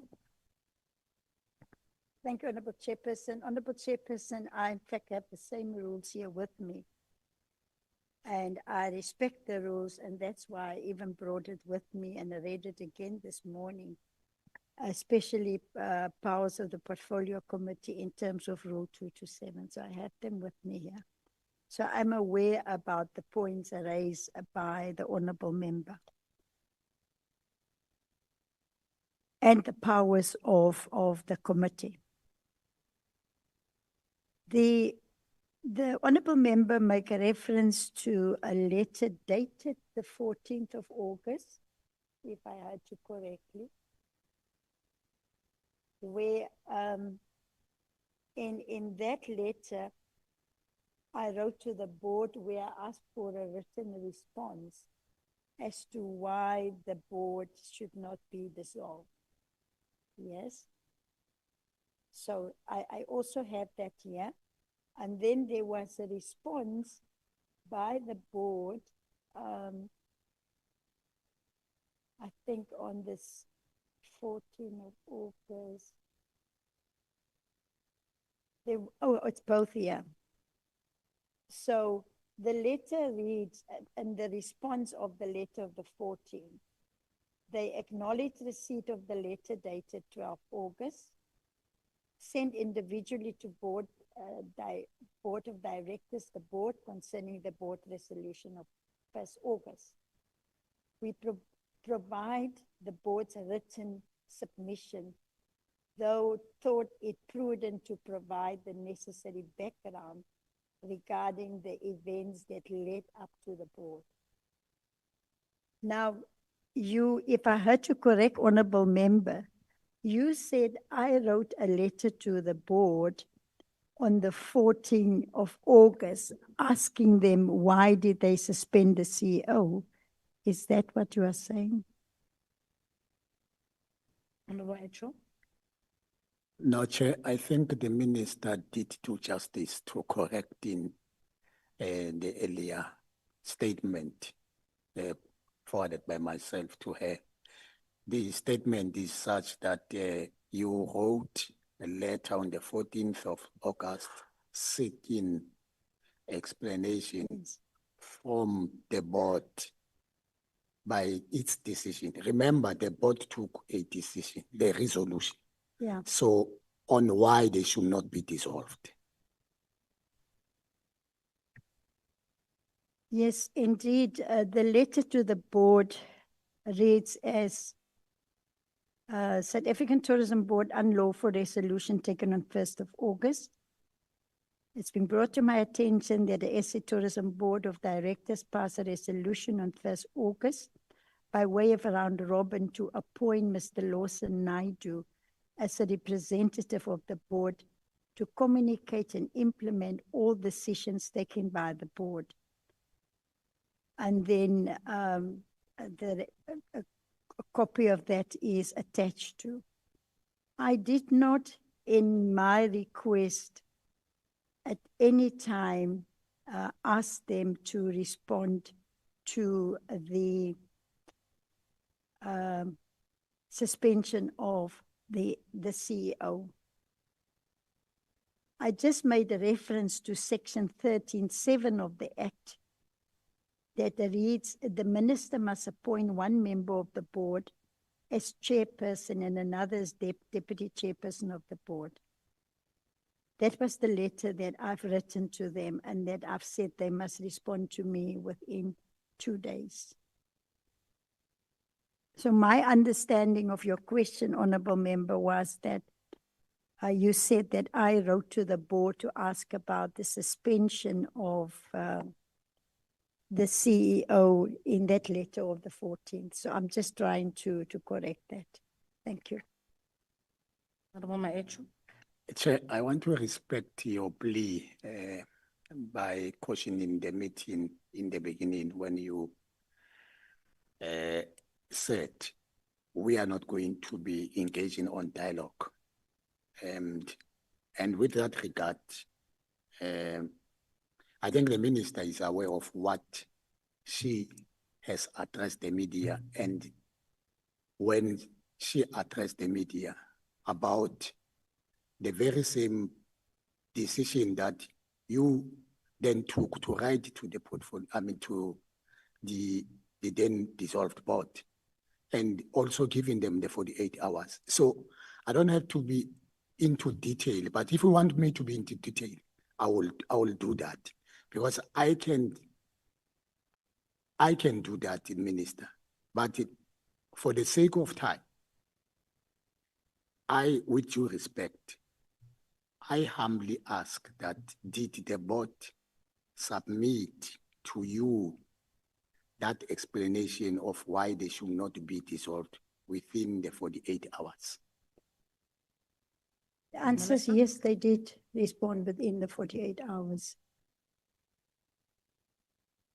Honourable Maechu, you may proceed. Thank you. Thank you, Chair. This question also goes to the board.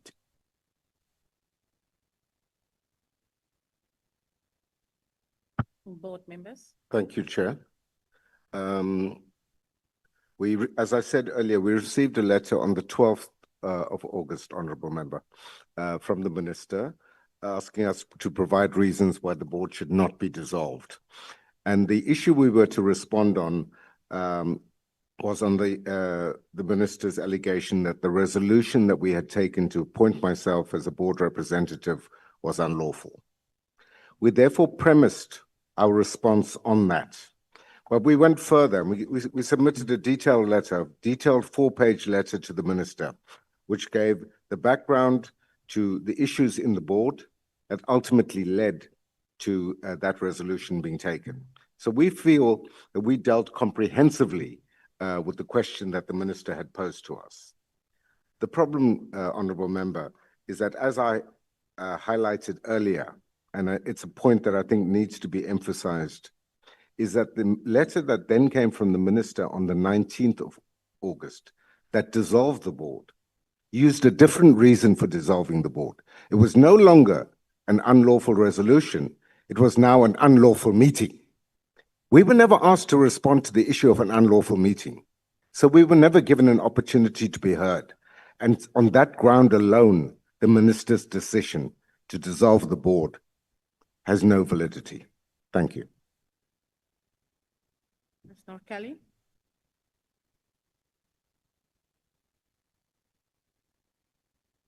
Yeah, you raised a hand, or you didn't. No, I didn't hear my own surname. Oh.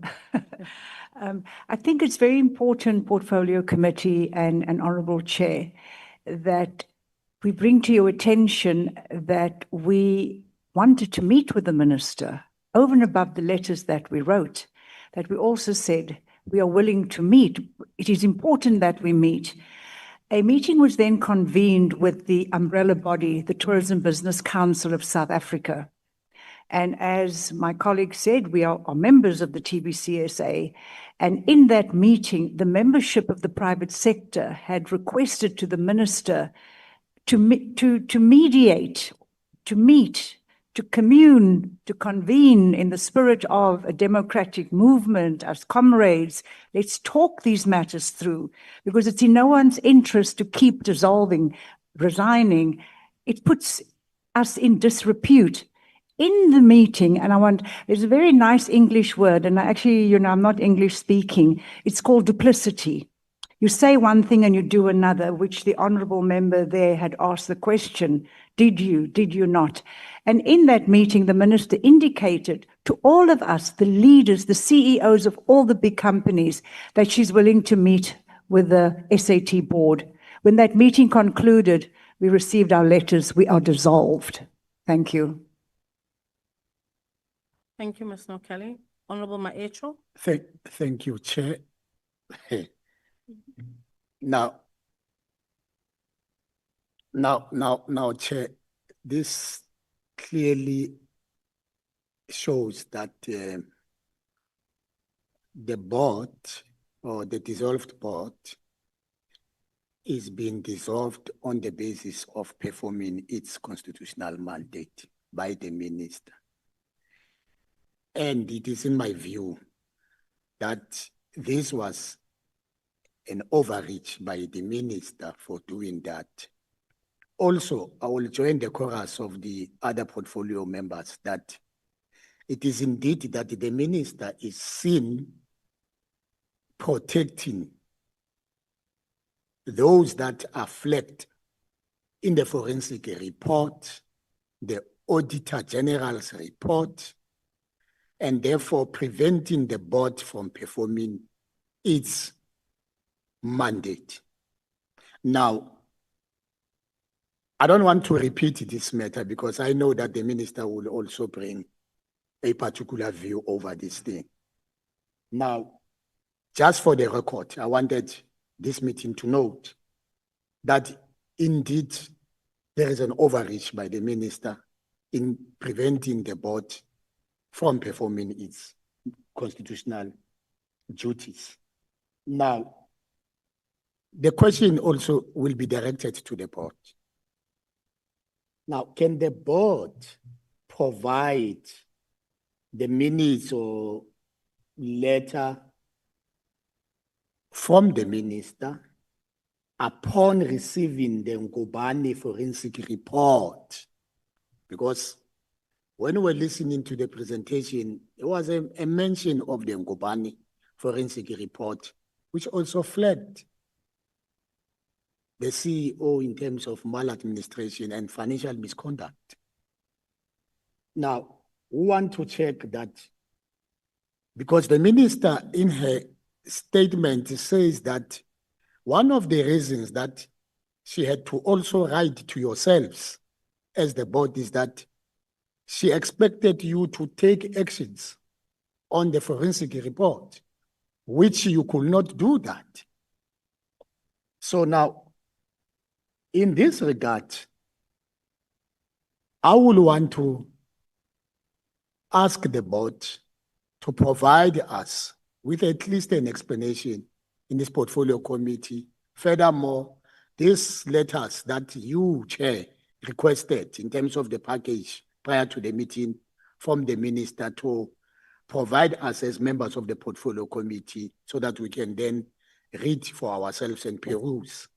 Prior to this meeting, we could not do that. So I would want the board to just provide that explanation, Chair.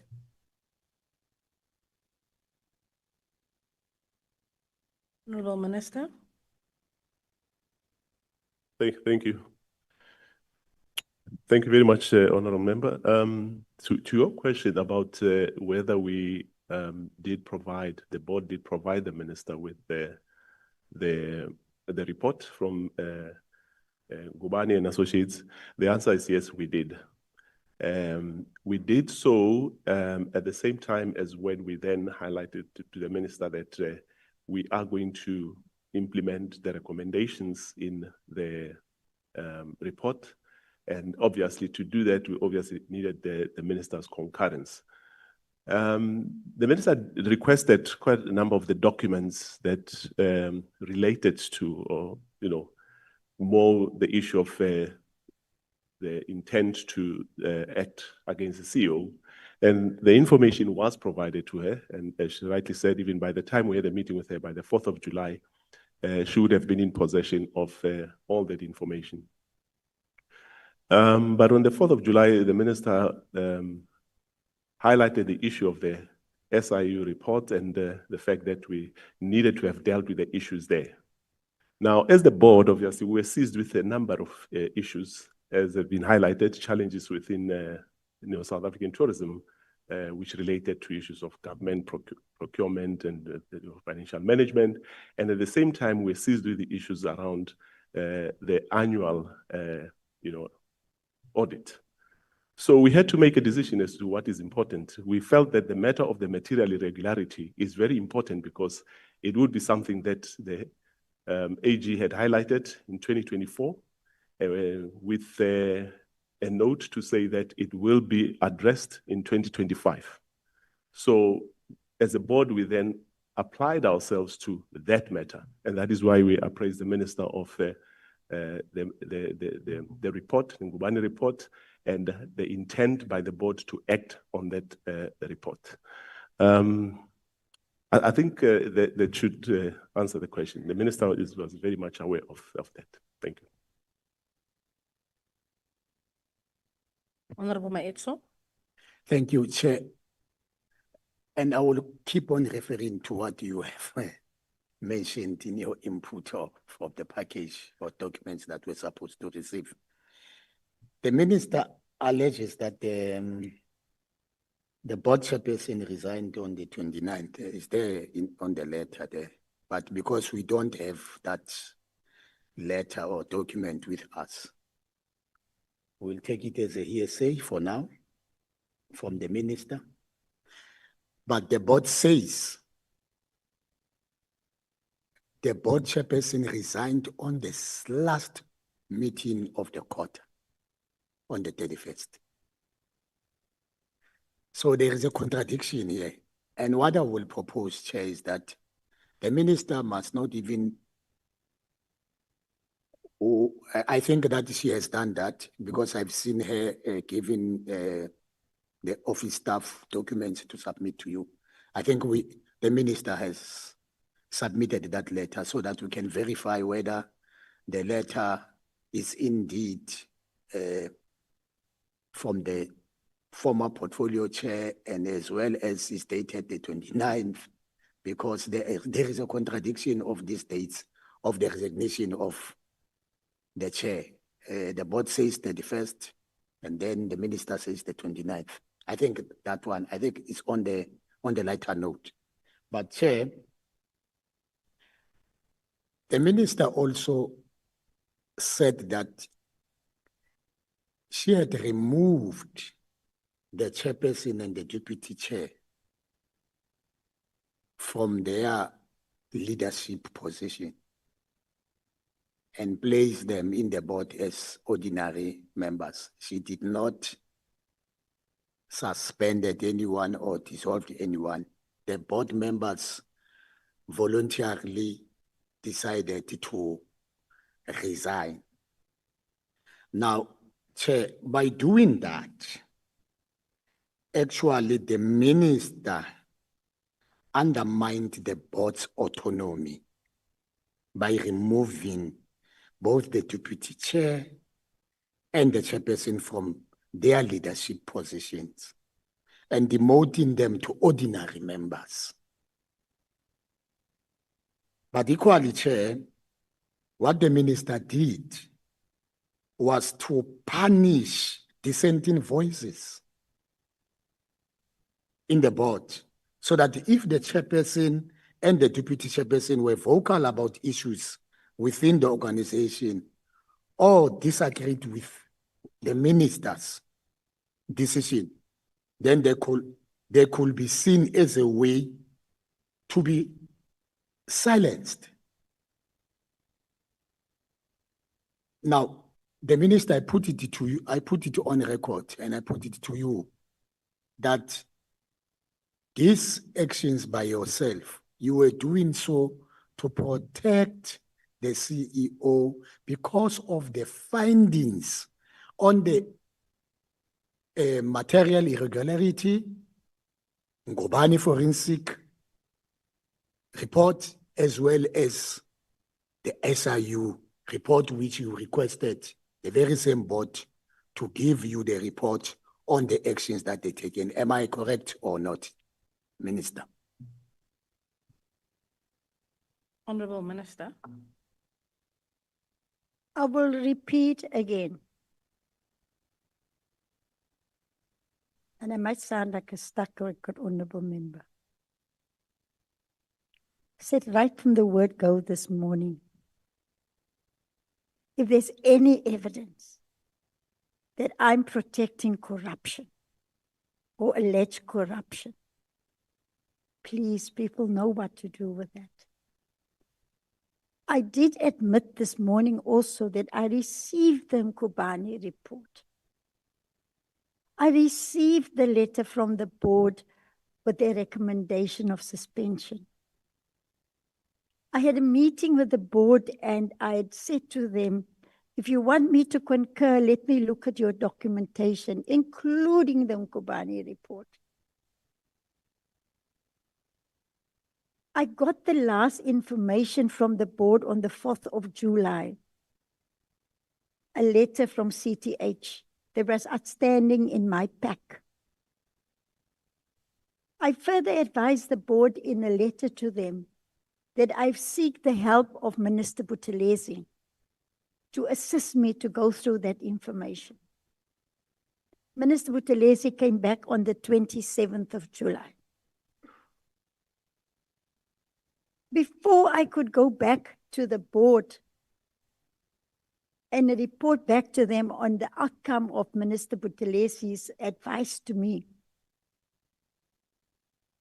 And I've also said this morning, I'll make a copy of that advice also available to the committee.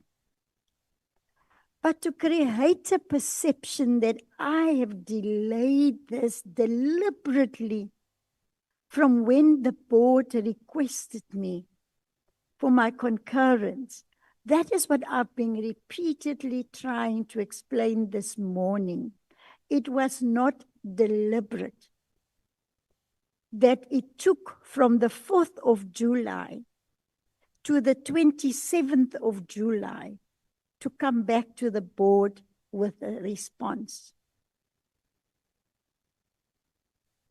Now, then the board had their quarterly meeting on the 31st. And in the quarterly meeting, like some of the board members said that they have also had to look at the financial statements for submission to the AG. Because by midnight that night, the report had to go in. And they dealt with other issues and the resolutions of the board in that meeting.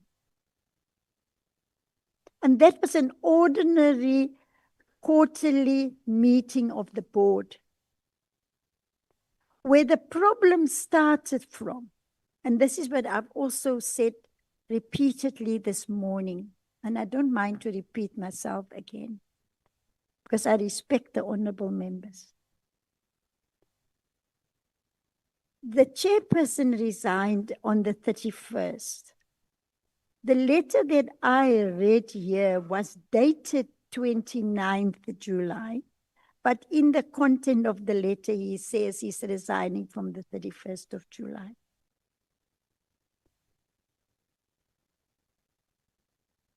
Also that the quarterly meeting has gone past now. If the board then wanted to have an urgent meeting, it is prescribed how you call a special meeting of the board. Those are the issues that I'm raising. Nothing to do with the CEO.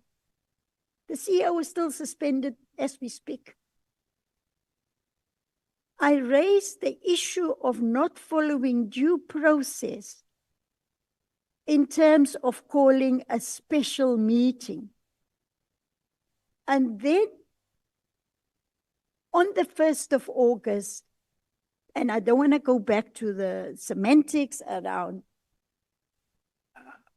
whether it is a round robin or meeting, not meeting, but a resolution came out of the 1st of August consultation, let me call it that, that the board has decided to appoint Mr. Lawson Naidu as the chairperson, as the representative of the board. That is the procedures that I've questioned, Honourable Member, that they didn't follow due process.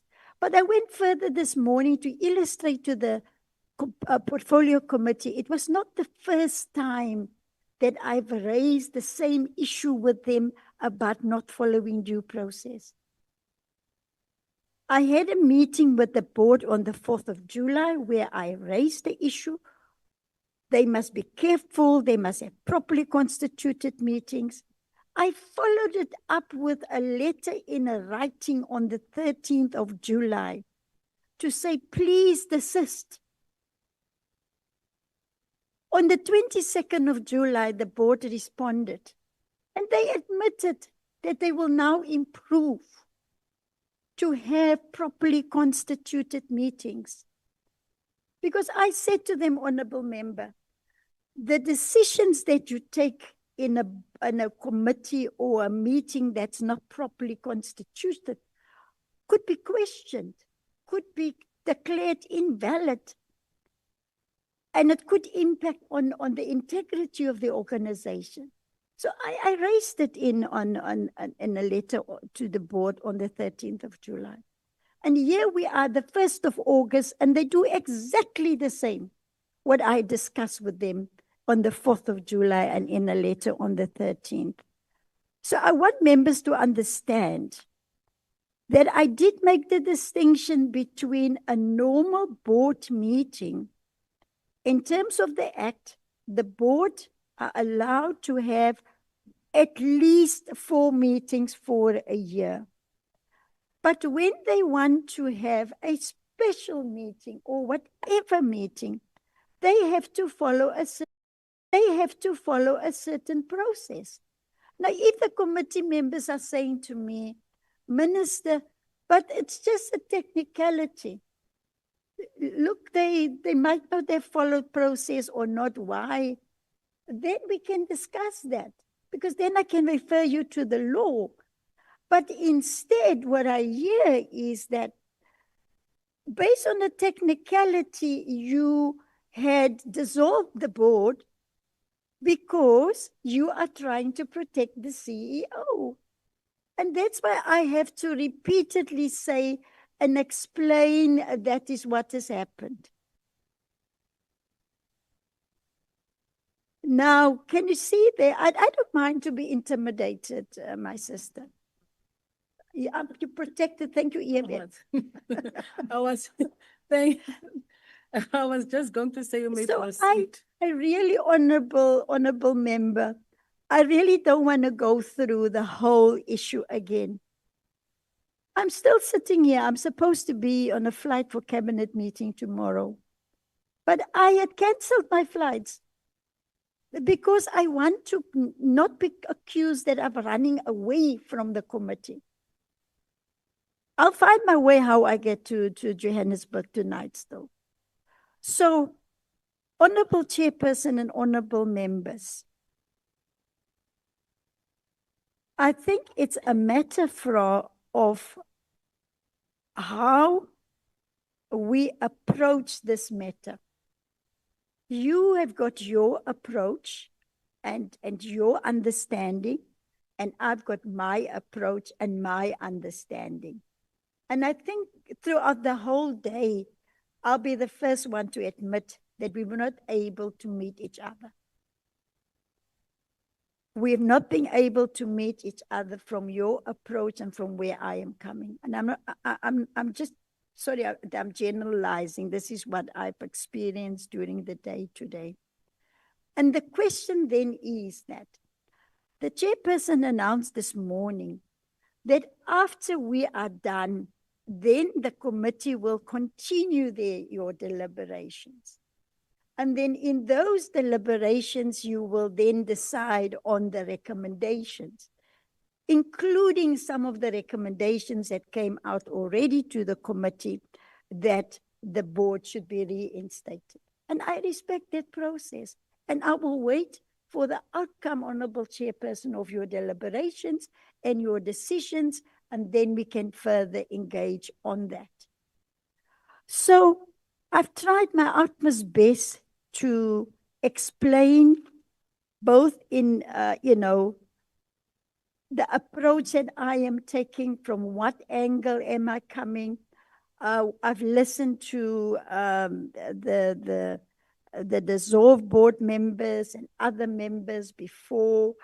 I fully understand that people think that there is a continuous culture of just dissolving the boards left, right, and center. I understand that too.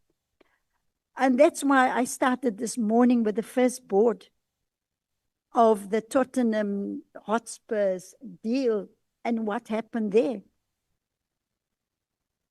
So, in a way, we need to, in future, or we need to, not even in future now, that I will work with the committee. I will give my opinion to the committee, but the final decision will be the chair and the committee that will decide how you take this forward. But you are not going to let me just comply because there's a feeling that the minister must admit that she is protecting. I don't work on feelings. I respect your feelings, but I also want to ask Honorable Chairperson that this is my approach. And I hope I can leave you in peace now. You can have your deliberations. I will wait for a letter from the chairperson. Chair, I'm still on the platform and hearing the minister. The minister is summarizing now the session, and I'm still on the platform. So it sounds if I'm summarizing because I'm repeating. So you leave us in peace. And no, I'm going to leave, Honorable. Honorable Maecho, we've put a timer for all of you. You're on 32 minutes.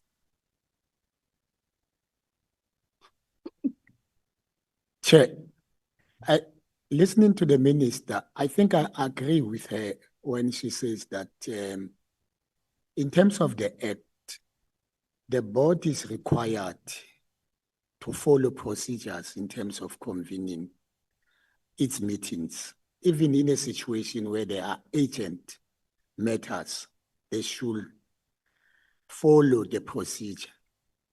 In a normal situation, yes, it's correct.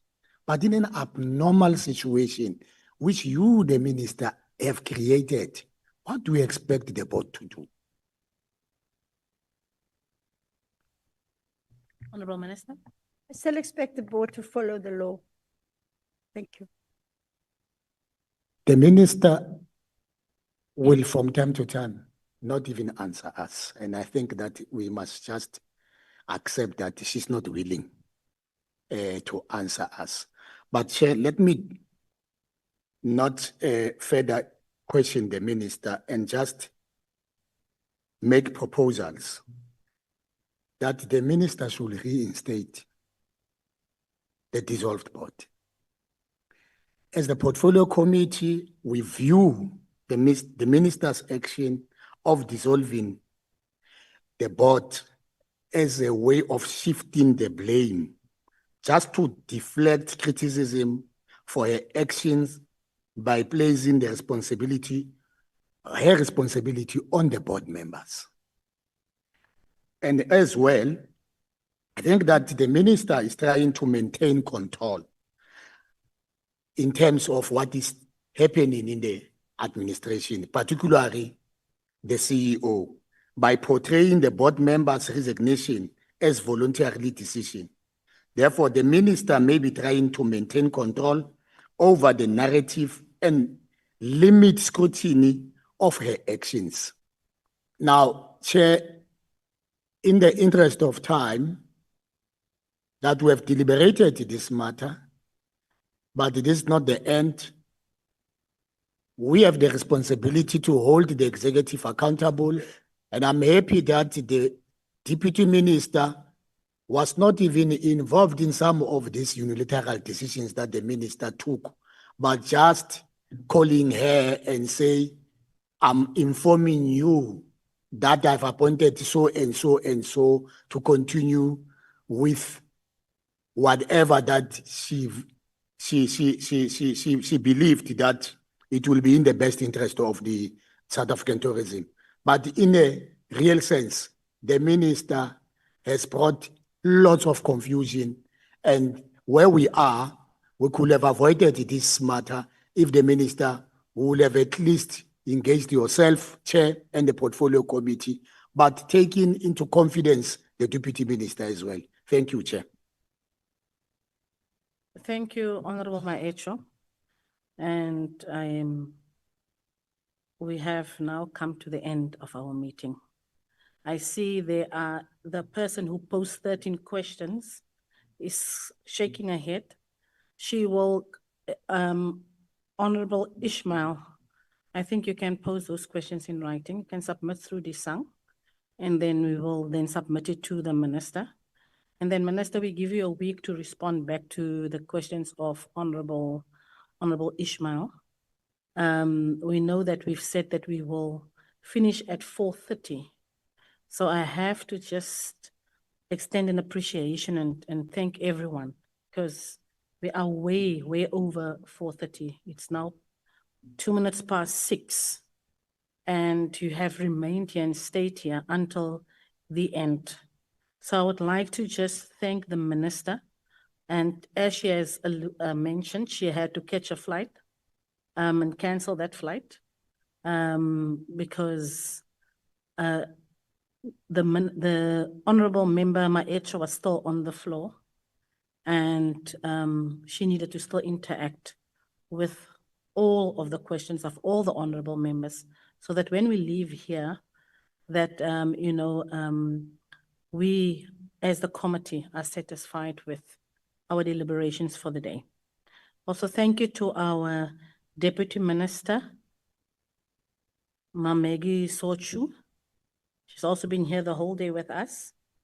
Thank you to DG Vele, who's the leader of the department, and your team that's present here. Thank you to the South African Tourism Board. And then I must add the dissolved board. Thank you to the previous chairperson, Ms. Kanile, in absentia. She had to catch a flight. Thank you to the deputy chairperson. Is it Ms. Hashkins? Hashkins. Ms. Hashkins, you see I got it right? Oh, I put Advocate Hashkins, yes. Thank you to all honorable members and the committee support staff. Thank you to you, as well as our legal services. They have been here in the meeting, guiding us as we deliberated the whole time. So I'd just like to do some closing remarks.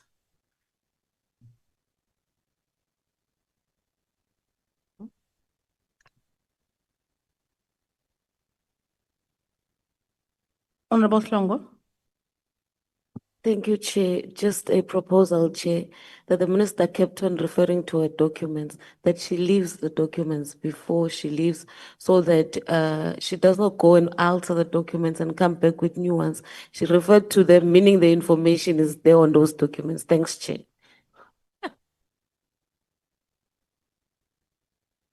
Honourable Chair, I'm just told that Kobus could see my parliamentary liaison officer will get the documents to all the members. Thank you. Kobus could see. Thank you. Thank you.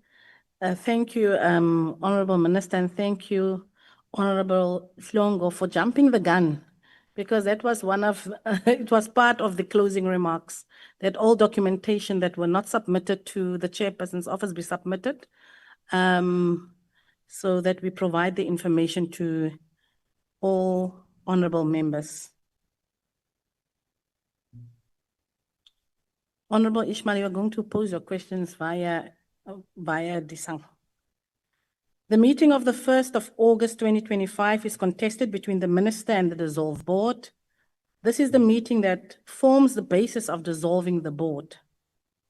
The committee needs to get a legal opinion from the legal services of Parliament on the interpretation of the law. The committee must follow up on the issue of Ms. Koleka Zama, as the minister said she will still consult the handset. The minister ignored substantive issues on governance and financial mismanagement when dissolving the board. The new board must deal with the suspension of the CEO.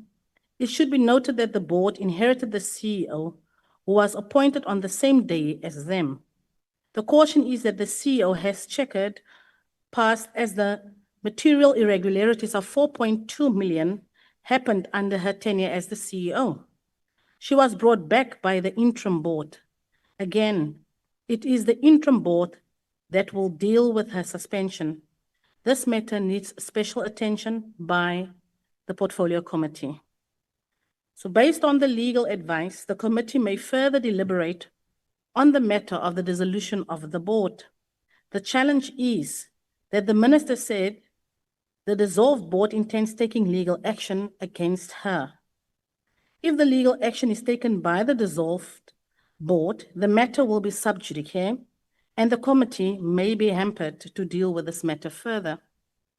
Based on the legal advice, again, the committee may, through the office of the Speaker, need to write a letter to the leader of government business expressing concerns about how the minister is dealing with the issues at the South African tourism.